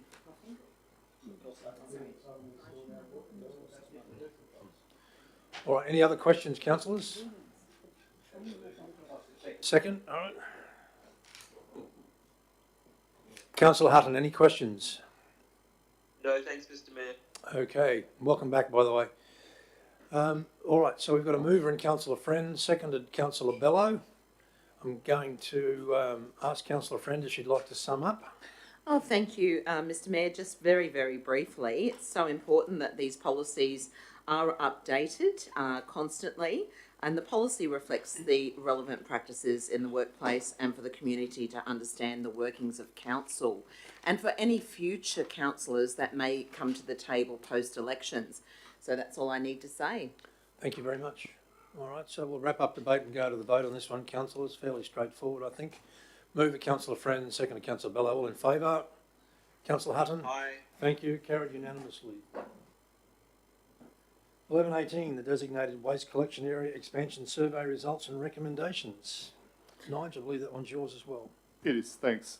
So this is in relation to a resident in Iron Pot. It's a new development there. They requested whether or not council's designated waste collection services could be expanded to include that development. As you're aware, council didn't previously have a policy on how this might be done in response to a request from an individual. So we developed a policy which council adopted. That policy includes a requirement that 80% of the respondents to any survey are in favour.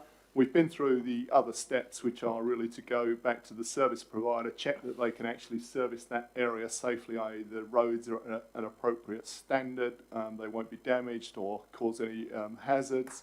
That's been done. The JJ Richards have also confirmed that they'll be able to service that area without increase to the net cost per collection. So that's also been ticked off. So the final step was to go to that survey. We went to the survey. We had an extended period, longer than 6 weeks, certainly. During that time, all 19 properties proposed to be included in the area were surveyed. 15 of those responded positively, and we received no response from the other 4. Should be noted that of those other 4 properties, 3 of them are vacant properties. So at the moment, they probably don't require a waste collection service of any kind.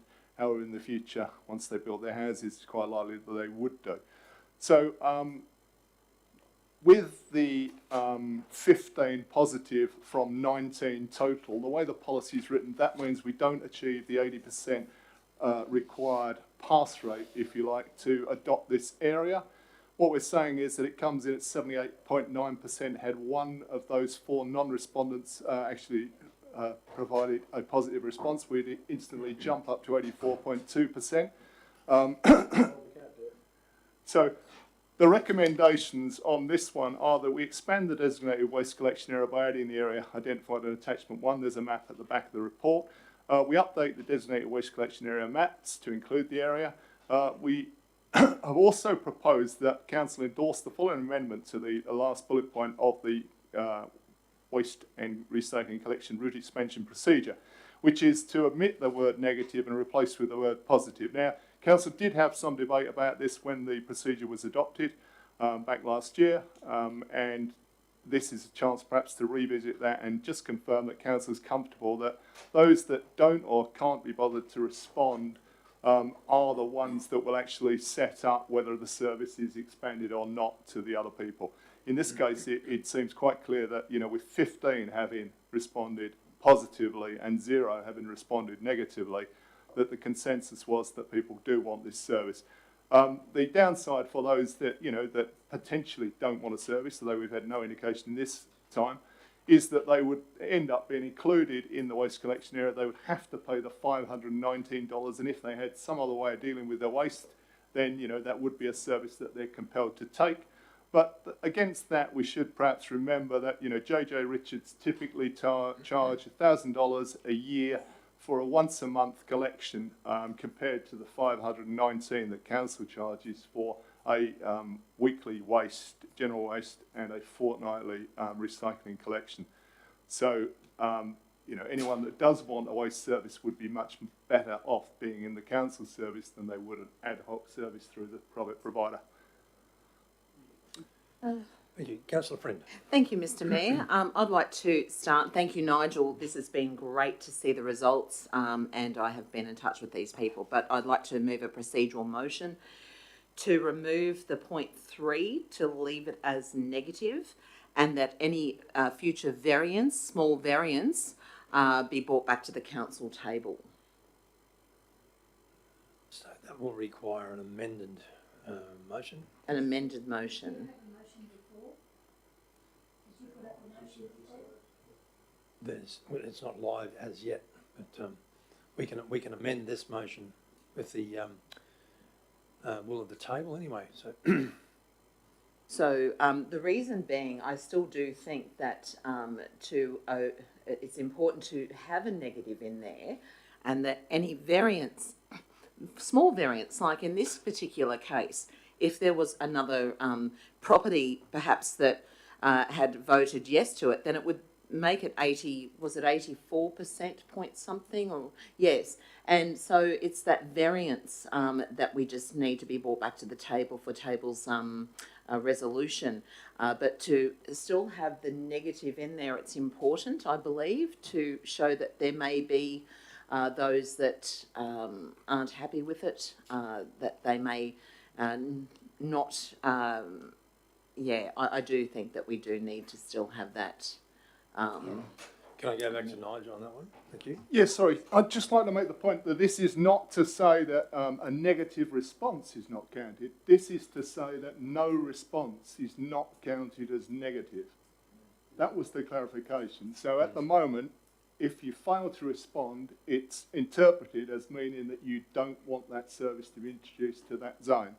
Whereas what we're suggesting is that if you don't bother to respond, perhaps that should be interpreted as you don't mind whether the service is introduced or not. Okay, thank you. Well, I'm curious then, you suggesting that it becomes a positive, a negative, or should it be removed from the qualitative altogether and not factored into the percentages? You know what I mean? By virtue of a no response, then it could be removed out to reduce the total number that have actually responded. In this case, 15 out of 3 have not responded at all. So should there be anything deducted from that? As opposed to deducting as a negative or a positive, that there'd be no deduction of I guess the important thing about recording the number of people that didn't respond was the fact that, you know, some people haven't got the right contact details in the rates database. So, for instance, I think in 3 or 4 cases we had to send these out to multiple emails, multiple addresses before those people actually got them. So it's probably important for council to know who's not responding. But you're drawing a conclusion, or currently we're assuming a conclusion on what that position is. It's currently a negative, is it? Yeah, that's right. No response is interpreted as a negative. That's it. Just, if I can butt in, Mr Mayor. Wouldn't it be better just on the total amount of respondents to a survey, say if you get 15 out of 20, that 15, those that have responded, that gets counted as 100%. You know what I mean? Like if the other people haven't responded. So, well, alternatively, you could just amend the policy to reflect a majority. Yeah. A straight democratic process, similarly to how we vote. Yeah. Thank you. You don't want to be going back to the table all the time. Yeah. No. All right. Thank you, Mr Mayor. I'll retract that and leave it as it is for the vote. And I'll move this. Okay, thank you. I'll note that. Back to Nige. I mean, if we change the wording to show a majority of residents, what sort of implication would that have? Oh, we could do that. I guess, you know, one of the lessons of this one is that even though it's a relatively small number of people involved, only 19 properties, it still took us quite a lot of effort to actually get everything out to the right address for these people, and still we didn't have responses. This was, as Council knows, a pilot to try the new procedure in the case of Ironpot. We're expecting that the next one we'll try to run will be in Kawarrell, where obviously, you know, the number of participants is probably going to be 5 times this number, so there'll probably be more likelihood of no response from some of those. Yeah.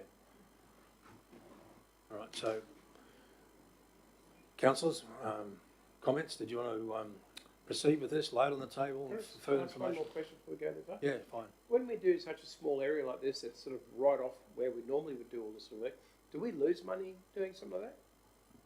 We don't lose money in this case because JJ's have confirmed that they'll do it for the, you know, the average cost that they service all of our bins across the Shire. So this one's okay. And the reason for that is that there is a service route that passes on the main road right by this. So they've only got to come off of the main route by about a K and a half, something like that. So do we have any areas where we're not on that service route and it costs us more than what the $519 is? That's a really good question. I mean, obviously it doesn't cost us $519. You know, that's the rate that we charge ratepayers, but that includes things like servicing all of the transfer stations, the landfill, etc. But the rate that we pay to JJ Richards is just based on a single standard rate per property. Councillors, at the risk of earning the ire of the officers, I'm thinking about moving a procedural motion that this lay on the table pending consideration of the wording around majority. And I'm reluctant to sort of make policy decisions on the fly, so I'd much rather go back to the officers for some consideration of that if the table's agreeable. Okay, if the table's agreeable. Is that going to cause any angst as far as you're concerned? I think the only thing would be that probably the residents in Iron Pot are probably quite keen to see that resolved, so it'd probably be worth considering items 1 and 2 in isolation and then come back to the others. All right, so we can defer item 3. Okay. Everyone comfortable with that, councillors? All right. Sorry, I think it's Sorry, item Mr. 3 Mayor, and I item didn't 4. quite understand the last suggestion from the officer. So Yeah. are we breaking it in half? We are breaking it into parts, so ultimately what we're doing is we'll be putting up for adoption 1, 2 and 4. 1 and 2, sorry, beg your pardon, 1 and 2. And we'll leave 3 lay on the table pending further advice from officers in terms of the wording. Excellent, thank you.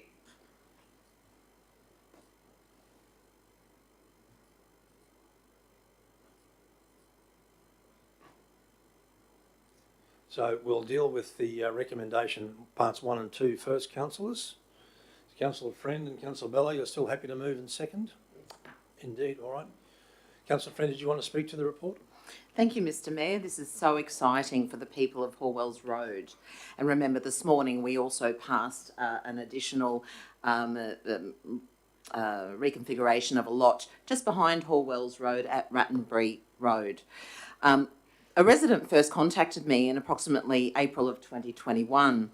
They just moved to the Livingstone Shire area and really hoped for a waste collection service.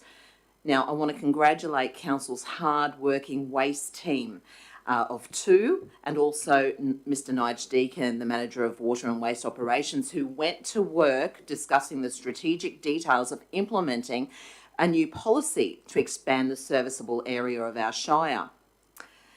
So after this, after having passed that policy at the council table, and I thank you members, we then went to survey. The survey that was sent out was very clear and understandable.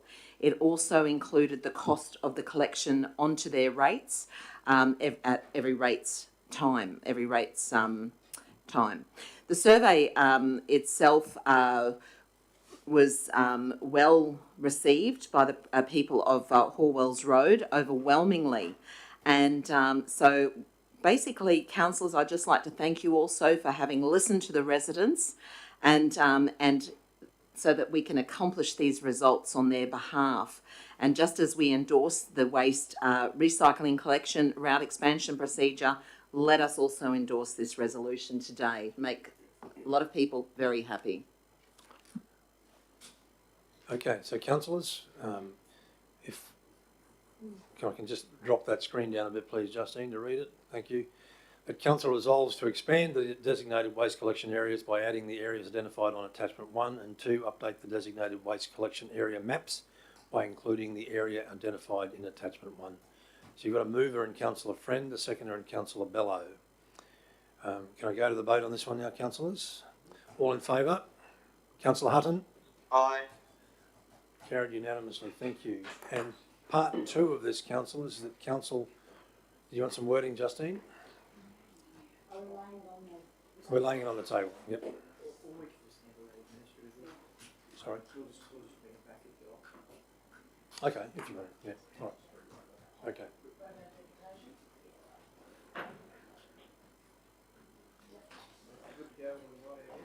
Yeah, all right.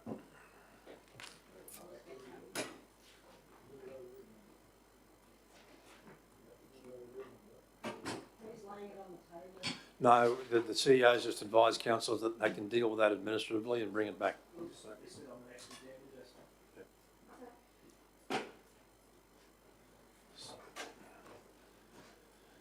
So essentially it's an amended motion.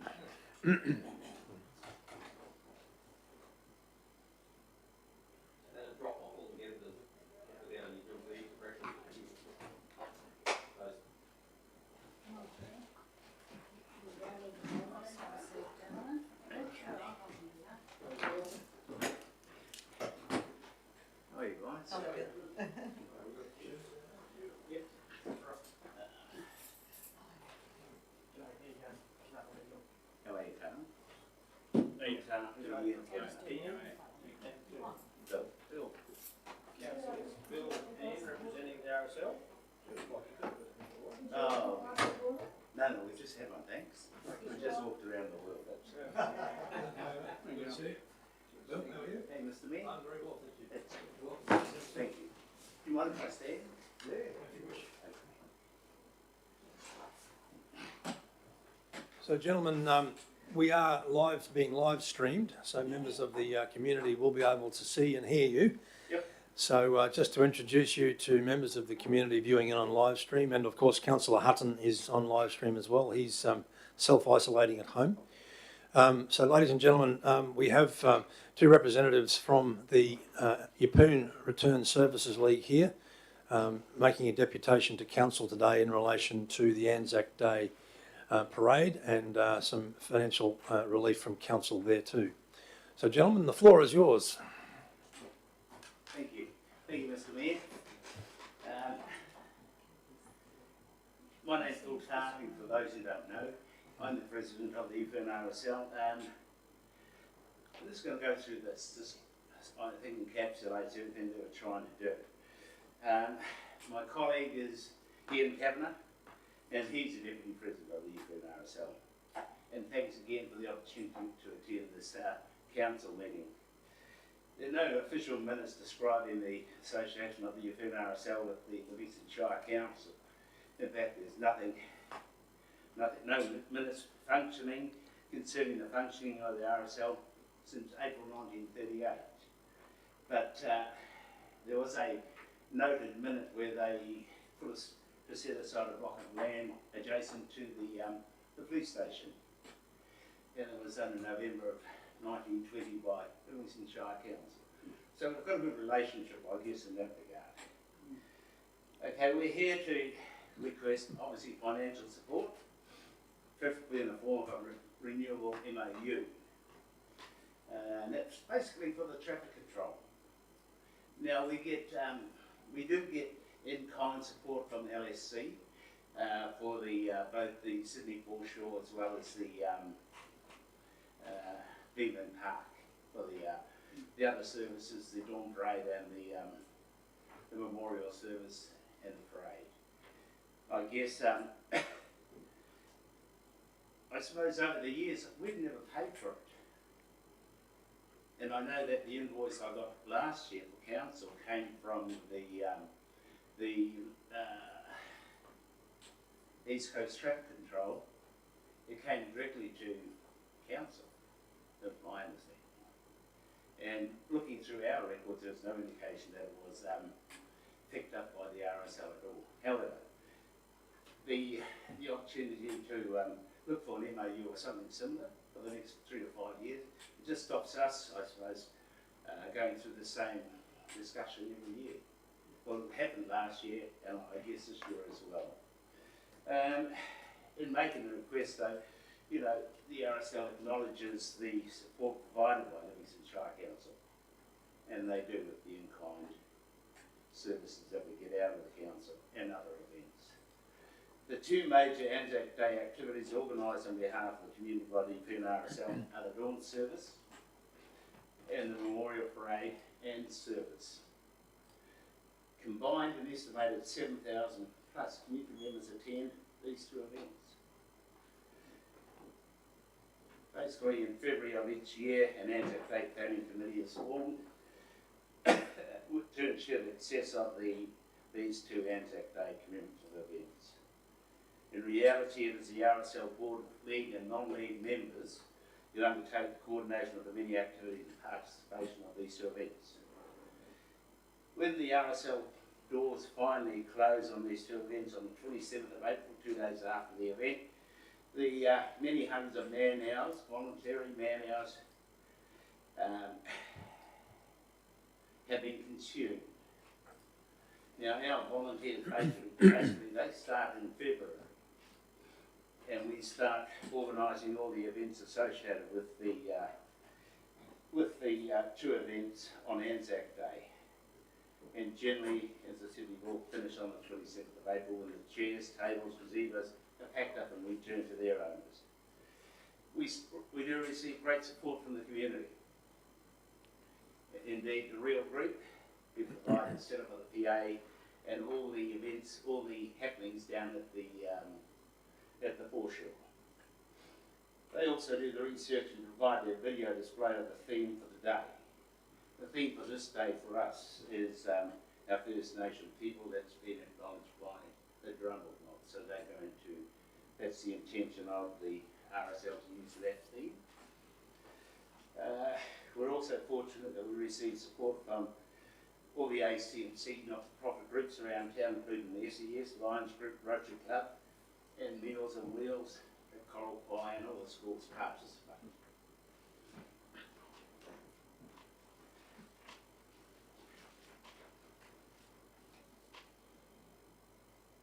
Now, as everyone's aware, we're a not-for-profit organisation registered with the ACNC. Our primary source of income is through our Barn Diggers Cafe, which is open 3 days a week. We have a mortgage, power bills, we have rates, utility inspections, insurances, we have the cost of normal business. We have 3 paid staff. We do not have the income of South East Queensland RSL. When I'm saying that, these big Taj Mahals that are down south, who are the CEO running an enterprise business down there, and if you need money as part of this, the RSL, you go to these places and you get your money. We don't have that option, or that opportunity.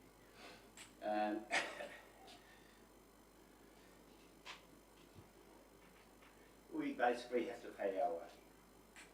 We supplement this income that we make at the cafe and the bar by fundraising activities, which include raffles and sausage sizzles, and we generally have 3 larger raffles during the year. We also apply for grants, obviously, to support the functionality of the RSL and veteran objectives, which are included in our constitution. There are 248 RSL sub-branches in Queensland, and they're divided into 10 districts. We are one of the 23 sub-branches that make up the Pioneer Fitzroy Queensland or Fitzroy Highlands district. Now there's only 40 in the whole state of the 248 RSLs in Queensland. There's only 40 of them that appear like ours. In other words, they are a building that we own, or we've owned for a number of years, or we lease. In this case, we have a dog at lease. And so we don't sell the name of the RSL. The RSL is our building, we look after it and we're responsible. We're, I suppose, the guardians until the next lot of volunteers come along and we get voted out and they get voted in, or we retire. And I think in view of the ongoing services, I don't think this is going to ever end, the support for the RSL.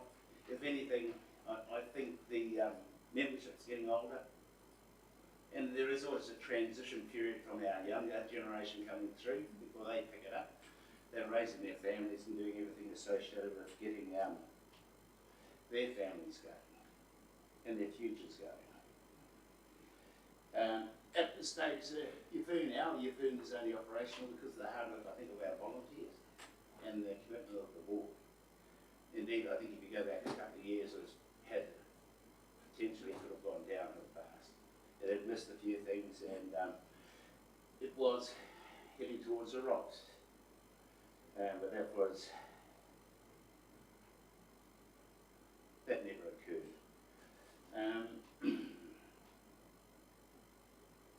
Look, I accept any MOU that we talk about here is not legally binding or anything, and it's something that we can discuss.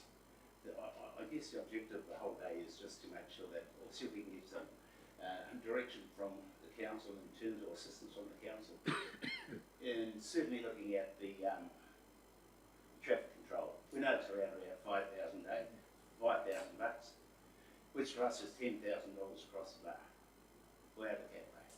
We run at about a 50% margin, maybe a little bit higher, but we've still got all bills and stuff like that associated with running keeping the RSL in the position that it's in. But anyway, guys, I think you happy with that, Ian? No, good. Did you want me to say something? No. But thanks, guys. Thanks for listening. And question. Can I just ask a question, please? Councillor Mather. You say that the RSL has never received a bill from the council for anything that's done in the past for Anzac Day. Is that correct? I can't see anything. There's no evidence so far. There's no evidence, and I can go back to 15, I think, and look at accounts, because we've got Reckon as a accounting system. Yes. I can see nothing in there that the RSL has done. But the one that we paid half last year, that was $2,500, I think. Yes. So what is different this year? If you've not got a bill before, what's different this year? Well, we got a bill last year, but it was addressed to the council. That makes sense.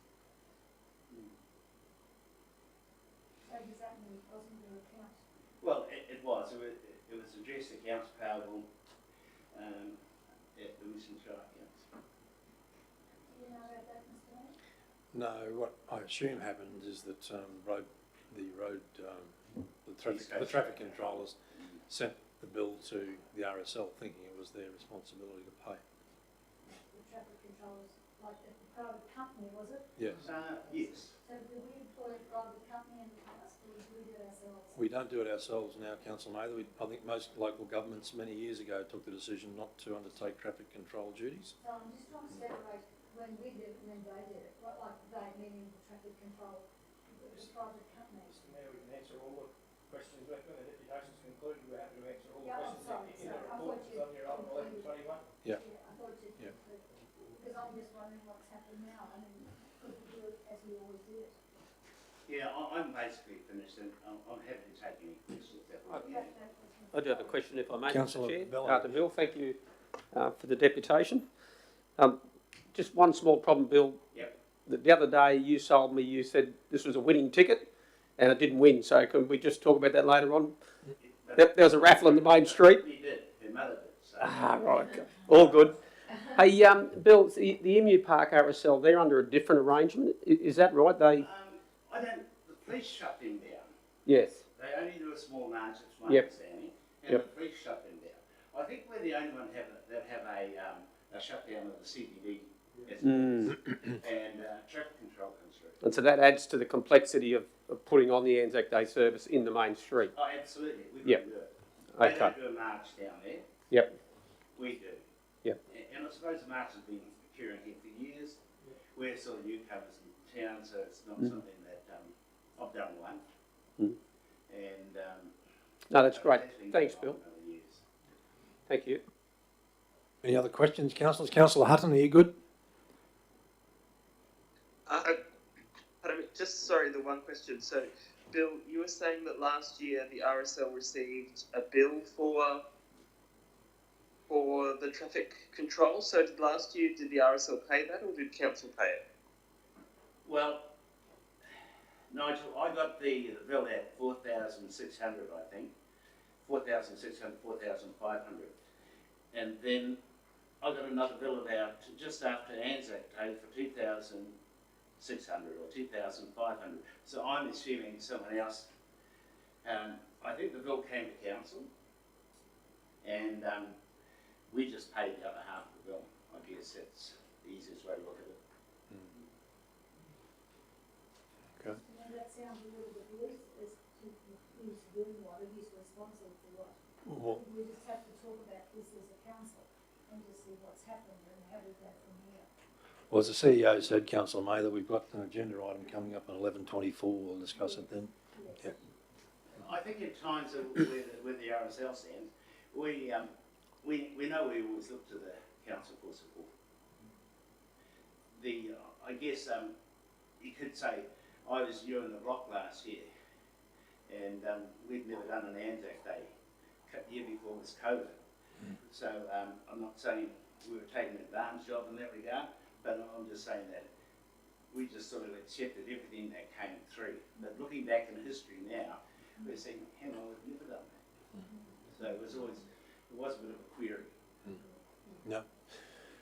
Fair enough, and certainly worth asking the question. Okay, any other questions of these gentlemen, councillors? Councillor Hutton, you're good? How many members are of the Yeppoon RSL, just out of interest? registered, Nigel, 120, I believe. That's service members. That's service members. If we're looking for non-league members, we're probably looking around about 250.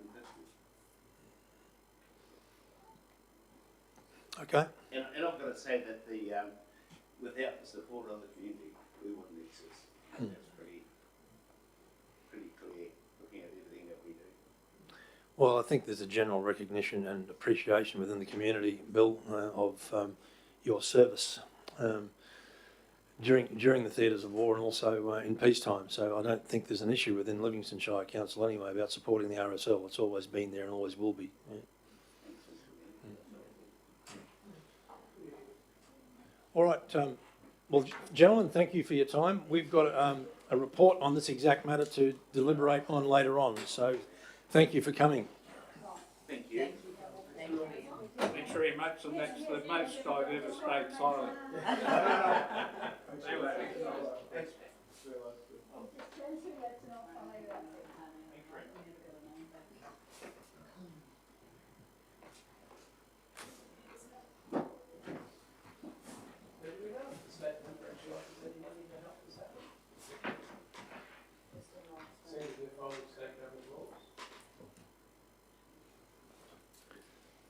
I have no response to that, Councillor Watson.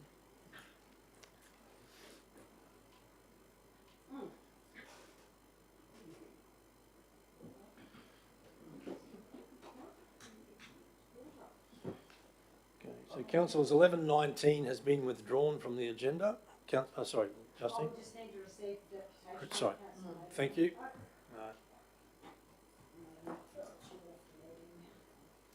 We can proceed anyway. So, councillors, can we get a mover and a seconder to receive? Councillor Bello, Councillor Watson, thank you.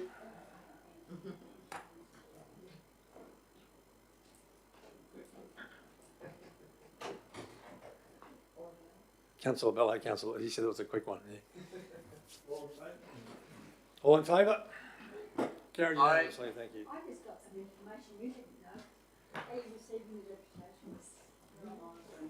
Yeah, just on live stream, Councillor May. You are in a formal council meeting. Okay, so we are down to 1120. Policy review, management of unsealed and unconstructed roads policy and road-related management and functions policy.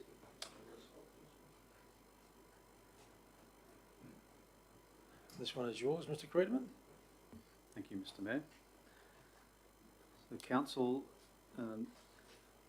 in December last year, we presented a range of policies and procedures for adoption, which they were adopted in December last year. But in finalising the process to repeal the previous policies and to enact the two policies from December meeting, it was identified that within the updated two policies, we failed to include the list of repealed policies. So it sounds a little bit convoluted, but on page 25 of the agenda, you'll see that at the bottom of the previous approved policy, there's some red text there which highlights the amendments and the repeals that were not included in the report from December 2021. So this is just to correct that administrative error to allow the staff to enact the general principles of the December meeting and allow us to formally and correctly repeal previous policies from our December meeting. I'm happy to take questions if that's not too confusing. Everyone can see that on page 25 where we've tracked changes and we've brought this back so that we can get it procedurally correct. So, any questions, Mr. Mayor? Thank you. Any questions, councillors? Yes, thank you, Mr. Mayor. Councillor Mather? Why isn't the northern corridor, like the Bruce Highway from Ramsey Creek north, part and parcel of the strategic road network? I mean, they talk about going to Gracemere. What about the northern section, which is quite strategic as far as linkage goes? In fact, it's the link. So I'm just seeking clarification. Are you referring to the Bruce Highway itself? Yeah, yes. That would be a Transport and Main Roads asset anyway. Oh, okay, I'm on the wrong page. Yeah. Yes, yes. Okay. But that, it's coming back when? After the engineers and I have a longer discussion about it, Councillor. Okay, well, my question might be relevant to your discussion then. Indeed, it will be. Okay, all right. So I'm not off track. So, yeah, all right. So we're on 1120, Councillor Mather. Okay, thank you. Yeah. And we're on page 26 of 185. Right. Or page, in your report, it'll be page 25. 184. Any other questions, councillors? Councillor Hutton, any questions? No questions, Mr. Mayor. Okay. All right. Councillor Mather, you good? I'd like to review this again, Mr. Mayor, with the officers. Okay, well, being a policy, we can adopt it today, and if you, following discussions with the officers, want to seek amendments to the policy, that can always be accommodated. I would just like to go through it with them, Mr. Mayor. I won't be part of the adoption today. I won't support it today until I know what I'm adopting. But I would like to, I mean, let it go through by all means if that's how you feel. Well, I intend to, so, yeah. But I would, like I say, I would rather go through with the officers to make sure that... All right, well, if you feel the need to vote against it, that's up to you, Councillor. For the moment, Mr. Mayor. Okay. Councillor Friend. Yes, Mr. Mayor, I just wanted to bring to the recall of all members at the table and Councillor Hutton as well that when this was passed in December, Councillor Mather was attending a funeral, so she wasn't a part of the original policy and didn't delve into it at that time. So I suppose that's why Councillor Mather's asking the questions. I understand that. To be totally mercenary, though, the agenda's been out for a couple of days and Councillor Mather's had an opportunity to discuss with officers. Yeah.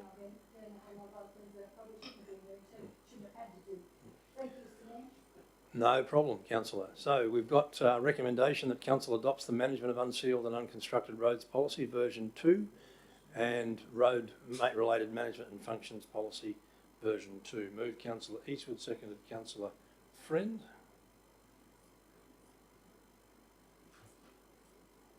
Councillor Eastwood, did you wish to speak to the report?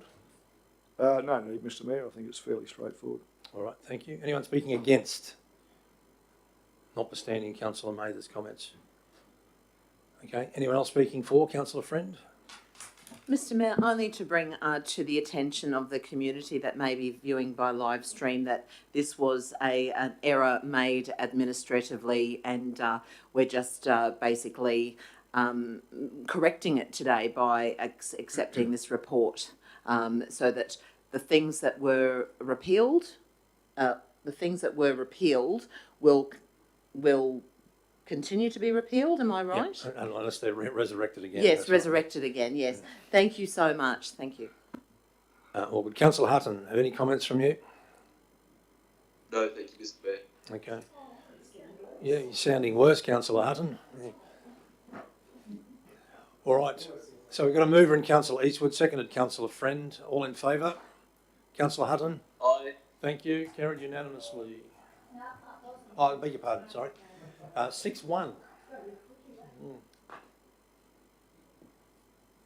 All right, 1121, the Artillery Road and Green Lakes Road, Roads of Strategic Importance nomination. Mr. Friedman, over to you. Thank you, Mr. Mayor. As part of the federal government program to improve regional roads across Australia, there's been an allocation of $80 million towards the Rockhampton Yeppoon Road and in the past 12-18 months, and part of that funding is that allows council to apply for a particular road upgrade that we believe may be suited to a regional context. So we nominated Artillery and Green Lake Road for this program, about 12 months ago through the Regional Road Group, and a couple of weeks ago we were notified through the federal government that we were successful in the grant, and we've been fortunate enough to receive a total of $7.73 million towards the corridor upgrade at Artillery Road and Green Lake Road.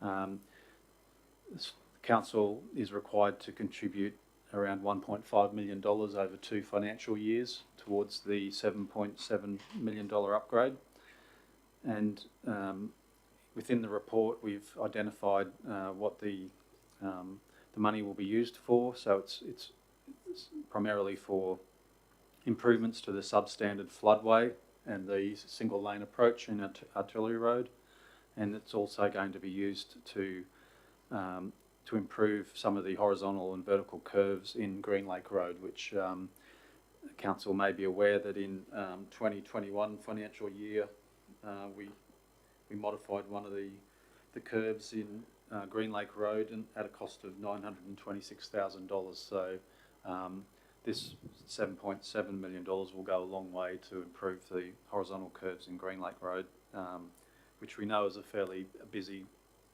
arterial that connects the Bruce Highway through to Rockhampton Yeppoon Road. So we did have the culvert upgrade in our Forward Works program, and we've just listed that in the report that at the time, if this funding wasn't available, we would have looked to upgrade that in 28-29. So it's bringing that project forward, and there was another minor intersection improvement at Miller Road which will be brought forward from 28-29. So in summary, over the next 3 financial years, council would if it's resolved today, would commit $1.5 million towards this road corridor, and will receive in the order of $6.2 million from the federal government. So happy to take questions, and I've also asked the manager of engineering services along today to answer any questions relating to corridor network planning. Councillor Friend. Thank you, Mr. Mayor. Through you to Mr. Creedman and Mr. Lau. This really does need to be done, but that's beside the point of my question. So on page 67 of the report notes the confirmation letter from the Honourable Scott Buchholz, MP Assistant Minister for Roads and Freight Transport. This is a wonderful result from the federal government. Thank you. And as the road is heavily trafficked and the 6.1 million welcomed, did council, and council must also contribute 1.5 million, as you said, was this 1.5 million resolved at the table before the application was submitted? My understanding is no. The applications, from my recollection from 12 months ago, there was the Regional Road Group, which is administered through CQ Rock, meets every quarter. There's a technical committee which officers attend, and we debate and discuss many things around transport related issues. This opportunity was presented to us, and the council officers had a look through the conditions which funding conditions which were imposed by the federal government around strategic importance. We identified that this corridor does meet that requirement. We did have some projects in future years, so we put it forward as a project which was then endorsed at the Regional Road Group meeting, which is chaired by, at this time, the Mayor of Rockhampton, and as we mentioned this morning, our Mayor sits on that group as well as a voting member. So the process at 12 months ago was that it was forwarded through the technical committee to the Regional Road Group, and then forwarded through to the federal government for nomination.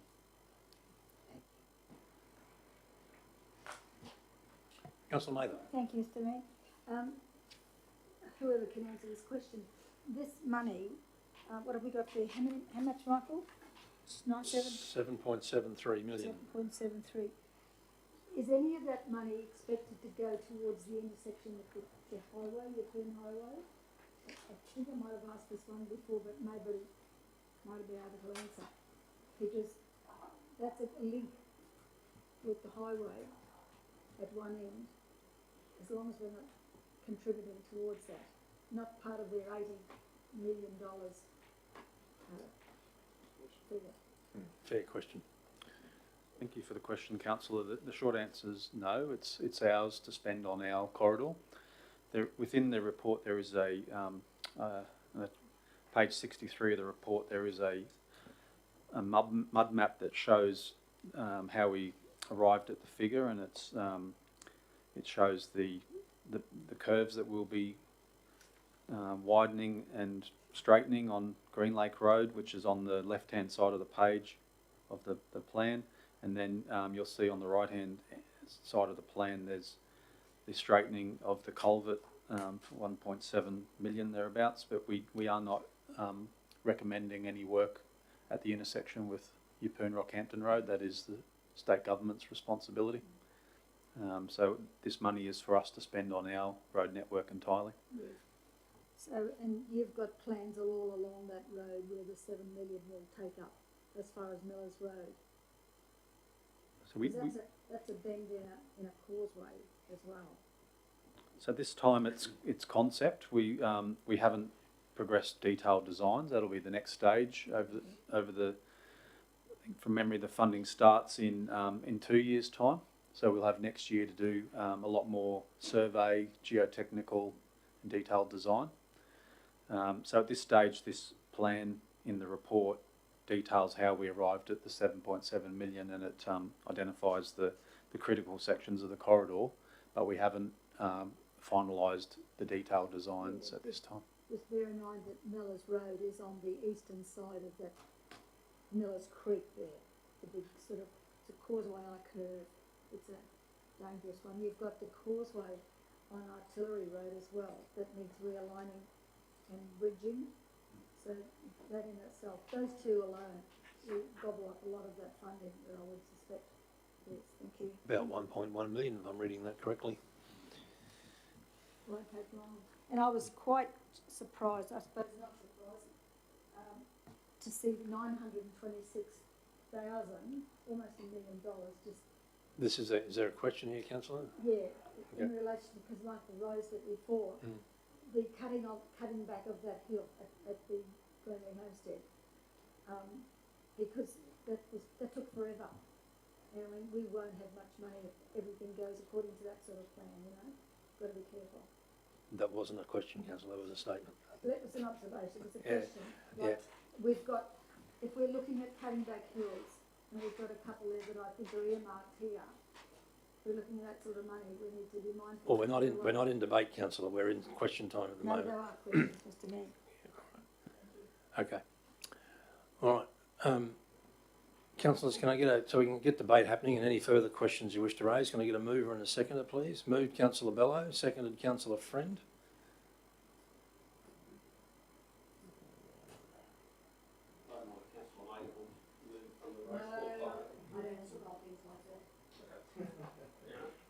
Right.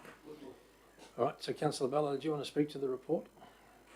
Only that I believe it's a very worthy project that's been identified. I think the officers have been proactive in putting it forward, you know, as it was articulated. You know, we went through a development application not that long ago, which this table knocked back, but we recognise that road had significant issues with it. Anybody who drives on it would recognise that, and I'm sure the community in that region would, well, I believe that they would support the investment in this road along there. I know that Councillor Mather travels it more than any of us, and I believe that she would be a strong advocate to see this road improved at any chance we can. So that's about all I've got to say. Thank you. Anyone speaking against? I'll come to you in a minute, Councillor Mather, that's all right. Anyone speaking against? Okay, Councillor Mather, have you got any questions? We don't ask questions. No, we're in debate, and you can ask questions in debate, Councillor, as well. Okay, well, let's go back to that. Let's go back to that.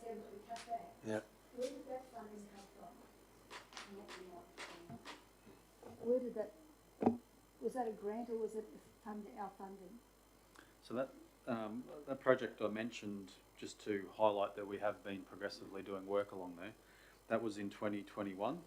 There was 926,000 in the project cost, of which 846,000 was black spot funding. Use black spot, okay. Yeah, so that's okay. federal government funding. Okay, okay. And now, seeing I've had my question, can I just make a statement? Of course you can. We are in debate. This is a very strategic link between our two highways. It does go through properties that are rural in pursuit. So there'll be other vehicles on the road. But because of once we did an updated traffic volume, we will see how strategic, because it links not only the Keppels, Emu Park, the university, all of those right through to the northern corridors. There's a lot of traffic there. And when they get to that other end of the Bruce Highway, they'll see it's not plain sailing onto the highway, because it's all been changed. If anybody goes up there, they could get lost at the moment. Because you've got to go just like they're going to have it at the intersection, or according to plan, at the intersection of main roads. You've got to go 600 metres that way and go and change lanes twice and then turn around and come back. That's what they've got there. That's going to be another nightmare at that end. It's already happened. It's designed, it's built, and they're completing that now. And I just cut my phone line again and my water again.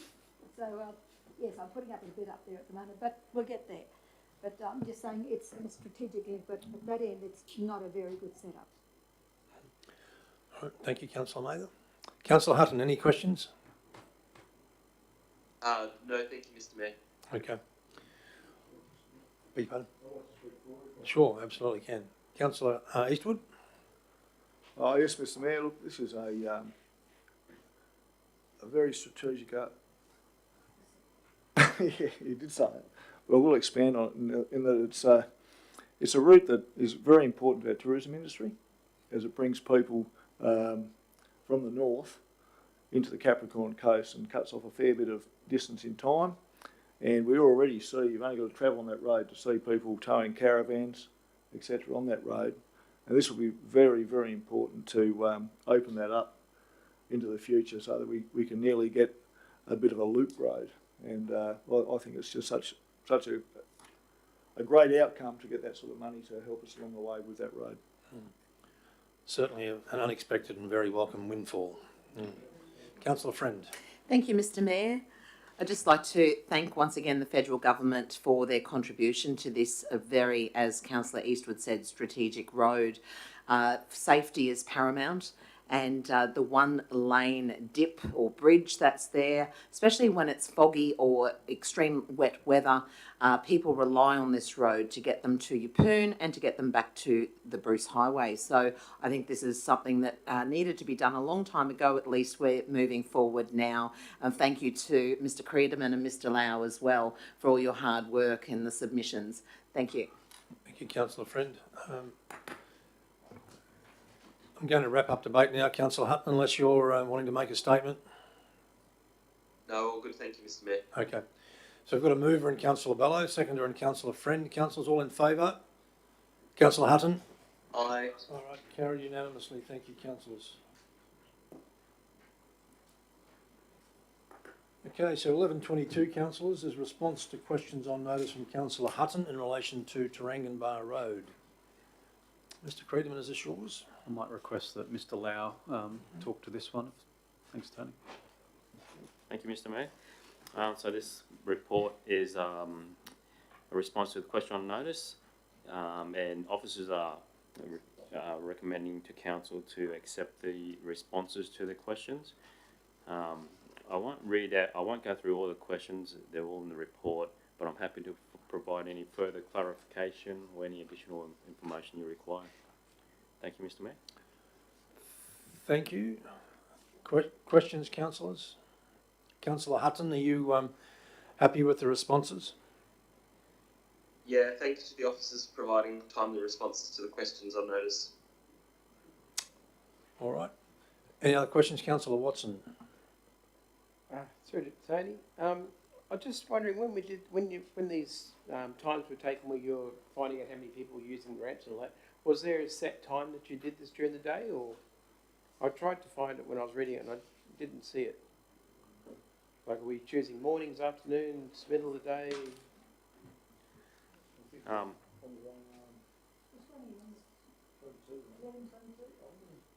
Yes, Councillor, 11:22.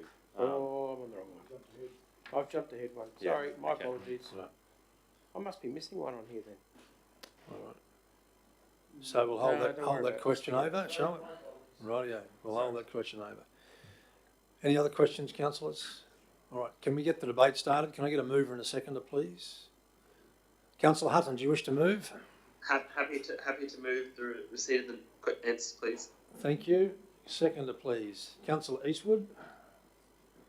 Councillor Hutton, did you wish to speak to the report? No, thank you, Mr. Mayor. Okay. Anyone speaking against? Would anyone else like to speak for? No, Mr. Mayor, just to remind them, at a previous meeting, at previous meetings in the past, we used to add the questions on notice to the minutes so people can see what the members are asking and what the answers are. I think you've approached the Executive Services team about doing that, Council, did you? Oh, I hope so. Yeah, I think that was the case. Yeah. Yeah, I just, did I do that? Yeah. Yeah, okay, I know I raised it before, I just want to be sure. That one's been taken on board. Indeed. Thank you, Councillor Mather. All right, so we'll go to the vote on this one, councillors. Moved Councillor Hutton, seconded Councillor Eastwood. All in favour? Councillor Hutton? Aye. Thank you very much. Thank you, Tony.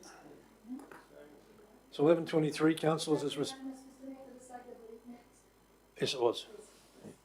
11:23, response to notice of motion in relation to beach accesses. Mr. Creedman, this one is yours, I believe. Thank you, Mr. Mayor.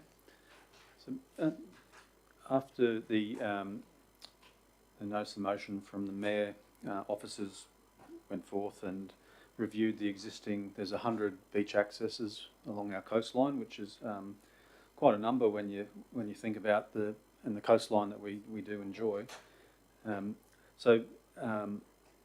There are a number of existing all abilities ramps which are listed in the report, and just for, I think Councillor Watson was alluding to it, for his benefit, we installed some surveillance CCTV cameras on the back of trailers for the periods, and then we use that to count how many people use those ramps who require the all abilities ramps, just to give us some sense of the demand.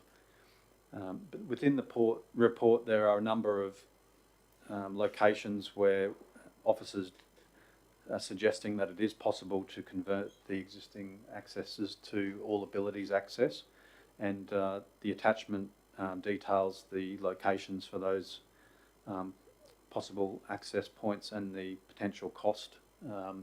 So the range in the costs from $40,000 up to about $225,000. So it's there's some substantial changes that need to be made to the existing ramps.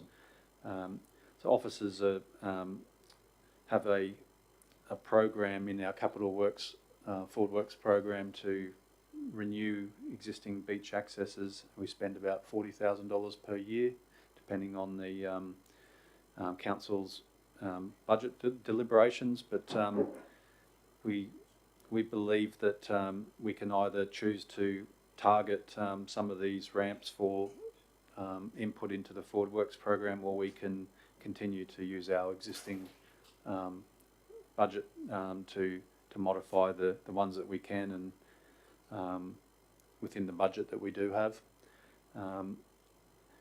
Some of the ramps require upgrade with concrete and composite materials, and as the members probably realise, it's a fairly harsh environment, so we do need to ensure that we use robust materials, stainless steel and composite materials where possible, to limit the maintenance that we need to do from time to time.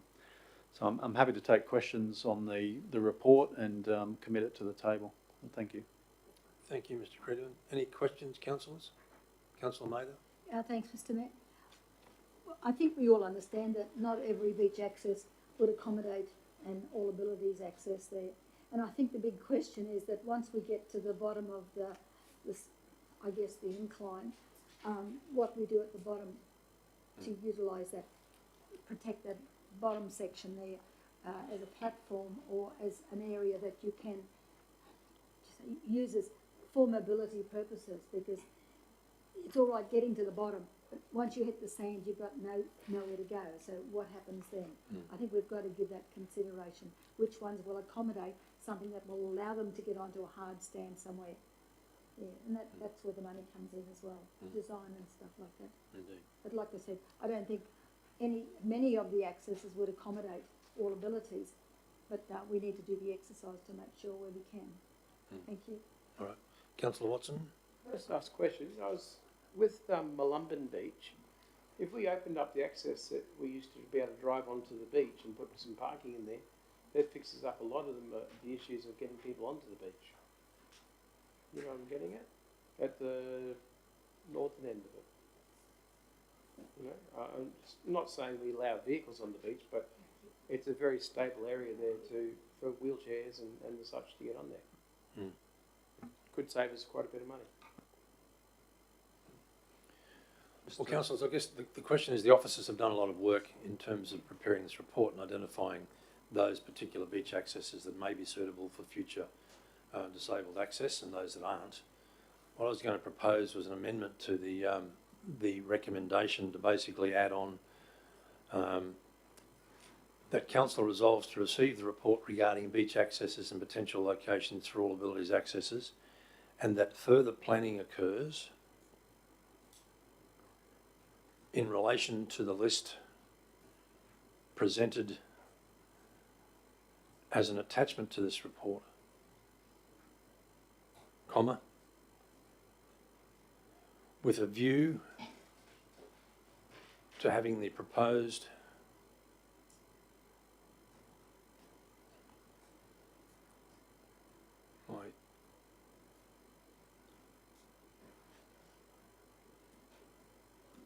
Sorry, my computer timed out. With a view to having the proposed access ramps included in budget considerations over the next 5 years. That just gives us a time frame, and it gives us some projects to think about and consider as part of the budget process.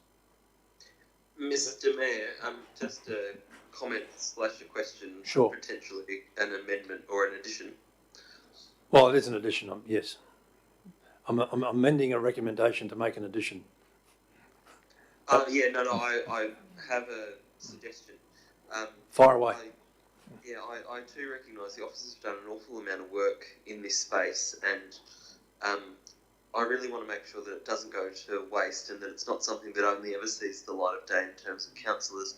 I wondered whether one of the actions that can be drawn from having collected this list is where we do have accesses available, that we provide that information to the community in such a way as that it enables better access. Quite often, one of the hardest things is to not know where the accesses are, what state they're in, as to whether it's something that you could easily walk down if you're someone who might be slightly unsteady on your feet. Since we've got a very good report here that's providing that level of information, obviously I imagine they'd want to zhoosh it up a little bit or whatever, but if we can find a way to provide to the public, into the public space, these are some of the best accesses, or these are accesses that are easily accessible across the community, I think the community would really appreciate that. Indeed. So as you may be able to see on screen, Councillor Hutton, Justine's doing some wordsmithing. So we're making 3 points here. That firstly, council resolves to receive the report regarding beach accesses and potential locations for all abilities accesses. And 2, that further planning occurs in relation to the list presented as an attachment to the report, with a view to having the proposed access ramps included in budget considerations over the next 5 years. And 3, that council actively promotes the beach accesses that are currently available for disability. Thank you, Mr. Mayor. That's great. Councillor Friend. Thank you, Mr. Mayor. And in addition to Councillor Hutton, I would like to be able to take this particular report back to the Access and Equity Group, which will be meeting again shortly, to have their input into this. It's very, very important. It is indeed. So, councillors, any questions on that? Any further clarification required? And can I again, just before you go, Councillor Bello, can I again thank the officers for this report? My changes here are essentially intending to not have that great work wasted. I think that you've gone to the effort of doing this, so I think it's worthwhile us pursuing it now.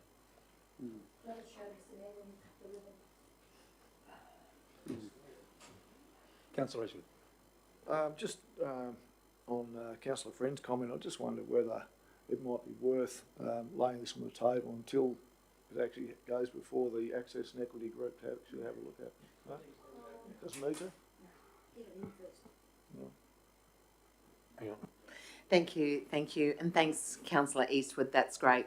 I don't think at this point, personally, laying it on the table will make any difference to actually, once we've resolved to pass this, or not resolve, but today, whatever happens, it will still be able to be taken to the Access Group to get their input on where we can begin. What's the most important access that they believe we could start on, rather, yeah. Happy with that, Mr. Mayor? Thank you. Councillor Bello. It was an observation and a question. One, the question was, Kemp Beach is not nominated. Is the elevated platform there not all abilities access? Is it a ramp or a step? I thought there was one there. I don't think that's nominated in the list as being... No, at the other end of Kemp. That's all steps, okay. It's probably good lessons learned from that one, you know, given the significant investment that went into it, and yet it doesn't actually achieve all abilities access. Yep. And had the design, you know, been cognizant of all abilities access, it probably could have achieved that. Like, you wouldn't want to build another one in a stair formation and not achieve all abilities access, given the cost that you're going into, whereas a ramp, it obviously achieves that. So yep. It's just important, perhaps, from a design perspective to be aware of that. I just wanted to pick up on point 3, is that a bit like your walking trails that get rated, you know, by degree of their difficulty. I wonder whether some of those beach accesses, whether it's too much work to actually capture them in a you know, some sort of a similar nature that, you know, so they're promoted as, you know, this is very easy, moderate, or something to that effect that would provide more information for people. Or perhaps, anyway, perhaps that's something we could leave to our engagement team. Yeah, and sort of promote that in that sort of a format. Right, councillors, I'm going to move this one. Seconded, Councillor Friend.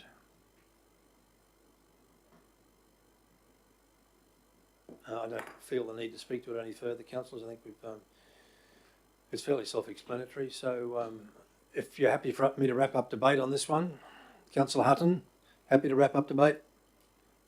Yes, thank you, Mr. Mayor. Okay. So I'm going to move from myself, seconder and Councillor Friend. All in favour?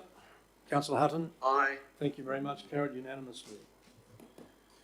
And 11:24, sponsorship consideration, 25th of April, Anzac Day 2022, for the Returned and Services League of Australia Poon Sub-Branch Incorporated.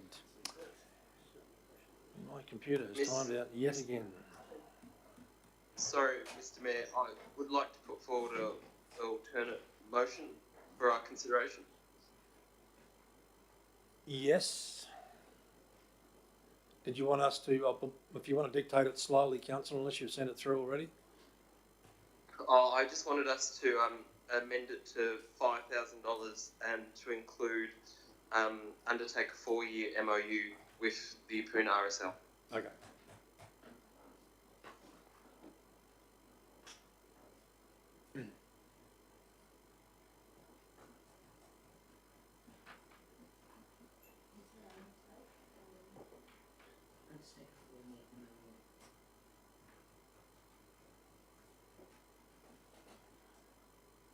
Can you see the changes as they're occurring, Councillor Hutton?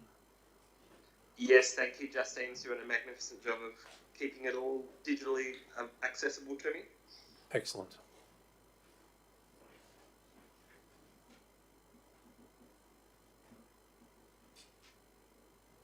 All right. So who's addressing this one? Trish, welcome to the table, Trish. Thank you.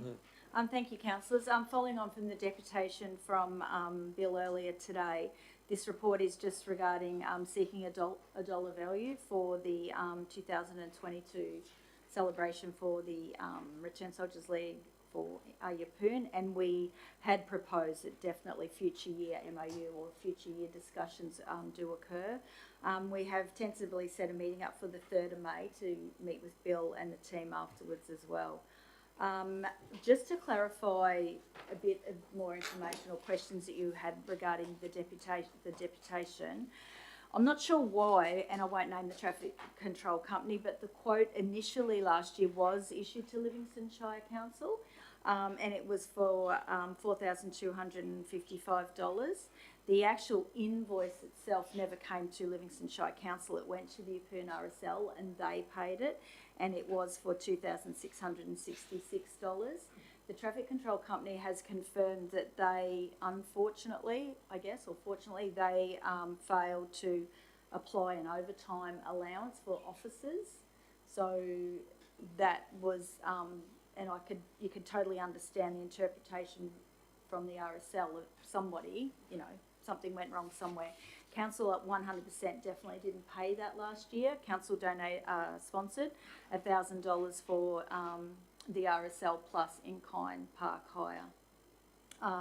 And this year, the same traffic control company have issued a quote to Yeppoon RSL for $4,465. Two officers who aren't in the room at the moment did meet with representatives of the RSL last year regarding future plans for this year. It was agreed upon that the RSL would lodge an application for 2.5.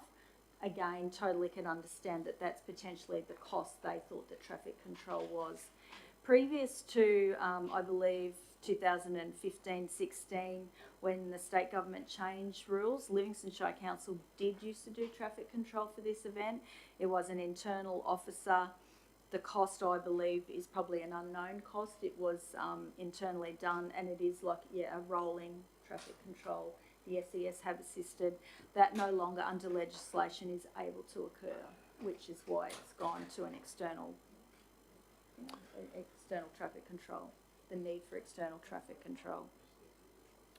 Thank you, Trish. Any questions? Councillor Friend. Yes, I have a question. Thanks, Trish. I remember all of that happening. I imagine that council's staff member who used to put the signage out was paid overtime. However, under the new state legislation of 2016, what is it that prohibits council from helping the RSL in kind with signage and allowing SES to undertake the traffic control? Well, it's a pity Michael's not here. Oh, Michael's here. Sorry. Based on my experience, I know it was also that officer used to actually write and certify the plan and then deliver the plan. So I know that there had to be a separation of duties between those two tasks. The actual physical supply of the signage itself in previous years, I know particularly 2015, we all recall Cyclone Marcia, there was a massive lack of signage, which also often occurs if council has extensive road programs on at the same time. I'm not sure whether Michael would have anything further. I think Brett's the chair recognises Mr. Bacon. Mr. Mayor, the question about the SES was one that would have to be directed to that organisation now, but I believe it has backed out of doing work on a couple of events, and I think that may be from head office or whatever the head office equivalent is for the SES, probably focusing on the fact that its core job is emergency services, not traffic control for different organisations. So that's part of that component. Another part of it would be part of the philosophy that we have taken with some sponsorship is it's easier for organisations to get a better deal, for want of a better description, from suppliers than it is for council. So And that's not meaning people see council as a soft touch. What that means is that an organisation such as the RSL or any of the community groups can go to a service provider and say, we're doing this event, can you provide a service? And by the way, could you give us a price that reflects a form of sponsorship? Whereas if council goes and says, here's the money for rubbish collection, we'll get charged what the rubbish collection is, whereas a private contractor might say, well, we'll contribute towards this event by giving you at cost or something along those lines. So that's why we went down that path as well. We're finding a number of events we're getting better deals and also therefore making their money go further and being able to put other things on as well. My other question is, after hearing Bill and Ian attend today for a deputation, is the RSL aware of this state legislative, this change in the legislation? I would believe so. Well, the way Bill spoke, it last year was his first year, so potentially not. And I know in the past, as you probably recall, there have been different presidents through there, which he touched lightly on. So I don't believe they've asked at any stage for council to conduct the service. Sorry, I'm not sure. I believe he knows that council can't deliver that service. I'm not sure on officer workload, whether that's a capacity of that team as well, but definitely the drawing and approval of the plans is 100% not a council function. Any other questions, councillors? A question I do have, picking up from Mr. Bacon's comments there, do you see any perhaps ability or benefit, say, if council was to construct something in its wording to the effect that the MOU could be established that it reimburses the RSL for the costs attributed to their traffic control, and if that equates to $1,250 or $2,250 or whatever they can negotiate, that council ultimately will be prepared to pay that, but we give them the opportunity, perhaps to deliver on that cost saving through an entity like the RSL. Is that something that council could facilitate? Through the chair, the short answer is yes, it could. I guess there's risks both ways with that one. If council decides to give a flat contribution, then we know what it is, and that's what it is. And if in this case the RSL gets a better deal, then I guess they can then use that money for other components of the day. If you go the other direction and say, well, we'll pay you what the cost is, in some ways you're exposing yourself to the risk of not the RSL, but a contractor saying, oh, well, we'll charge you $5,500 this year, we'll charge you $6,000 next year, knowing full well that just gets passed straight onto council. So I guess you'd hope that doesn't happen, but there is that potential there. Whereas if you say, we'll give you a flat number, we know no matter what they deliver, that's what it is to us. And if they manage to do it cheaper, then I guess that's good luck to the organisation. If they don't do it as cheaply, then I guess that's the risk to them. Thank you. Can I just add to that? If we just put a thing on a cap of 5,000, then at least then it's not going to go above that. And we're already looking at 5 now. From a budgeting point of view, it's actually tidier, I guess, as well. No disrespect, Councillor Valley. Councillor Hutton, any questions of the officers? No, thank you. I do think that what Councillor Bello has said has got some merit, and I think that maybe we can amend the wording to, rather than excluding the $5,000, if we say that council resolves to pay for the traffic management processes annually up to $5,000, that way we've got the benefit of both way.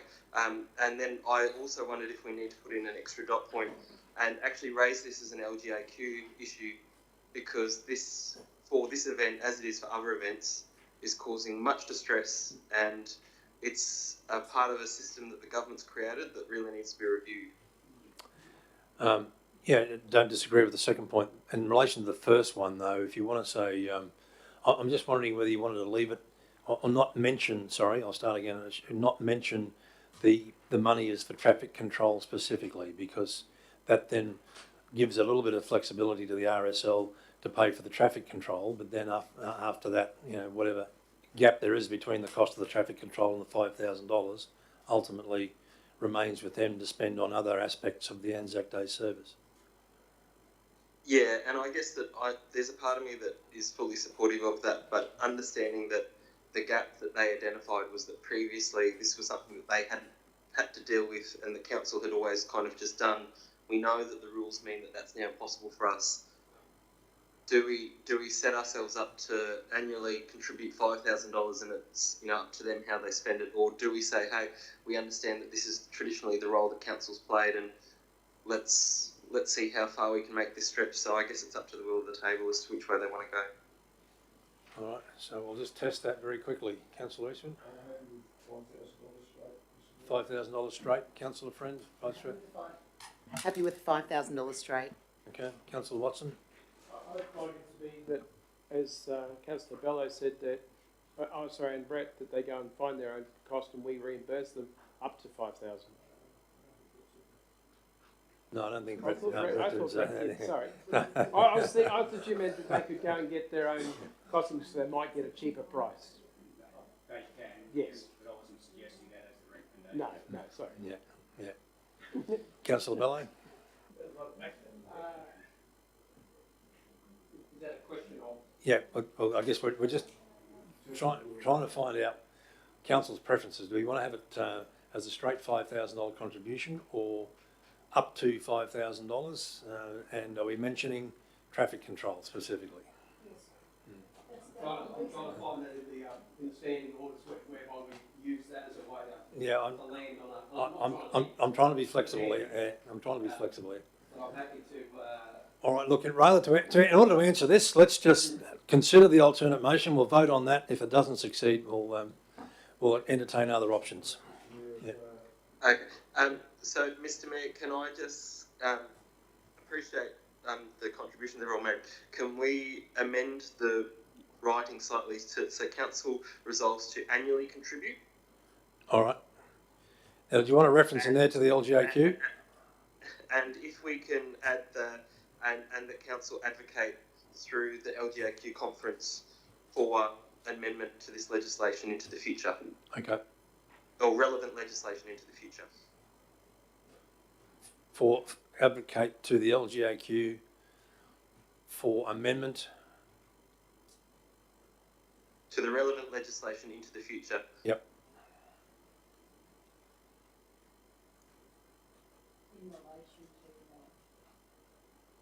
Into the future.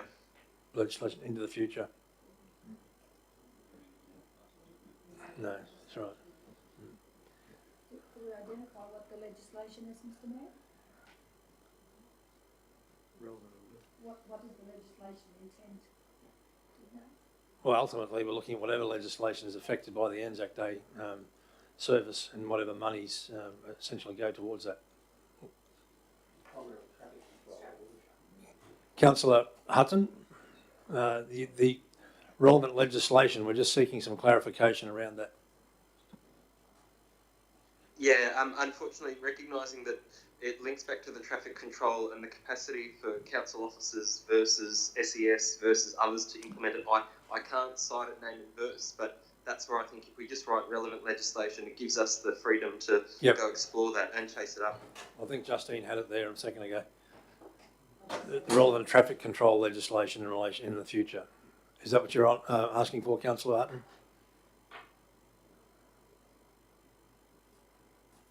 Council advocate to the LGAQ for amendment to relevant legislation in relation to traffic control arrangements into the future. All right. And that gives the freedom, because I can let you know that other events, like, you know, the poor people at the caves, when they have their fair in the square, in the past they used to be able to just do it. Now they have to get a road closure permit and all sorts of things as well. So it's multiple events that face this same challenge. Indeed. All right, thank you. So, councillors, we clear on the recommendation? Yes, Mr. Mayor. All right. So, Justine, can we just scroll up for a sec? So, it reads that one, council resolves to annually contribute $5,000 to the Returns and Services League of Australia.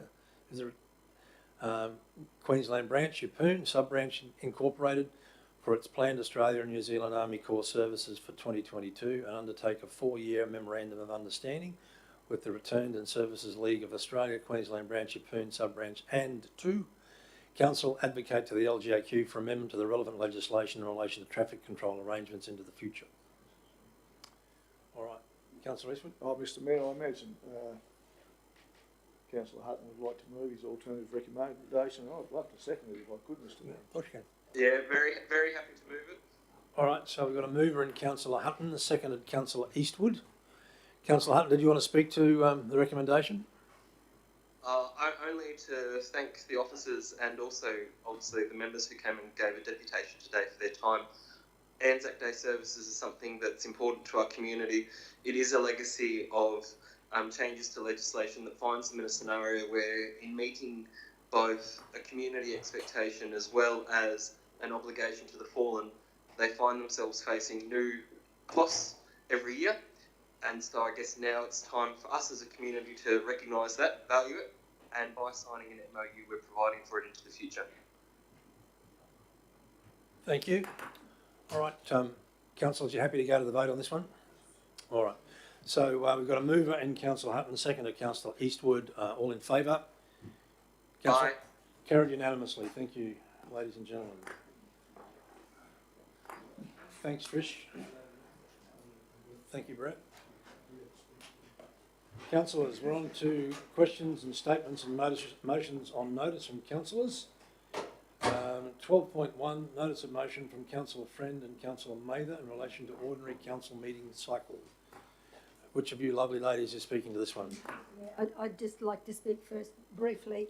To clarify that mine is a little different to Councillor Friend, but mine was to move the motion, go to this motion for 2 meetings a month, go to the briefing session to discuss that.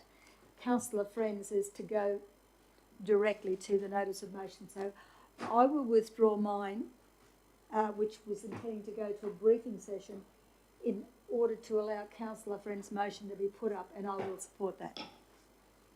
So you're withdrawing your notice of motion? Yes, Councillor Mr Mayor, because it was meant to go to a briefing session. But that's okay, the girls did a good job. All right. But Councillor Friend was on the same track as myself. We just didn't meet at the same junction, but our intentions remain the same. All right, thank you. Councillor Friend, would you like to speak to your notice of motion then? Thank you, Mr Mayor and fellow members. I'm just going to read what I've placed in my notice of motion, that Council resolved to change the monthly council meetings to fortnightly, and the background that I've really looked at and thought about long and hard. It says currently the Livingstone Shire Council ordinary meetings are convened monthly. At the commencement of this tenure, it was resolved to change these meetings from fortnightly to monthly. After 2 years, it appears that Council has an unusual amount of special meetings. There were 5 special meetings in 2020 when we came to office on from the 9th of April, 10 in 2021, and so far this year in 2022 we've had 2 already, and we're only in the 3rd month of this calendar year. And this to me is an extraordinary high count of special meetings. The possibility is that all of these special meetings, the possibility is I'm concerned about reputational damage, but also reverting back to fortnightly council meetings and briefing sessions would negate the need for so many special meetings. Indeed, the general business of council would flow in a regular cycle, so that council business such as development applications, policies and other would not be held up awaiting a month before the decision is made. I truly believe that the volume of administration requirements should equate to the same amount of time and effort. However, it will just be split over the fortnightly instead of monthly. I mean, in our last special meeting, I asked a fellow councillor, why did you feel that you need to have a special meeting? And the fellow councillor actually said, because we'd have to wait the whole month to get this onto the agenda. For me, it would be quicker meetings, shorter meetings, and that we would be able to concentrate on what was in the actual agenda rather than having these very long days. And sometimes in this last 2 years, they've spread out to 6:30 p.m. We have put in a lot of effort. We have certainly worked very hard on these monthly meetings, but for me, fortnightly meetings would mean shorter meetings, more concise meetings. Things wouldn't be left waiting for the next month for resolution, and we would have less special meetings. I commend this to the table. Thank you, Councillor Friend. So you're moving this one? Yes, sir. Can I get a seconder, please? Councillor Mather? Okay, so Councillor Friend has spoken to. Councillors, I'm going to speak against this one. The good councillor made a very eloquent statement about the number of special meetings we've had in the last couple of years, and she's absolutely right. That is the correct number. But bearing in mind, a number of those were budget meetings, special budget meetings, and we also had a number of special meetings to deal with legacy issues within this council, not the least of which was dismissal of former CEO and the appointment of the current CEO. My experience with more regular meetings is that they're not necessarily going to be shorter. In fact, in other councils where I've worked, there have been 2 meetings a month. They've been equally as long as some of the meetings that have been held once a month. So it's just not simply a case of saying because we have more meetings they're necessarily going to be shorter, and our time is going to be more frugal, I suppose.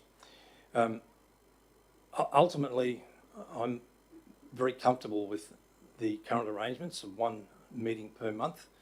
Simply, even if they're long days, it's 1 day out of our timetable, and for me that then frees me up to do lots of other things for the rest of the month. Secondly, I just wonder though, and speaking with the CEO, if we're going to have 2 council meetings a month, does that mean we also have 2 briefing sessions per month, in which case every Tuesday of every month is going to be tied up? And again, that sort of brings me to the question in my own mind, is there other things that I really could and should be doing, not diminishing the significance and importance of council meetings. But it just, from me, based on those particular views, I won't be supporting it. Anyone wishing to speak for the notice of motion? Councillor Mather? Thank you, Mr. Mayor. I think Councillor Friend has done it quite eloquently. I think I've tried everything over the years. We used to have a full 1-day general meeting and a full planning day the next meeting.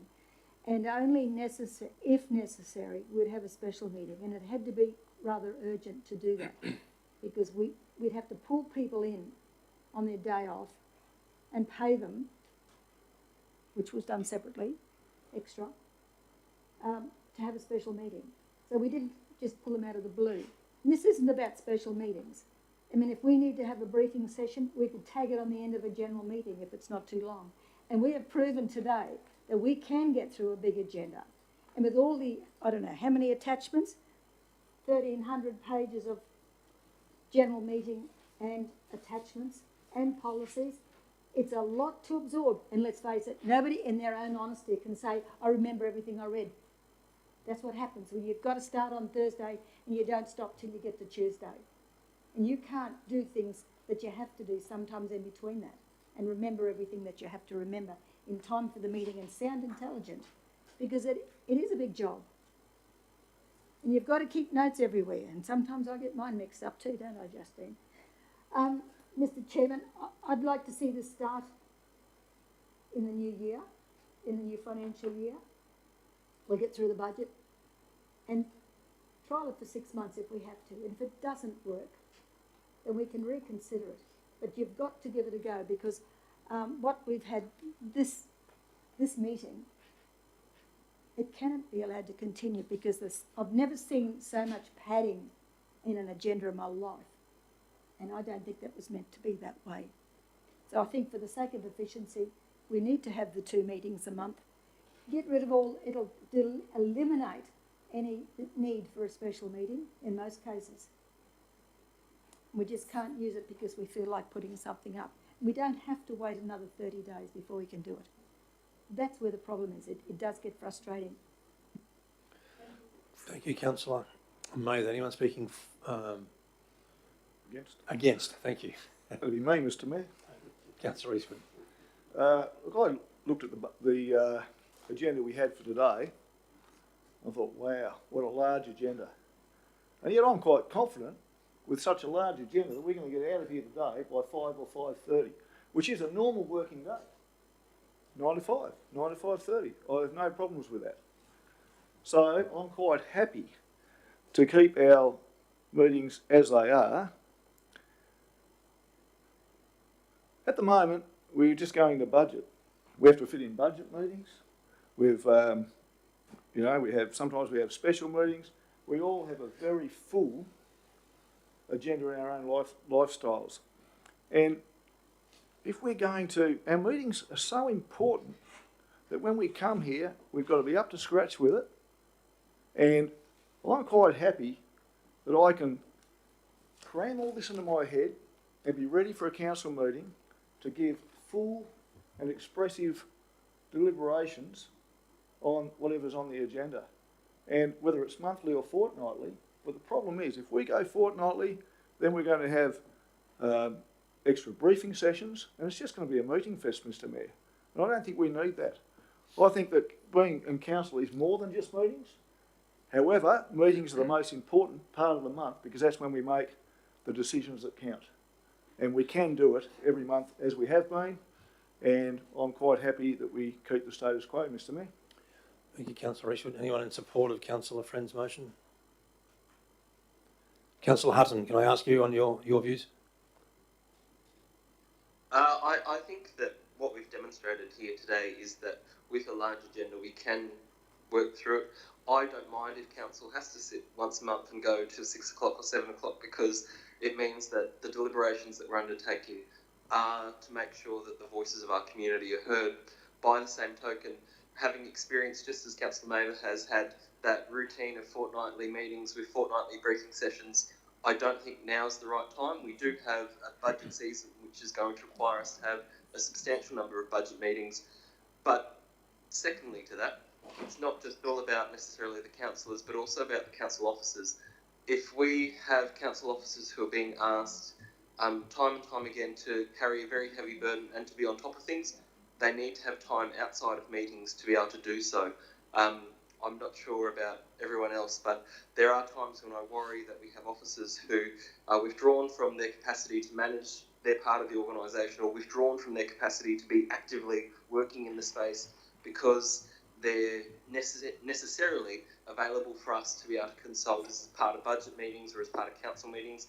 And I think for the purposes of our community, one meeting a month, I wasn't a huge fan when we first started it, but have found that I've got to more P&C meetings, I've got to more club visits of different clubs because I've got that more capacity and availability due to we're trying to condense and consolidate our meetings so that the voices of the community are heard, not just in the council meetings, but across community events across the Shire. Thank you, Councillor Hutton. Look, I'm just going to open the floor now, Councillor. Councillor Watson. I've just got a suggestion. You know, this being such a big agenda, is there a possibility that the CEO looks at what's coming in and then says, all right, let's prioritise what has to be done and hold off so we don't have those bigger agendas? Is that something that can be done? That can follow on to the next month, say? Happens every agenda, Mr Mayor, fairly routinely. In fact, we pushed a few items back to the April meeting from this agenda. As people have observed, yes, it's a large number of things. It is a massive volume of paper. However, we're doing a pretty good time. I'm just thinking about the amount of information that we've had to read over the last few days. And there has been an unusually high number of development applications this meeting, which are time critical, as we know. We normally have 1 or 2 today. We had 6 or 7. Yeah, no, I agree. And to a certain extent, it's really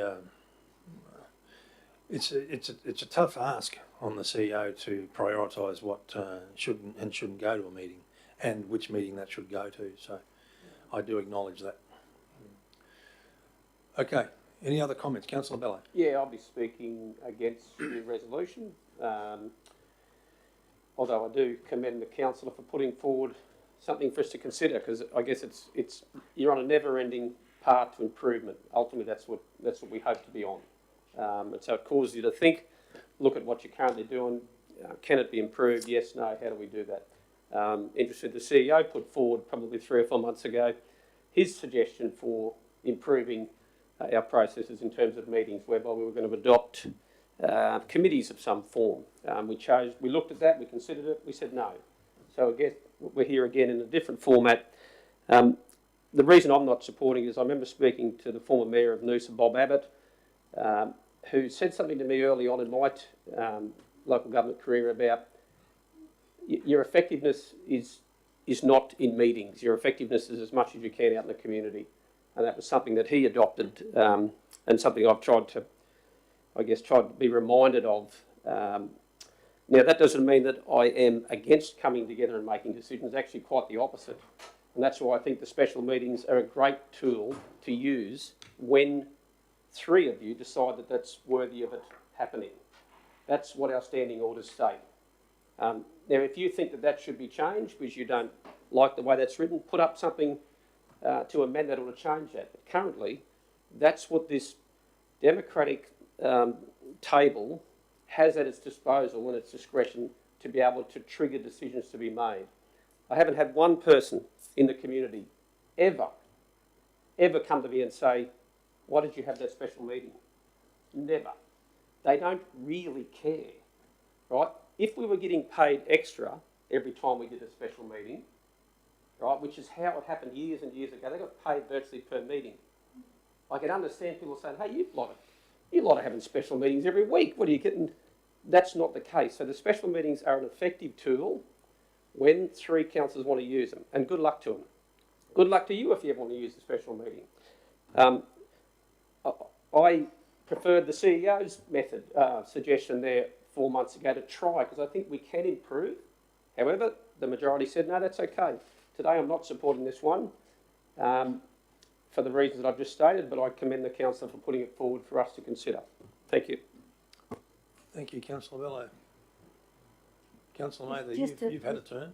I've had a turn. Yes, so that you can't have a second go, Councillor. I just wanted to remind the CEO that he did put up a proposal going back a few months ago for us to consider the introduction of statutory committees. Yes, I know, Councillor, but Okay. yeah. I'm giving you a bit of latitude here, but not too much, Councillor. I appreciate that, but I'd like to, later, I'd like Councillor Eastwood to explain to me what he thinks a normal working day is. We'll come back to that. Well, yeah, I think that's a little bit ultra-virus to this conversation. Yeah, I'd tread very carefully, Councillor Mather. All right, we've got a mover and Councillor Friend. I'm going to wrap up debate on this one now. Councillor Friend, did you want to speak to the motion finally? Yes, I do. Thank you very much, Mr Mayor, and thank you, fellow councillors. All of your comments are taken on board. Councillor Bello, I really appreciate your comments. Nothing was mentioned in relation to 3 councillors signing for a special meeting, because that is every councillor's democratic right, and every councillor should be able to undertake that according to standing orders. So that was not mentioned. What was mentioned was the amount of special meetings in the last 2 years. So nothing to do with the special meeting that yourself and 2 others had called at all, because that is your right, and I agree with that. And I think that it's fine to do. It's the amount of special meetings that I was taking into consideration over the last 2 years. And within those 2 years, I imagine that that was the first one that you've signed to have. Second one? How many meetings did you sign to have, special meetings? Well, yes. So at this stage, I do think that trialling these things is important, and perhaps we can maybe one day discuss this at a later date. I commend it to the table. Thank you, Councillor Friend. So we're wrapping up debate. Got a mover in Councillor Friend, a seconder in Councillor Mather. Those in favour, noting Councillor Friend and Councillor Mather's hands go up. Those against, Councillor Hutton? Aye. Aye as in you support, or aye as in nay? Nay. As in nay, sorry. Nay, right, okay. So the motion is lost. 12-2. Notice a motion from Councillor Mather in relation to Mona Vale Road. Yes, Mr. Mayor. May I say, members, that it's with regret that I've had to put so many notices in. I don't usually make this a habit, but I regret having to do this many, but they are all important in their own right, and I hope members appreciate what I'm trying to tell them, because I have been to these places, I know what their circumstance is, and felt the need to put it in paper because they just need to be done. The Mona Vale Road is a road in the far north near Marlborough, and it comes up Atkinson's Road, and it wasn't long ago that Atkinson's Road was brought to my attention, and I said to our director, you need to go and have a look at that because it needs a gravel resheet for 10 kilometres. It's in such bad state. It went up, and next thing I know, it got a resheet. It was needed. It was a long way away, and nobody really sort of gave it a lot of thought. Coming off Atkinson's Road, it's about 26 kilometres long, by the way. Coming off that is Mona Vale Road. All go to rural productions, hay trucks, cattle, you name it. And it's another one that's got, in part, the same type of circumstance as Atkinson's Road. And I have asked, and I've asked, and it still hasn't been done. So I'm forced to the position that I have to, and I was told, if you can't get things done, put it in writing and get it to the table. Well, that's what I'm doing. So only part of Mona Vale Road, but the roads, the sub-base coming through is so bad, it's tearing tyres. People have had enough. They're not complaining, they've given up on us. That's really what happens. And I don't like to see that, because I'm sure that we do care about them. Coming off Mona Vale, there's another little road, and there's only a small section of that that just needs a touch-up when they're down that way. And that's what this is all about, Mr. Mayor. And I shouldn't have to be telling the officers to do these things, but clearly it's not a priority.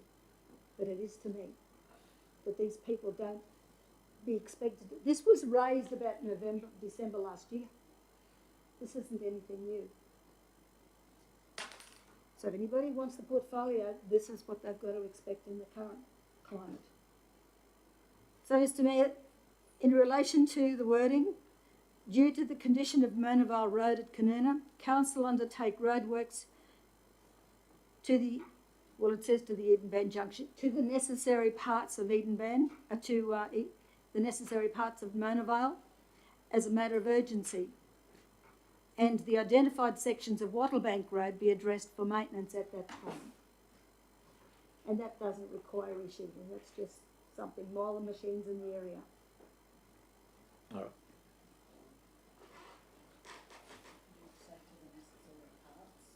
Yes, to the necessary parts of this Wattlebank Road. Just getting the wording right. So you've completed your presentation, Councillor Mather? On that one, Mr. Mayor, thank you. Right. Questions of Councillor Mather? Councillor Eastwood? My question, Mr. Mayor, is I would find it very hard to vote on something like this without an officer's report into the state of the road. I know we've got some good pictures there, but I just find it really hard to make a decision based on that. Indeed, Councillor Friend? Yes, thank you. My question is not for Councillor Mather, but it is for Mr. Creederman, who's sitting in the room with us. There is an officer's report attached to this. The IRI reading is 5.5 in this particular report for Mona Vale Road. Was this an average in all the areas along the road, or was it in certain areas?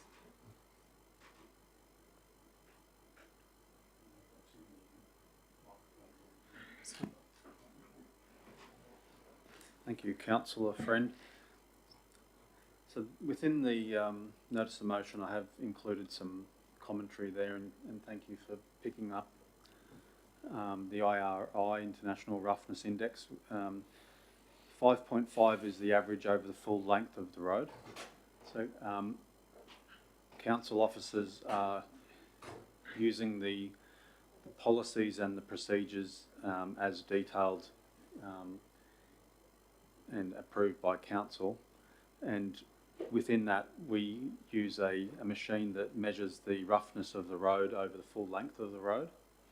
So in the past 18 months we have provided council with some commentary and workshopped a number of times now, I think 2 that I've been here, where we have discussed that measure and whether it's one average over the full length of the road or whether it's broken down into segments, even as low as 100 metre segments. But the current policy of council is that it's an average over the full length of the road, and it's you can see within the commentary there, it has deteriorated between sort of September when we first did the readings through to January, but that's always the case with a road over time. But the average is across the full length of the road. Thank you, Mr. Creederman, and I appreciate you advising about the International Roughness Index of the road.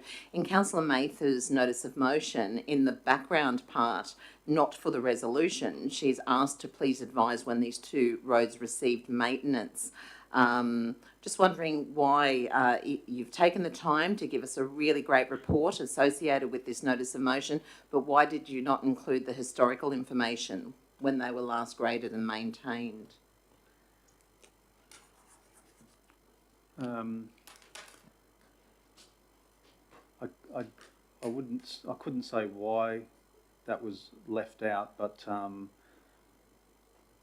when we look at the road, we look at the condition at the time. So the condition can change today and tomorrow depending if there's a storm or heavy traffic and all sorts of things. So we've taken a reading of the current road conditions, and then within the commentary here I've included some general principles from our policy and from our maintenance schedule about how often we might need to grade these roads, and typically 18 months to 24 months. So I didn't include when we last graded it because we've got a current measure of the condition of the road, so it's as of when the condition's been done. So it's sort of it's history, I guess, in a simple word. Yeah. Thank you, Mr. Creederman. I'll second this, Mr. Mayor. Beg your pardon, Councillor? Sorry? I'll second this, Mr. Mayor. Okay, thank you. Any other question, Councillor Bello? I guess it's a question to Michael, but perhaps also to the mover. It nominates here that the road is identified for improvements between possibly May and November of 2022. Is that, I interpret that correctly? That's correct. And given that May is, what are we now, mid-March? So I'm just wondering if there was perhaps the ability to commit to doing that in May as opposed to November. Would that satisfy the councillor putting it forward so that it sort of works in with your, previously nominated scheduling, but rather than you being there tomorrow, but May, is that doable, or is that not something you can answer on the spot? And I guess if Councillor Mather's not prepared to entertain it, doesn't really matter, but I'm just putting it there for consideration.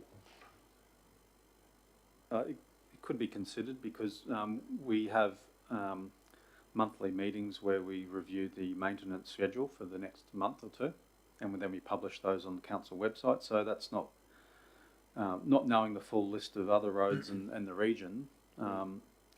But the reason why I put that information in there is because we run a maintenance management program which I think I've passed through to councillors in the last few months. It's quite a detailed spreadsheet which does have some information around the class of the road and the gravel coverage and when it was last graded, and then we predict when the next round of grading is required on that road. And as I mentioned here, can vary depending on the class of the road, so 18 months for class 75 road.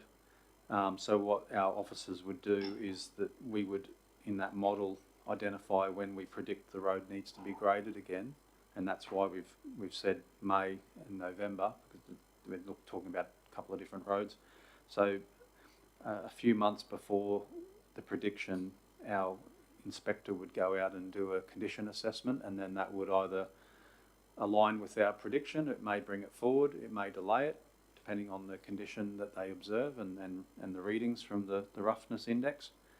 So that's how we currently do it. We also take requests and we do condition assessments from the community and from Councillor Mather's input as well. So in this case, if it was decided by the table to program it for May, then that's what we would do. We've got the best part of 4 to 6 weeks to program that and make sure that our program is efficient and effective. Yeah. If I could, one follow-up question, Mr. Chairman, as opposed to if the table decided that it wants to activate this resolution, what does that look like in terms of time frame? As a matter of urgency, how does that help inform you as to when to do it? Like, is that open for interpretation? And how is it not, I guess, is what I'm trying to help inform the officers. What does that actually mean? And is May potentially not reflective of urgent, but gee, it's certainly putting it at the front of the queue in that within your previously identified maintenance schedule. So if it is, if we have a resolution which says that to do it as soon as possible, that is up to us to interpret. As soon as possible, maybe when our machines are in the area, in a genuine attempt to get there quickly, we might stop other roads from being graded which are in need of maintenance. So without knowing the full list of all the program that we've drafted for this month and next month, and understanding all the roughness index, and we've only got so many resources. We could go to the market and ask a contractor to do it for us. We could use our own crews and squeeze it in, or we could have to delay another high need project. I wouldn't mind just making the point that the program is based on our policies, which the intervention level, as we know, is 7. We haven't reached that yet. So from the point of view of urgency and timeliness, we're still between 3 and sort of 6 months ahead of where we believe the road condition is requiring maintenance. I've put at the end of that officer comments that after this was raised by officers, I went out and had a drive of the road myself, and I do acknowledge that there are some rough sections, but it's within our intervention and it's within our policy and road gravel coverage. And I also observed not in a four-wheel drive, I went in a two-wheel drive, that I was able to continue driving over the rougher sections at 50 kilometres per hour. So I didn't feel that was unsafe or untoward to require the road to be brought forward in our program based on other needs and our policy direction and so on. Thank you. Any other questions, councillors? All right, so we've got a mover in Councillor Mather, a seconder in Councillor Friend. So we'll go into debate on this one now, councillors. Councillor Mather, do you want to speak to your report any further? Anybody else would like to speak to the last question, Mr. Mayor? I'm going to make a comment in a minute, councillor. I'm giving you the opportunity to introduce it. Just talk to your report if you wanted to do that. Thank you. Well, Mr. Mayor, I thank Michael for his comments and explanations. He hasn't got it though. He hasn't got the concept that I'm looking at. The roughness meter, it should be buried, because we've got a road, let's just say any road. It could be 20 kilometres long and 10 kilometres of it are pretty bad. That's the 10 kilometres you need to look at and say, is it near as 7, or is it a 7, or is it more than a 7? Yes, we need to send somebody in to fix it, or do it next week or the week after, but soon. But what we do, we look at the whole road, and the rest of it could be quite perfect, and we get an average which whittles that rough part right down, because you're looking at the whole road as an average, and the rest of the road's all right. It's like diluting milk. You've only got half the real picture. So that's why the roughness meter is misleading. They might say it's international, but it's misleading. I mean, as Michael says, he drove along the road with two-wheel drive for 50 kilometres. Try that 2 times a day, every day. How many tyres are going there? You don't know about that. This road goes to Weedon Van Weir. So there is other traffic on that road as well. What we need is a bus trip, Mr Mayor, so people can actually see what roads we're talking about, where they are. Most of the roads they probably wouldn't know where they are because they don't have to go there and have a look. I do.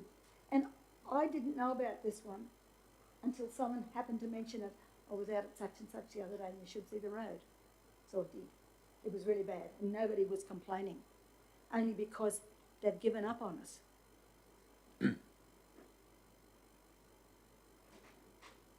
And as for a list of other roads, yes, there are a list of other roads that need doing at the same time, because they all seem to be falling behind. We're going backwards on our road system as I see it.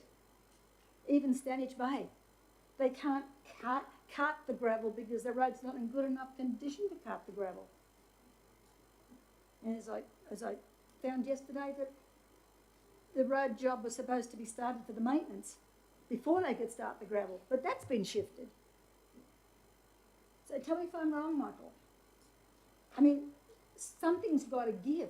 They all can't be falling behind. We have had good weather. We've had a little bit of rain. It's not enough to destroy them. When we're looking at, for instance, resheets now, I found out today, one of the resheets is going on a section of road that doesn't need a resheet. And the rest of the roads, most of the rest of the road's pretty awful. Pretty awful. And it's just like the Motorvale Road in sections. It's as rough as hell. And all the sub-base comes, you're right back to base. You've lost your gravel. And this is what we're dealing with. And this is what a lot of our roads are doing. And this one's no different. But it's important that our officers understand what the people are going through and how long they have to wait for help, because it's not coming. And I'm just the bunny in the middle, trying to explain to the officers what's happening out there. And they say, oh, we've got to rely on the rough meter. Well, the rough meter's not telling you the truth anyway. So it becomes a real worry for all of us. It should be a real worry for all of us. And I think I'm just grateful that our director has been out there. He did that to Edenban. I was very grateful and had a look and said, this needs rocks again, sub-base. Motorvale, sub-base. Stanage Bay, sub-base. Anglewood, sub-base. Wherever I look, Glen Prairie, sub-base. Studley Road, sub-base. That's what we've got. Why am I running all over town, taking pictures and sending them in if no one's taking any notice of them? All I'm asking is, we need help. We, the rural people, need help. And I know our officers got a difficult job, and I'm happy to work with them. Happy to work with them. You've got a minute, Councillor Mather. I don't need it, Mr Mayor. Thank you. Okay. All right. Is anyone speaking against the notice of motion? Chairman, I am going to speak against it, but I'm also going to flag a foreshadowed motion that in the event that this one's lost, that this road gets nominated in May, so that it's first cab off the rank in the nominated maintenance regime that has been identified from May to November. That's what I'm prepared to do, so otherwise I'll be speaking against it. Thank you. Noted that one. Anyone speaking for? Councillor Hutton, did you, are you speaking for or against? I would like to, I'm going to follow along on terms of the alternate motion, I think. All right, okay, we'll come back to you in that case. Councillors, I'm going to support Councillor Mather in my vote for this one, but it's a one-off in the sense that I would be very, very concerned if this was going to be an ongoing pattern of how rural road maintenance is organised in this Shire.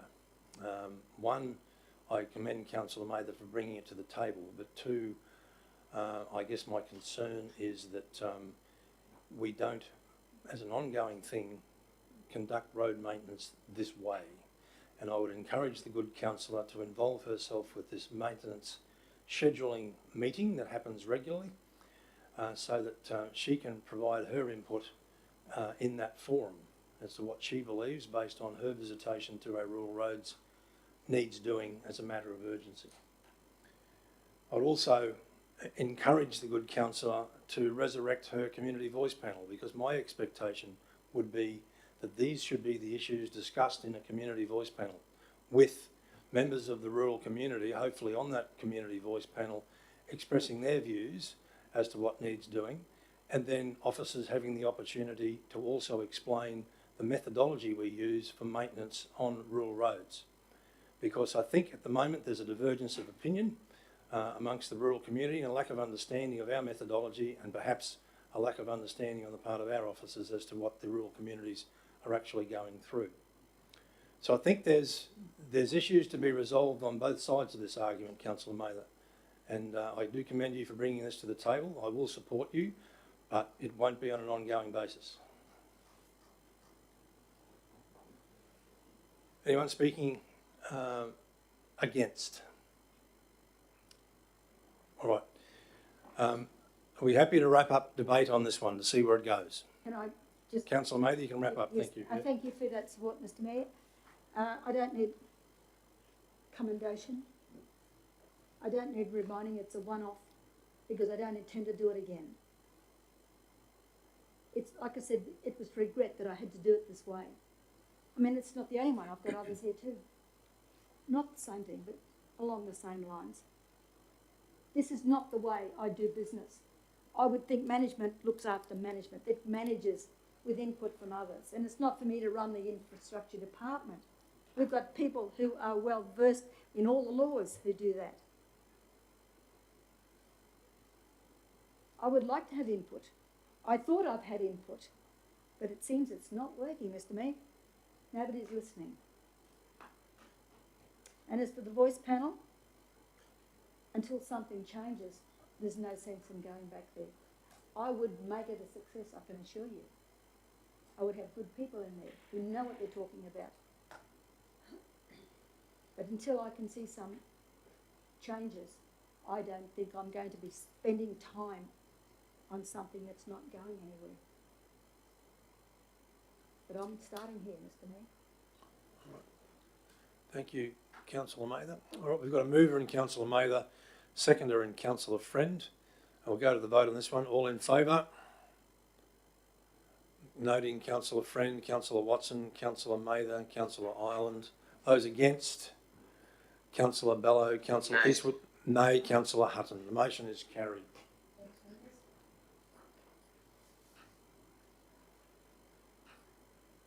All right, 12.3 is another notice of motion from Councillor Mather in relation to the Malara intersection. Councillor Mather, would you like to speak to this one? Yes, thank you, Mr Mayor. I'll be brief on this one, and you're familiar with this one, I know. Malara Road intersects with the Yeppoon Highway at two sections. It's the western section that's the bone of contention. Since, I think it's at Christmas, certainly this year, within a couple of months there were two accidents there. One involved a school bus and another vehicle. The school bus wasn't in the wrong. The one behind the bus wasn't preparing for the bus to turn, which he had a legal right to do. That's why it's dangerous. It was a couple of months later there were two more vehicles, both write-offs. same intersection, exactly the same problem, just a repeat. And the first respondent for the first accident had already written to TMR and lodged concerns, written to the minister, lodged concerns, and the local member. So this is what the mayor and I think we've spoken to TMR on this one as well, didn't we? Yes, we did too. The mayor was very much involved because he went out there and found that you couldn't even get a O connection. So there were a number of issues there that involved this intersection. I've had a look at it, the mayor's had a look at it, and it can be fixed, but the road isn't going to be upgraded at that point at this moment. And I don't know if it's going to be upgraded at all at that intersection. But it needs to be. I've put it to TMR and she's taken it on board twice. Because of the time delay in getting anything done there, I was going to suggest, and I have suggested, that she can have an interim remedy, and that's coming out of Malara, coming out left turn, coming in left turn. If you can picture that. That would alleviate it for now, and that needs to be signed.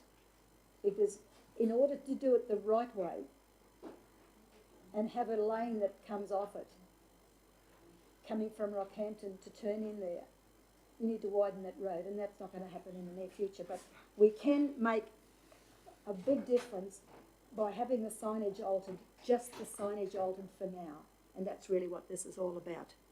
It's being able to remedy the situation at the least possible cost for the most possible people.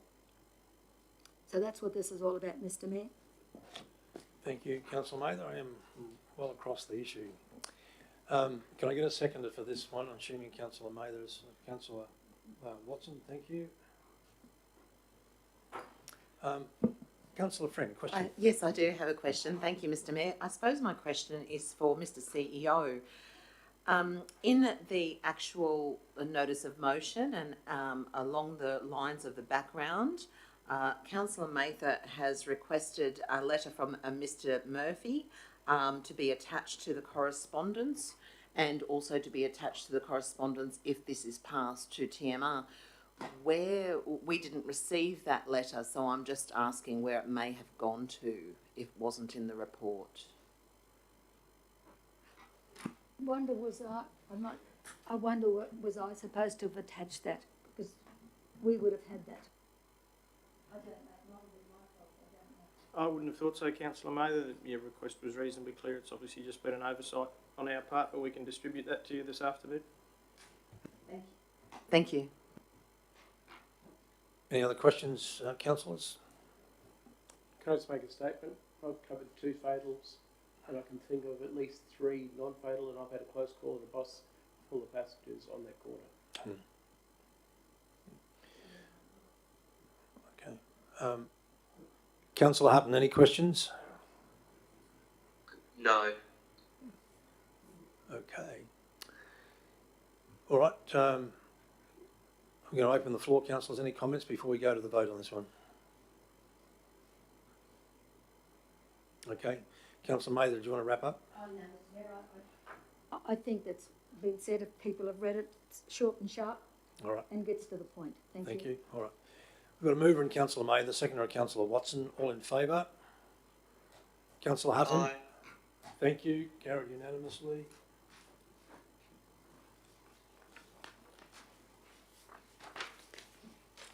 (12.4) Councillors, notice of motion from Councillor Mather again in relation to an independent roads assessor. Yes. Councillor Mather, you're moving this one. Yes, please, Mr. Mayor. Can I get a seconder, please? Councillor Watson. Thank you. Councillor Mather, the floor is yours. Yes, thank you, Mr. Mayor. I don't expect this would happen before budget, Mr. Mayor, because what I'd like to see happen is to an independent person, other than ourselves, to assess some of our strategic roads, not all of our roads, certainly rural roads, because, like I said before, I believe they're going backwards, and we need somebody outside of our organisation to say, look, this is our opinion, this is my opinion, that these roads need A, B and C, which is probably gravel all the way. I don't ask for gravel on all of our roads. Most of our roads need some gravel at some time, and over a period of time, I hope some roads get some gravel, but it's not always the case. And there's a lot of soft material out there, there's a lot of black soil out there, there's a lot of potholes out there with not much to bind them when they get filled. So I need someone independent, we need someone independent for a short period of time to do an assessment of identified roads, so that we can come back with a fresh slate and say, look, this is what we think has happened, this is what you need. And at least we'll have some starting point. Councillor Watson, you got a question? I've got a question. Well, can I just cover the question first? I have a question, Councillor Mather. If the recommendation is supported and it gets up and an independent assessor is appointed, does the work and comes back with a report to council that says to you the way things are currently operating are satisfactory and according to the necessary standards, are you going to be satisfied with that outcome? Well, that's not the question. I mean, are you going to be satisfied in the sense of, well, ultimately, it is what it is. If we have somebody qualified, competent and available, yes. Well, we could argue we have qualified and competent people on staff, Councillor Mather, but what I'm just reinforcing is that if we have somebody independent do this assessment, you are going to have to be satisfied with the outcome. Councillor Watson. So, in thinking your way, we've done this sort of thing before from what I can read. By the time we're able to act on these roads, it's 12 months later. Is there a way we can break it up into sections, so we do this section now, and then we assess that, and we break on this section, so that we're not getting what it's like on January 1, but we can't act on it until January 1 the following year? Is there any way we can break it up so we're not doing it all in one lump sum? And that's an excellent question, because it goes to the heart of road maintenance issues, because you can assess a particular road today, but in 3 months' time it has a completely different profile. I'm sorry, I didn't want to... No, I'm done. I'm done.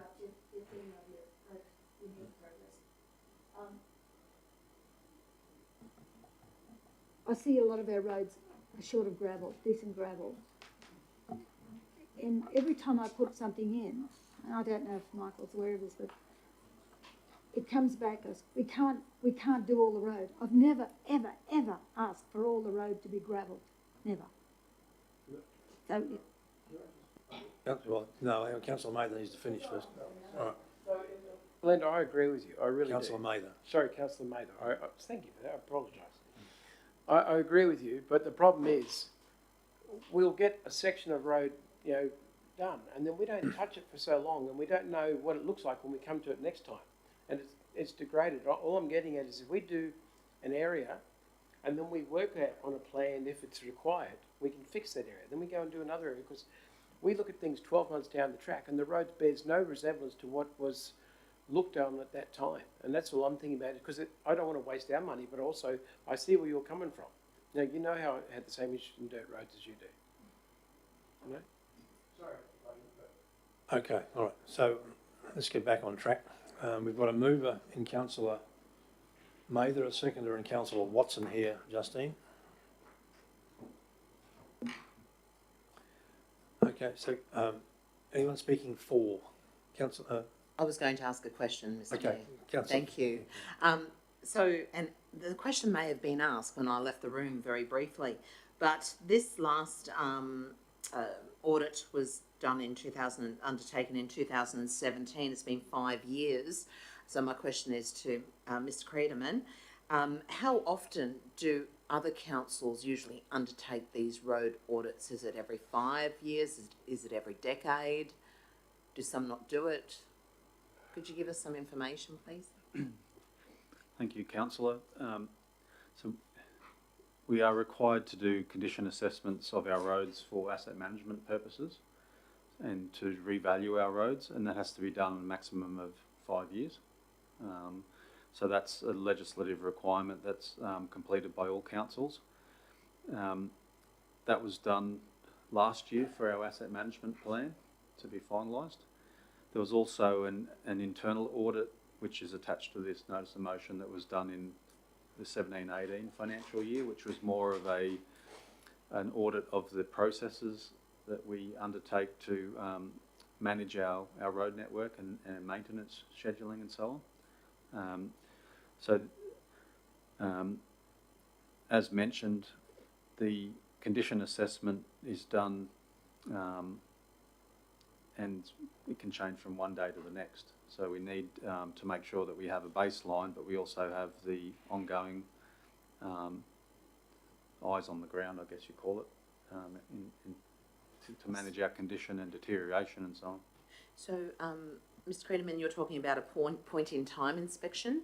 Is that so? And these are done weekly or?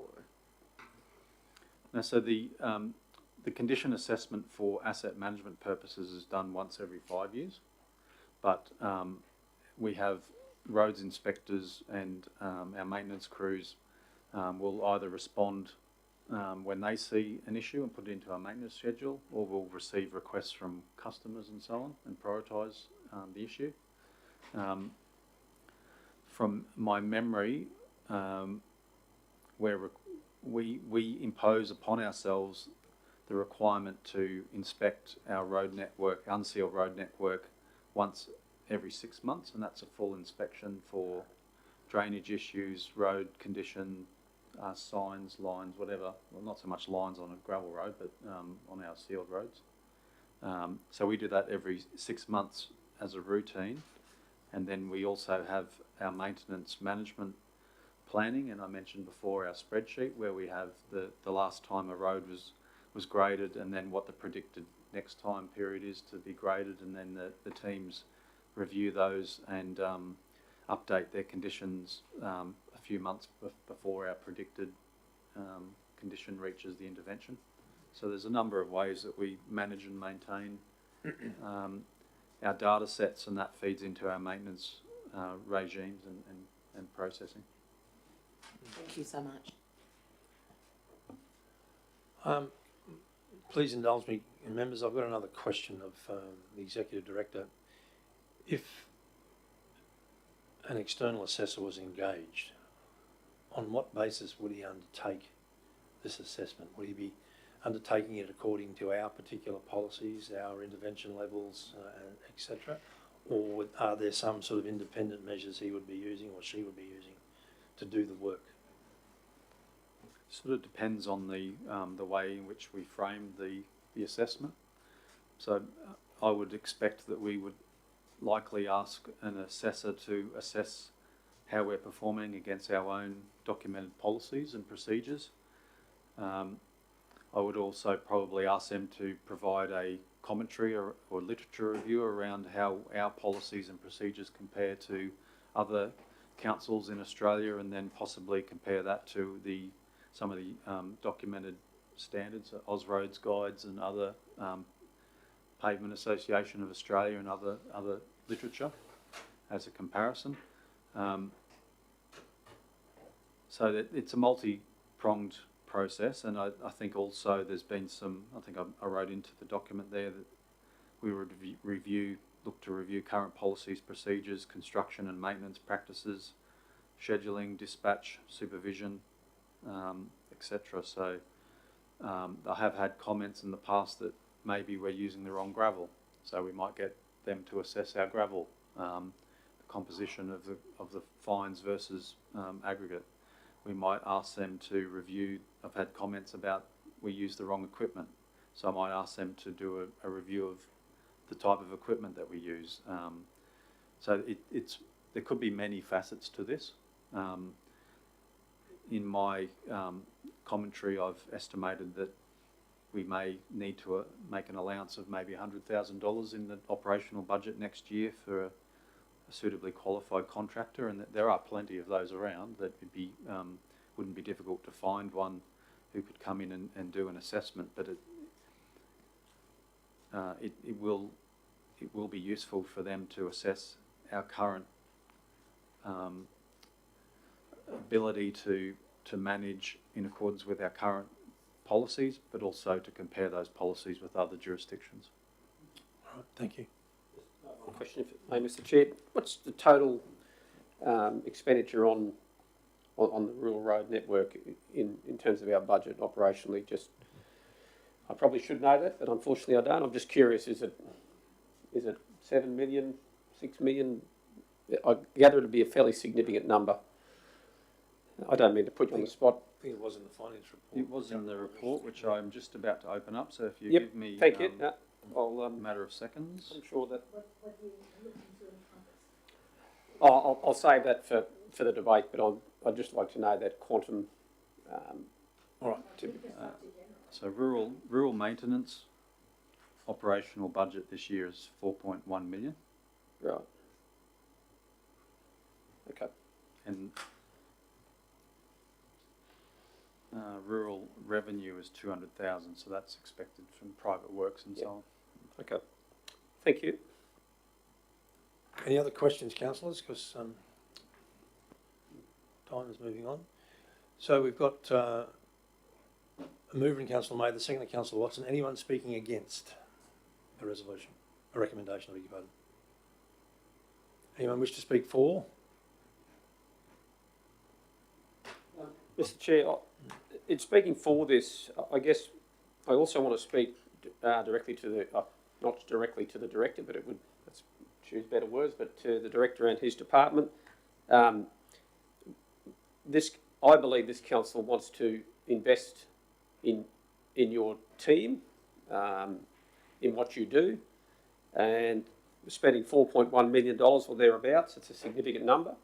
All of us know that we always have the ability to improve. So I see in supporting this money is helping your team be the best that they can. And that's where my support is based on that premise. And on that, I'm comfortable with support, and I hope that you'd pass on to your team that that there is an attitude of wanting to support the team in what they do and to do the best job they can. And the results of this finding will only help in that process, I hope. So that's where I'll sit with it. Thank you. All right. Anyone speaking against?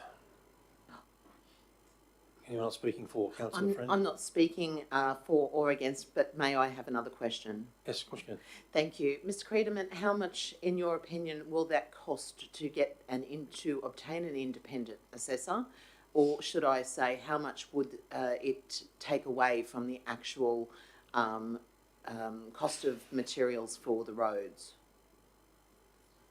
Thank you, Councillor. My estimate is $100,000 in operational budget if this is accepted for next year. And $100,000 represents around 20 kilometres of maintenance. So it's about $5,000 a kilometre for a gravel maintenance. And I must add, we do have about 800 odd kilometres of road. So Was that the question you asked, Councillor Friend? Yes, it was, Okay, Mr. Mayor. Yes. I must have been confused. All right. Anyone speaking for? All right. Well, Councillor Hutton, any comments before we go to the vote? I think that this is a matter where it's not something that you could do every day, and it's not something that we should be looking at doing more than once in a decade. But we've had on multiple occasions now advice come back from officers and come back from community that doesn't align in terms of whether our practices are best practice, which we've repeatedly sought to develop our policies and sought to develop our budget principles around, making sure that we are getting the best value for money in terms of our maintenance program, the best value for money in terms of our asset management. It is healthy to have someone come in and check and to help, but a key thing is that we must ensure the councillors are engaged in this process, the community is engaged in this process, and when the process comes to an end, as the Mayor has said, that all parties accept the feedback, the recommendations, whatever may come. This is only a valuable process and worth the effort, recognising, as Councillor Friend alluded to, that this will have money that will be withdrawn from being spent on roads to undertake this. It's only a valuable process if at the end of the day we can learn from it, grow from it, and move forward from it. If nothing changes, we will have just held 20 kilometres that could have been done unsealed or unlooked after. So, yeah, it's an investment, but it's an investment that if we're committed to, it can be a positive for the organisation and community. Thank you, Councillor Hutton.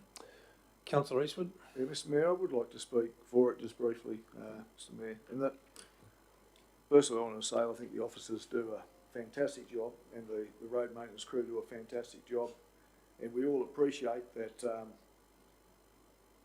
and we all know, I guess, that there's always going to be a game of catch-up when it comes to, especially our unsealed road network. We have such a huge network, and the costs are mega, and we only have so much staff. So I guess we're always going to be a little bit behind the 8 ball, but we want to do the best we can to give the best roads that we can for our shire. And so in this, I do think that just latching on to what some of the other councillors go, that getting independent auditor in to make sure that we are doing best practice, I don't see any harm in it. And for 20 kilometres of road that it might cost us, I think it's worth it. Right, Councillor May, do you want to wrap up? Yes, thank you, Mr Mayor. I have to thank the councillors for their understanding and I shouldn't use the word common sense, but Councillor Hutton hit it on the head. It's an investment. Councillor Bello, Councillor Friend, you've all got positive comments on this because it's an investment. It's a bill of health, and it's good to have somebody else, new eyes, looking over our practices.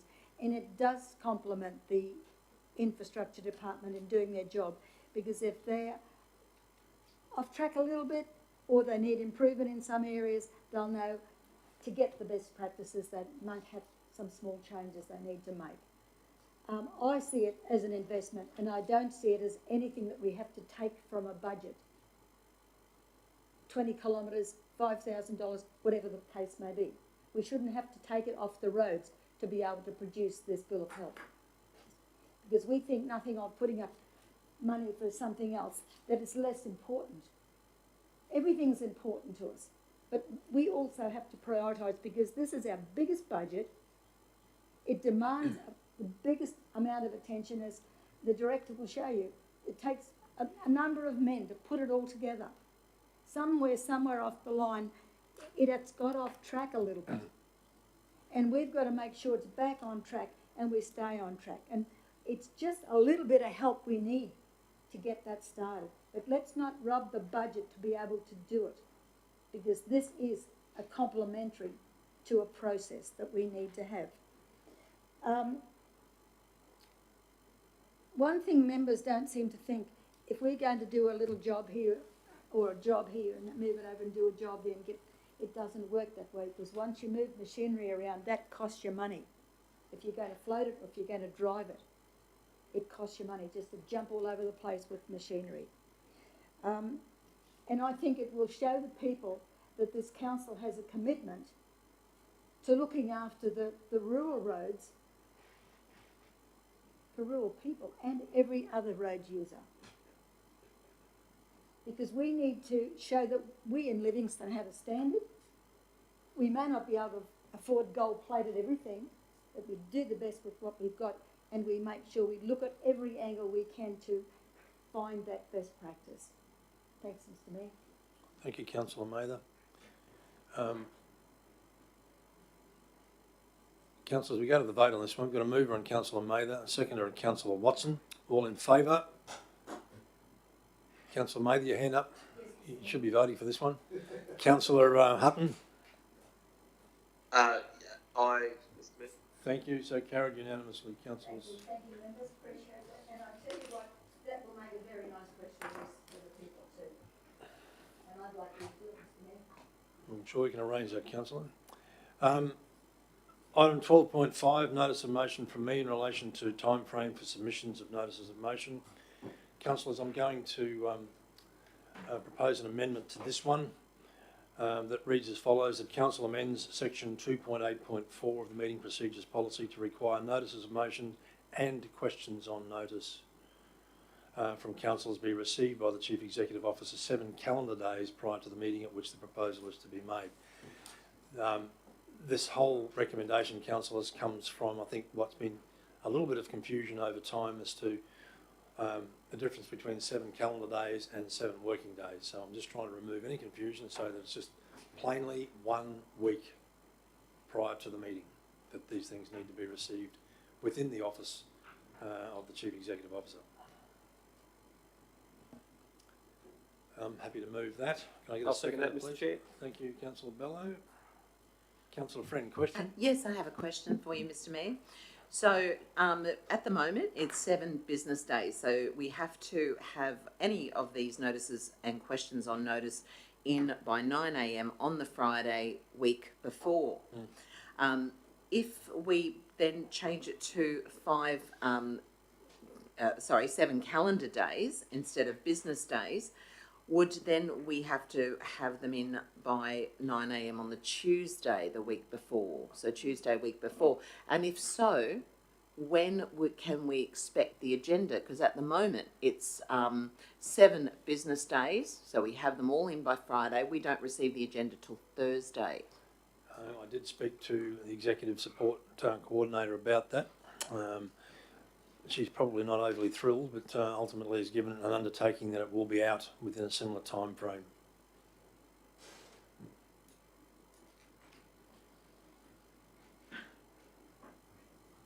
Any other questions, Councillor Mather? I'm just on the same line as Councillor Friend. If you have it in by 9 o'clock on the Tuesday and the agendas have got to go out on the Thursday, it really doesn't consider the staff very well. Well, that's why I asked the question of the Coordinator, Councillor. I did consider the staff. Yes. Yeah, thank you.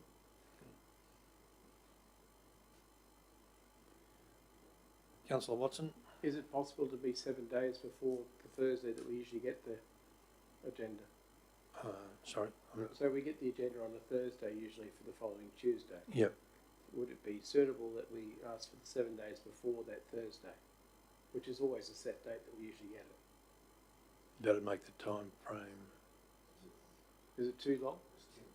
Yeah, it's still essentially 10 days. Yeah. Could we make it 5 days then? You can make whatever you like. What I'm trying to say is give time for I've just put a number on it. So I know, but I'm just trying to give you time.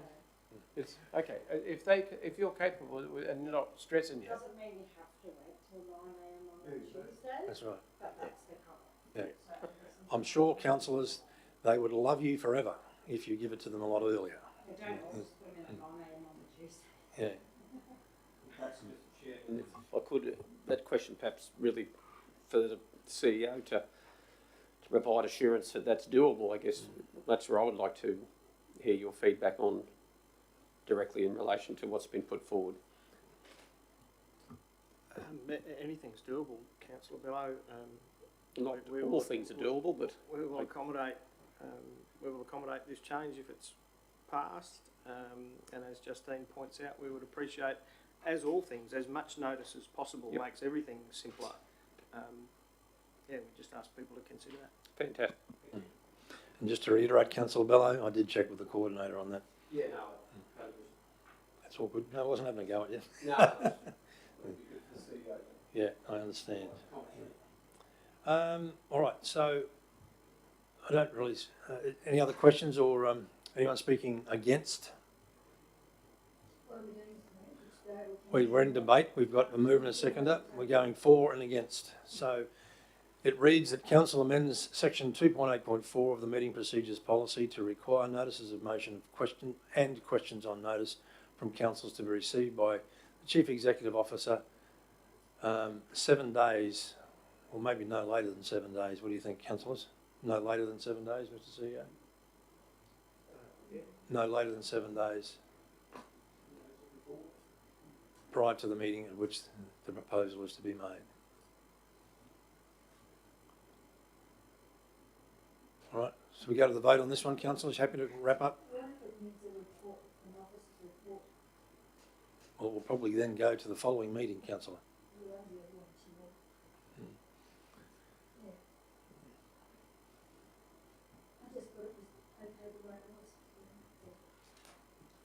Well, it has provided some confusion, councillor Mather.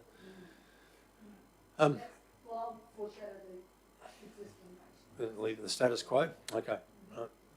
Not going to die in a ditch over it either way. All right, so moving myself, second to Councillor Bello, all in favour? 1, 2, 3. Aye. Those against? Okay, the motion's carried 5-2.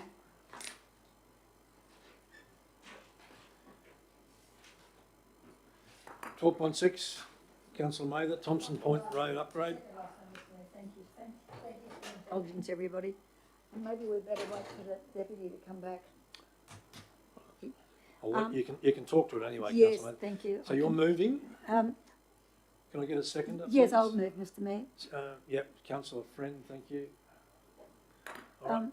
And this is a no-brainer, Mr. Mayor, because we've got 19.6, I think it is, kilometres of road that comes off the Emu Park Road, and it can be quite horrific. And you've got car parts and trailer parts and springs and you know what, all along the road from time to time, depending on the state of the road. And when TMR upgraded the jetty down there, put a pontoon in, they didn't do anything about the road. They didn't do anything about the parking. They just upgraded it and left it to us. It did attract more people, and that's good. But they've left us with a road that can be quite horrific and quite expensive. And I don't think that's fair. So really what I'm doing is trying to get support to go to the government and ask them for assistance to upgrade the road to a seal standard, even if it takes a number of years. We're quite prepared to do it in stages to be able to get it done. We thank them for what they've done for us, but they've really haven't done us a favour by leaving us with a road that has and it does flood. It is quite substantially damaged after rain, but it is popular, and that's where all the complaints come in. So that's really what it's all about, getting the government to do its job, finish the job, and recognise where it has a responsibility to our ratepayers. Thank you, Councillor Mather. Any questions of Councillor Mather? Councillor Watson? My question is just something that I've heard about that road. I have a friend up there who's a commercial fisherman, lives right at the point, and his neighbour, just before Christmas, was brought in by an ambulance. He'd had a heart attack or something, and they actually had to stop the vehicle because the electronics stopped working in the ambulance. It was so rough. Right. Okay, so anyone speaking against? Anyone speaking for? Yes, Councillor thank you, Mr. Mayor. I agree with Councillor Mather that certainly council's many functions are sometimes we're facilitators, sometimes we advocate, and we're asking the state government to help us with funding in upgrading this road to seal standards. So it doesn't hurt to ask a question, so I'm full in support of this. Thank you, Councillor Friend. Councillor Eastman? I'll speak in support of this one too, Mr. Mayor. I imagine that Thompson's Point Road is also used mainly by Rockhampton residents, with some local residents, but it would be a point of call for them and their boats. So it's not our shire shouldn't be footing the bill for that road, which is not under our responsibility anyway. But we need to make sure that TMA and the government do stand up and give us some money and pay for it. And I think it's a step in the right direction to make that request. Thank you, Councillor Eastwood. Councillor Hutton, any comments? No. All right, councillors, even though Councillor Bello is in the room, we'll wait for Councillor Bello to return.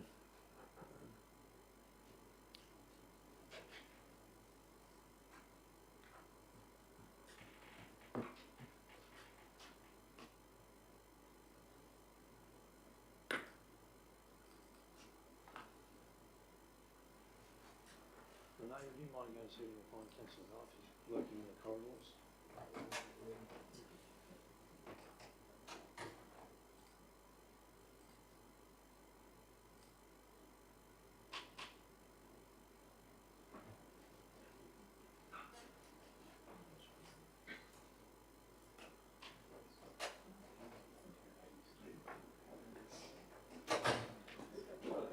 That's okay. We're just on 12.6, Councillor Bello, in relation to Thompson's Point Road. The recommendation is that we write to the Minister for TMR, copy to member for Keppel, seeking a commitment from the state to upgrade to seal standard 19 kilometres of the Thompson's Point Road and parking area due to the extraordinary use since the upgrade of the boat ramp. Further, Council understands the demands on the state and could suggest the upgrade be apportioned over a suggested 4-year period. Any questions, Councillor? All right. So we're going to go to the vote on this one. We've got a mover and Councillor Mather, seconder and Councillor Friend, all in favour. Councillor Hutton? Okay, carried unanimously. And it's not your last one, Councillor. 12.7. In the interest of your patience, Mr. Mayor. You were just trying to make us feel better. And in the interest of brevity, I'm going to move that this one lie on the table, because there has been a report that was attached that went with this. I haven't got it with me, but we are having consultations in Emu Park for the residents' reach in recent times, and I think this would be a good opportunity to raise this at that point, and we'll gauge the feeling of the public at that point. You'll be able to give them the information that was included in the office. Which one are you? Are you on Lindsay Street or are you on? Yes. No, this is Western Corridor. This is the Western Corridor, Councillor, 12.7. Oh, okay. What was that one? Questions on notice. Sorry? Questions on notice. Okay, I'll move that the questions on notice be received and for the answers be received and attached to the minutes, please. Okay. Happy to second that, Mr. Chair. Because it did have a report that went with it. That was the answer to it. Thank you. All right. Any questions, councillors? This is fairly straightforward. Can we go to the vote on this one? All in favour? Those against? Aye. Okay, thank you. Carried unanimously. Lindsay Street, access. Yes, I'd like to move the Lindsay Street beach access matter be lie on the table and the matter be raised at the resident reach of Emu Park, and members probably be provided with a copy of, or be provided with the information in the officer's report. That way we can debate it. Okay. Because there's a little bit of history there, and the information that I gave is not dissimilar to what the officers wrote, but I think it just needs to be expanded a little bit, Mr. Mayor. All right. So, Justine, you need some help with wording on that?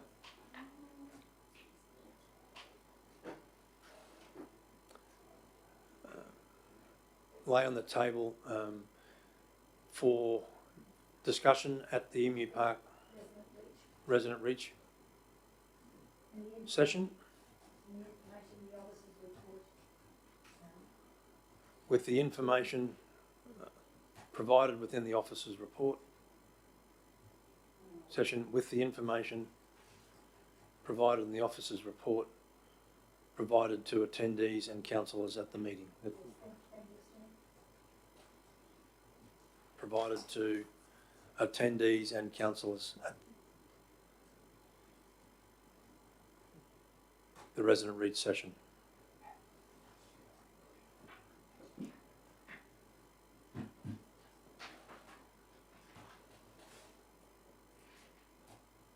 Before coming back to the yes, before coming back to a future meeting. Yeah.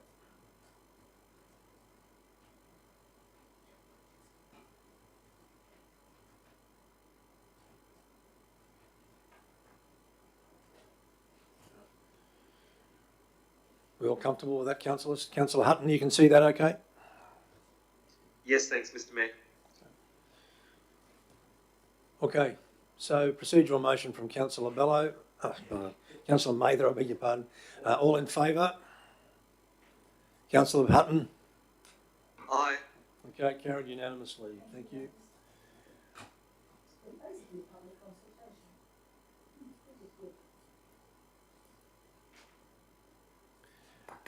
And Councillor Bello, your notice of motion on the car park facade. Would you like to speak to that one? Yeah, thank you, Mr. Chair. Notwithstanding the excellent work that's been done thus far,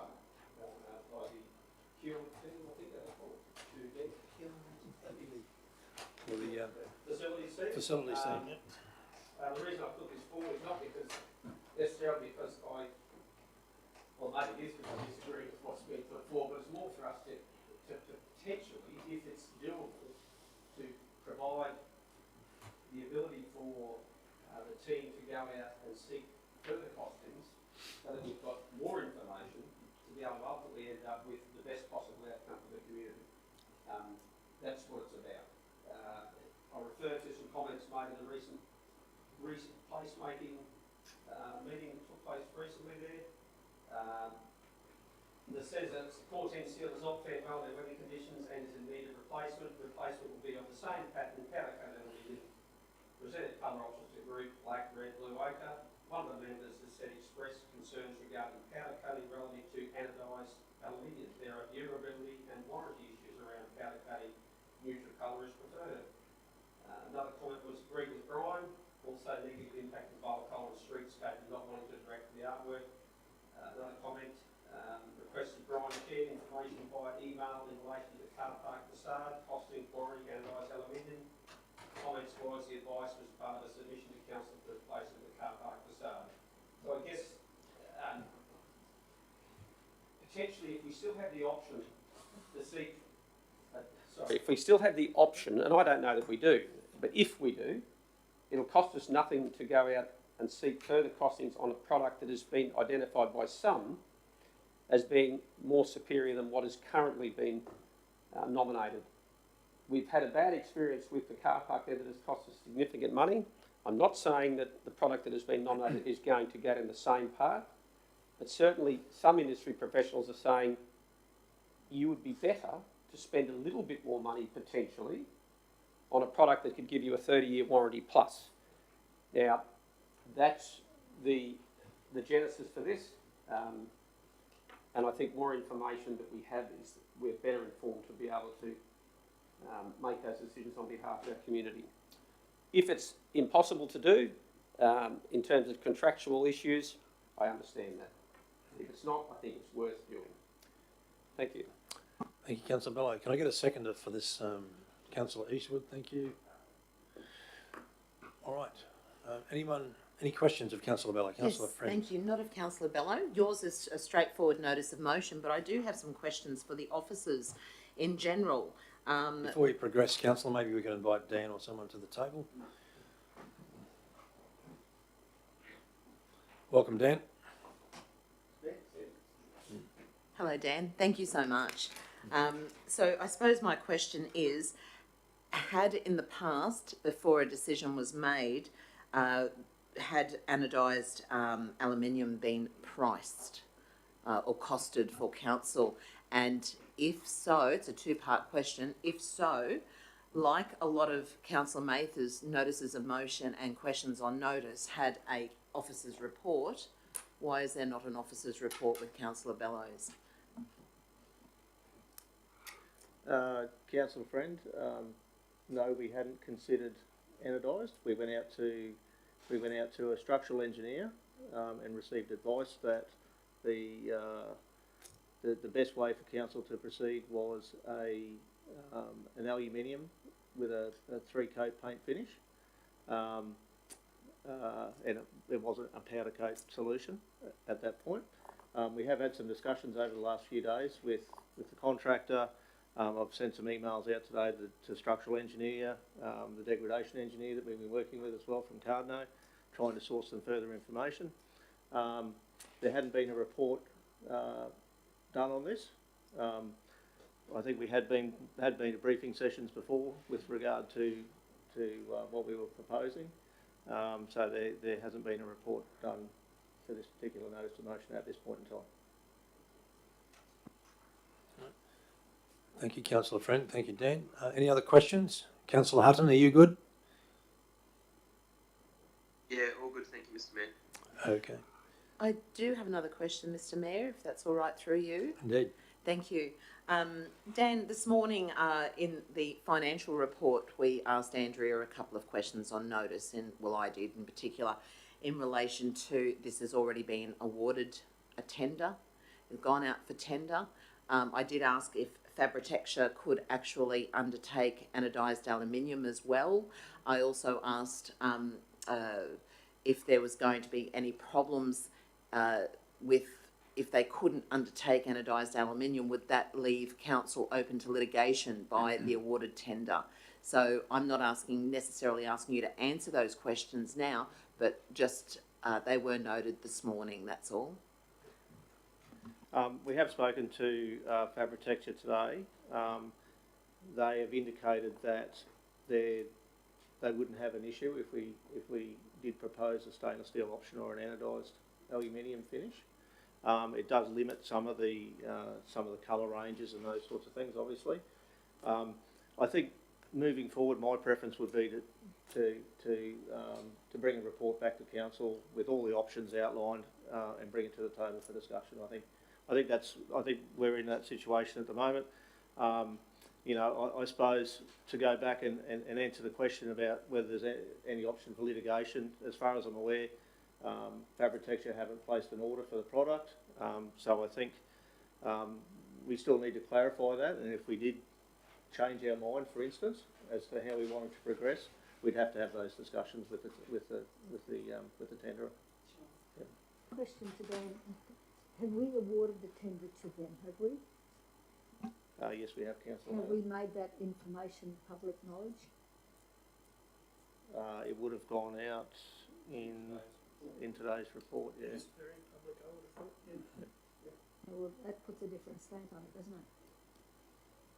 Well, not. No.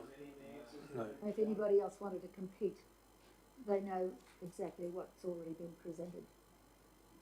If we're going to toss that out, then that's a moot point, I guess. Yeah. We're either going to proceed with the tender we've accepted, or we're going to probably re-invite tenders for a different product. Word it differently. Yes, makes it sticky. All right. Any other questions, councillors? All right. This is fairly straightforward. Councillor Bella, do you want to wrap up? Or? Only just to say, look, I know it's not ideal to follow this process, and it's not criticism whatsoever of staff's performance to date at all. Effectively, they follow, or the team follow, the direction that the elected body give them. This has been identified late in the stage. It's not uncommon for tenders to go out and then, you know, considerations be given to something that may want to be changed in there. That interaction does happen. As long as it's transparent and accountable, it's okay to do that. The support I'm looking for is to help our officers come up with additional information. We may dismiss it once we know what it is. That may be the case. We may also go, wow, okay, now that we've got that information, our decision is going to be this. That's what this is about. So I thank Dan for the information he's provided today, and with your support we will get more information, and that will not be something that is a bad thing for this table and for our community that have suffered significant cost in relation to this car park, which we do not want to in any way, shape or form repeat even anything like that. So thank you. All right, thank you, Councillor Bello. Councillors, we go to the vote on this one. We've got a move of Councillor Bello, seconded Councillor Eastwood. All in favour? Councillor Hutton? Aye. Thank you. Carried unanimously. Oh, Councillor, have you voted, Councillor? Well, I was just checking the motion, Mr. Chairman. You need to be quicker than that, Councillor.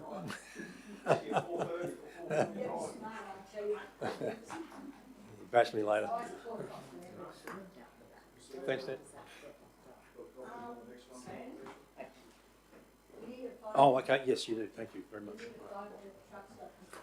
So can I get a resolution to move into confidential, please, councillors? Move Councillor Watson, seconded Councillor Mather. All in favour? Councillor Hutton? Against, Mr. Mayor. Rightio.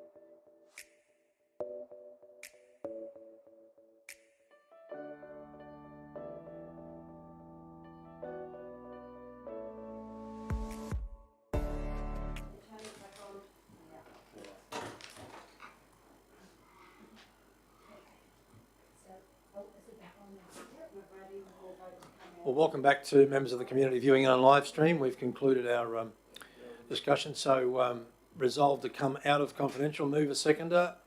Councillor Friend, Councillor Watson, thank you. All in favour? Councillor Hutton? Yay. Righto. All right, so 15.1, councillors, is the draft Capricorn Enterprise Funding Agreement. Happy to move, Mr. Mayor. Thank you, Councillor Hutton. Can I get a seconder, please? Councillor Watson. Councillor Hutton, do you want to speak to the report?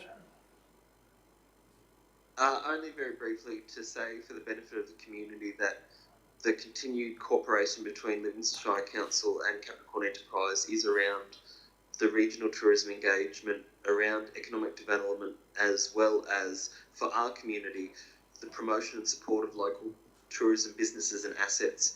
We know that Capricorn Enterprise has the majority of our tourism products as members and works in that space, and this is about Livingstone playing a part of the role that local government should fulfil in making sure that our region doesn't miss out and gets the support that it requires from the state government. And in some ways, it's a recognition of the amazing effort that's gone in these past so many years to make sure that during both the hard times and the good times of COVID, that our business community has been supported and got that return on investment by getting benefits in terms of buying for statewide advertising programs. Thank you, Councillor Hutton. Anyone speaking against? Anyone else wish to speak for? Okay, then we'll wrap up debate, councillors. We've got a mover in Councillor Friend, seconder in Councillor Watson.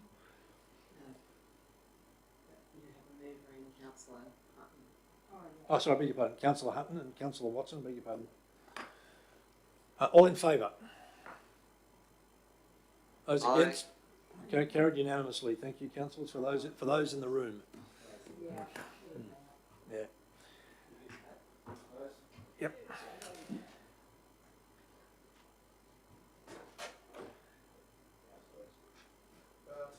Is anyone parking at the back? I was, no longer. No longer? No one else is? No? Okay. All right, 15.2, the proposed sale of a former Catholic church building in Marlborough. The recommendation, councillors, is that we resolve to dispose of lot 14 on registered plan 602167 if a tender submission is received offering a purchase price at or above the market value contained within this report. That if a tender submission is not received offering a purchase price at or above the market value contained in this report, that the exception mentioned in section 236A may apply in dealings with potential purchases over lot 14, and pursuant to section 2362 of the local government regulation to apply section 2361A of the local government regulation in dealings with potential purchases. A lot of that is now moot, as we know, because we've had a successful tender submitted. So, can I get a move and a seconder, please? Move, Councillor Friend, seconded Councillor Mather. Motion. We need to accept, that's what I'm saying. Does it say that we're accepting? Well, I think that will basically be covered in point 1, Mr. CEO, anyway. That's correct, Mr. Mayor. It's intentionally structured that way to contemplate all possible outcomes of the bid that's been received, but we're hoping that it'll be point 1 alone. Yep. All right. So, any discussion on this one, councillors? As long as somebody notifies a successful bidder as soon as possible. Thank you. That will make them very happy, I'm sure. It'll make the town very happy, Mr. Mayor. Yeah. Well, that's good. So, mover, Councillor Friend, secondly, Councillor Mather. All in favour? Councillor Hutton? Aye. Thank you. Carried unanimously. All right, councillors, as that concludes our business for today, thank you for your attendance, and I wish you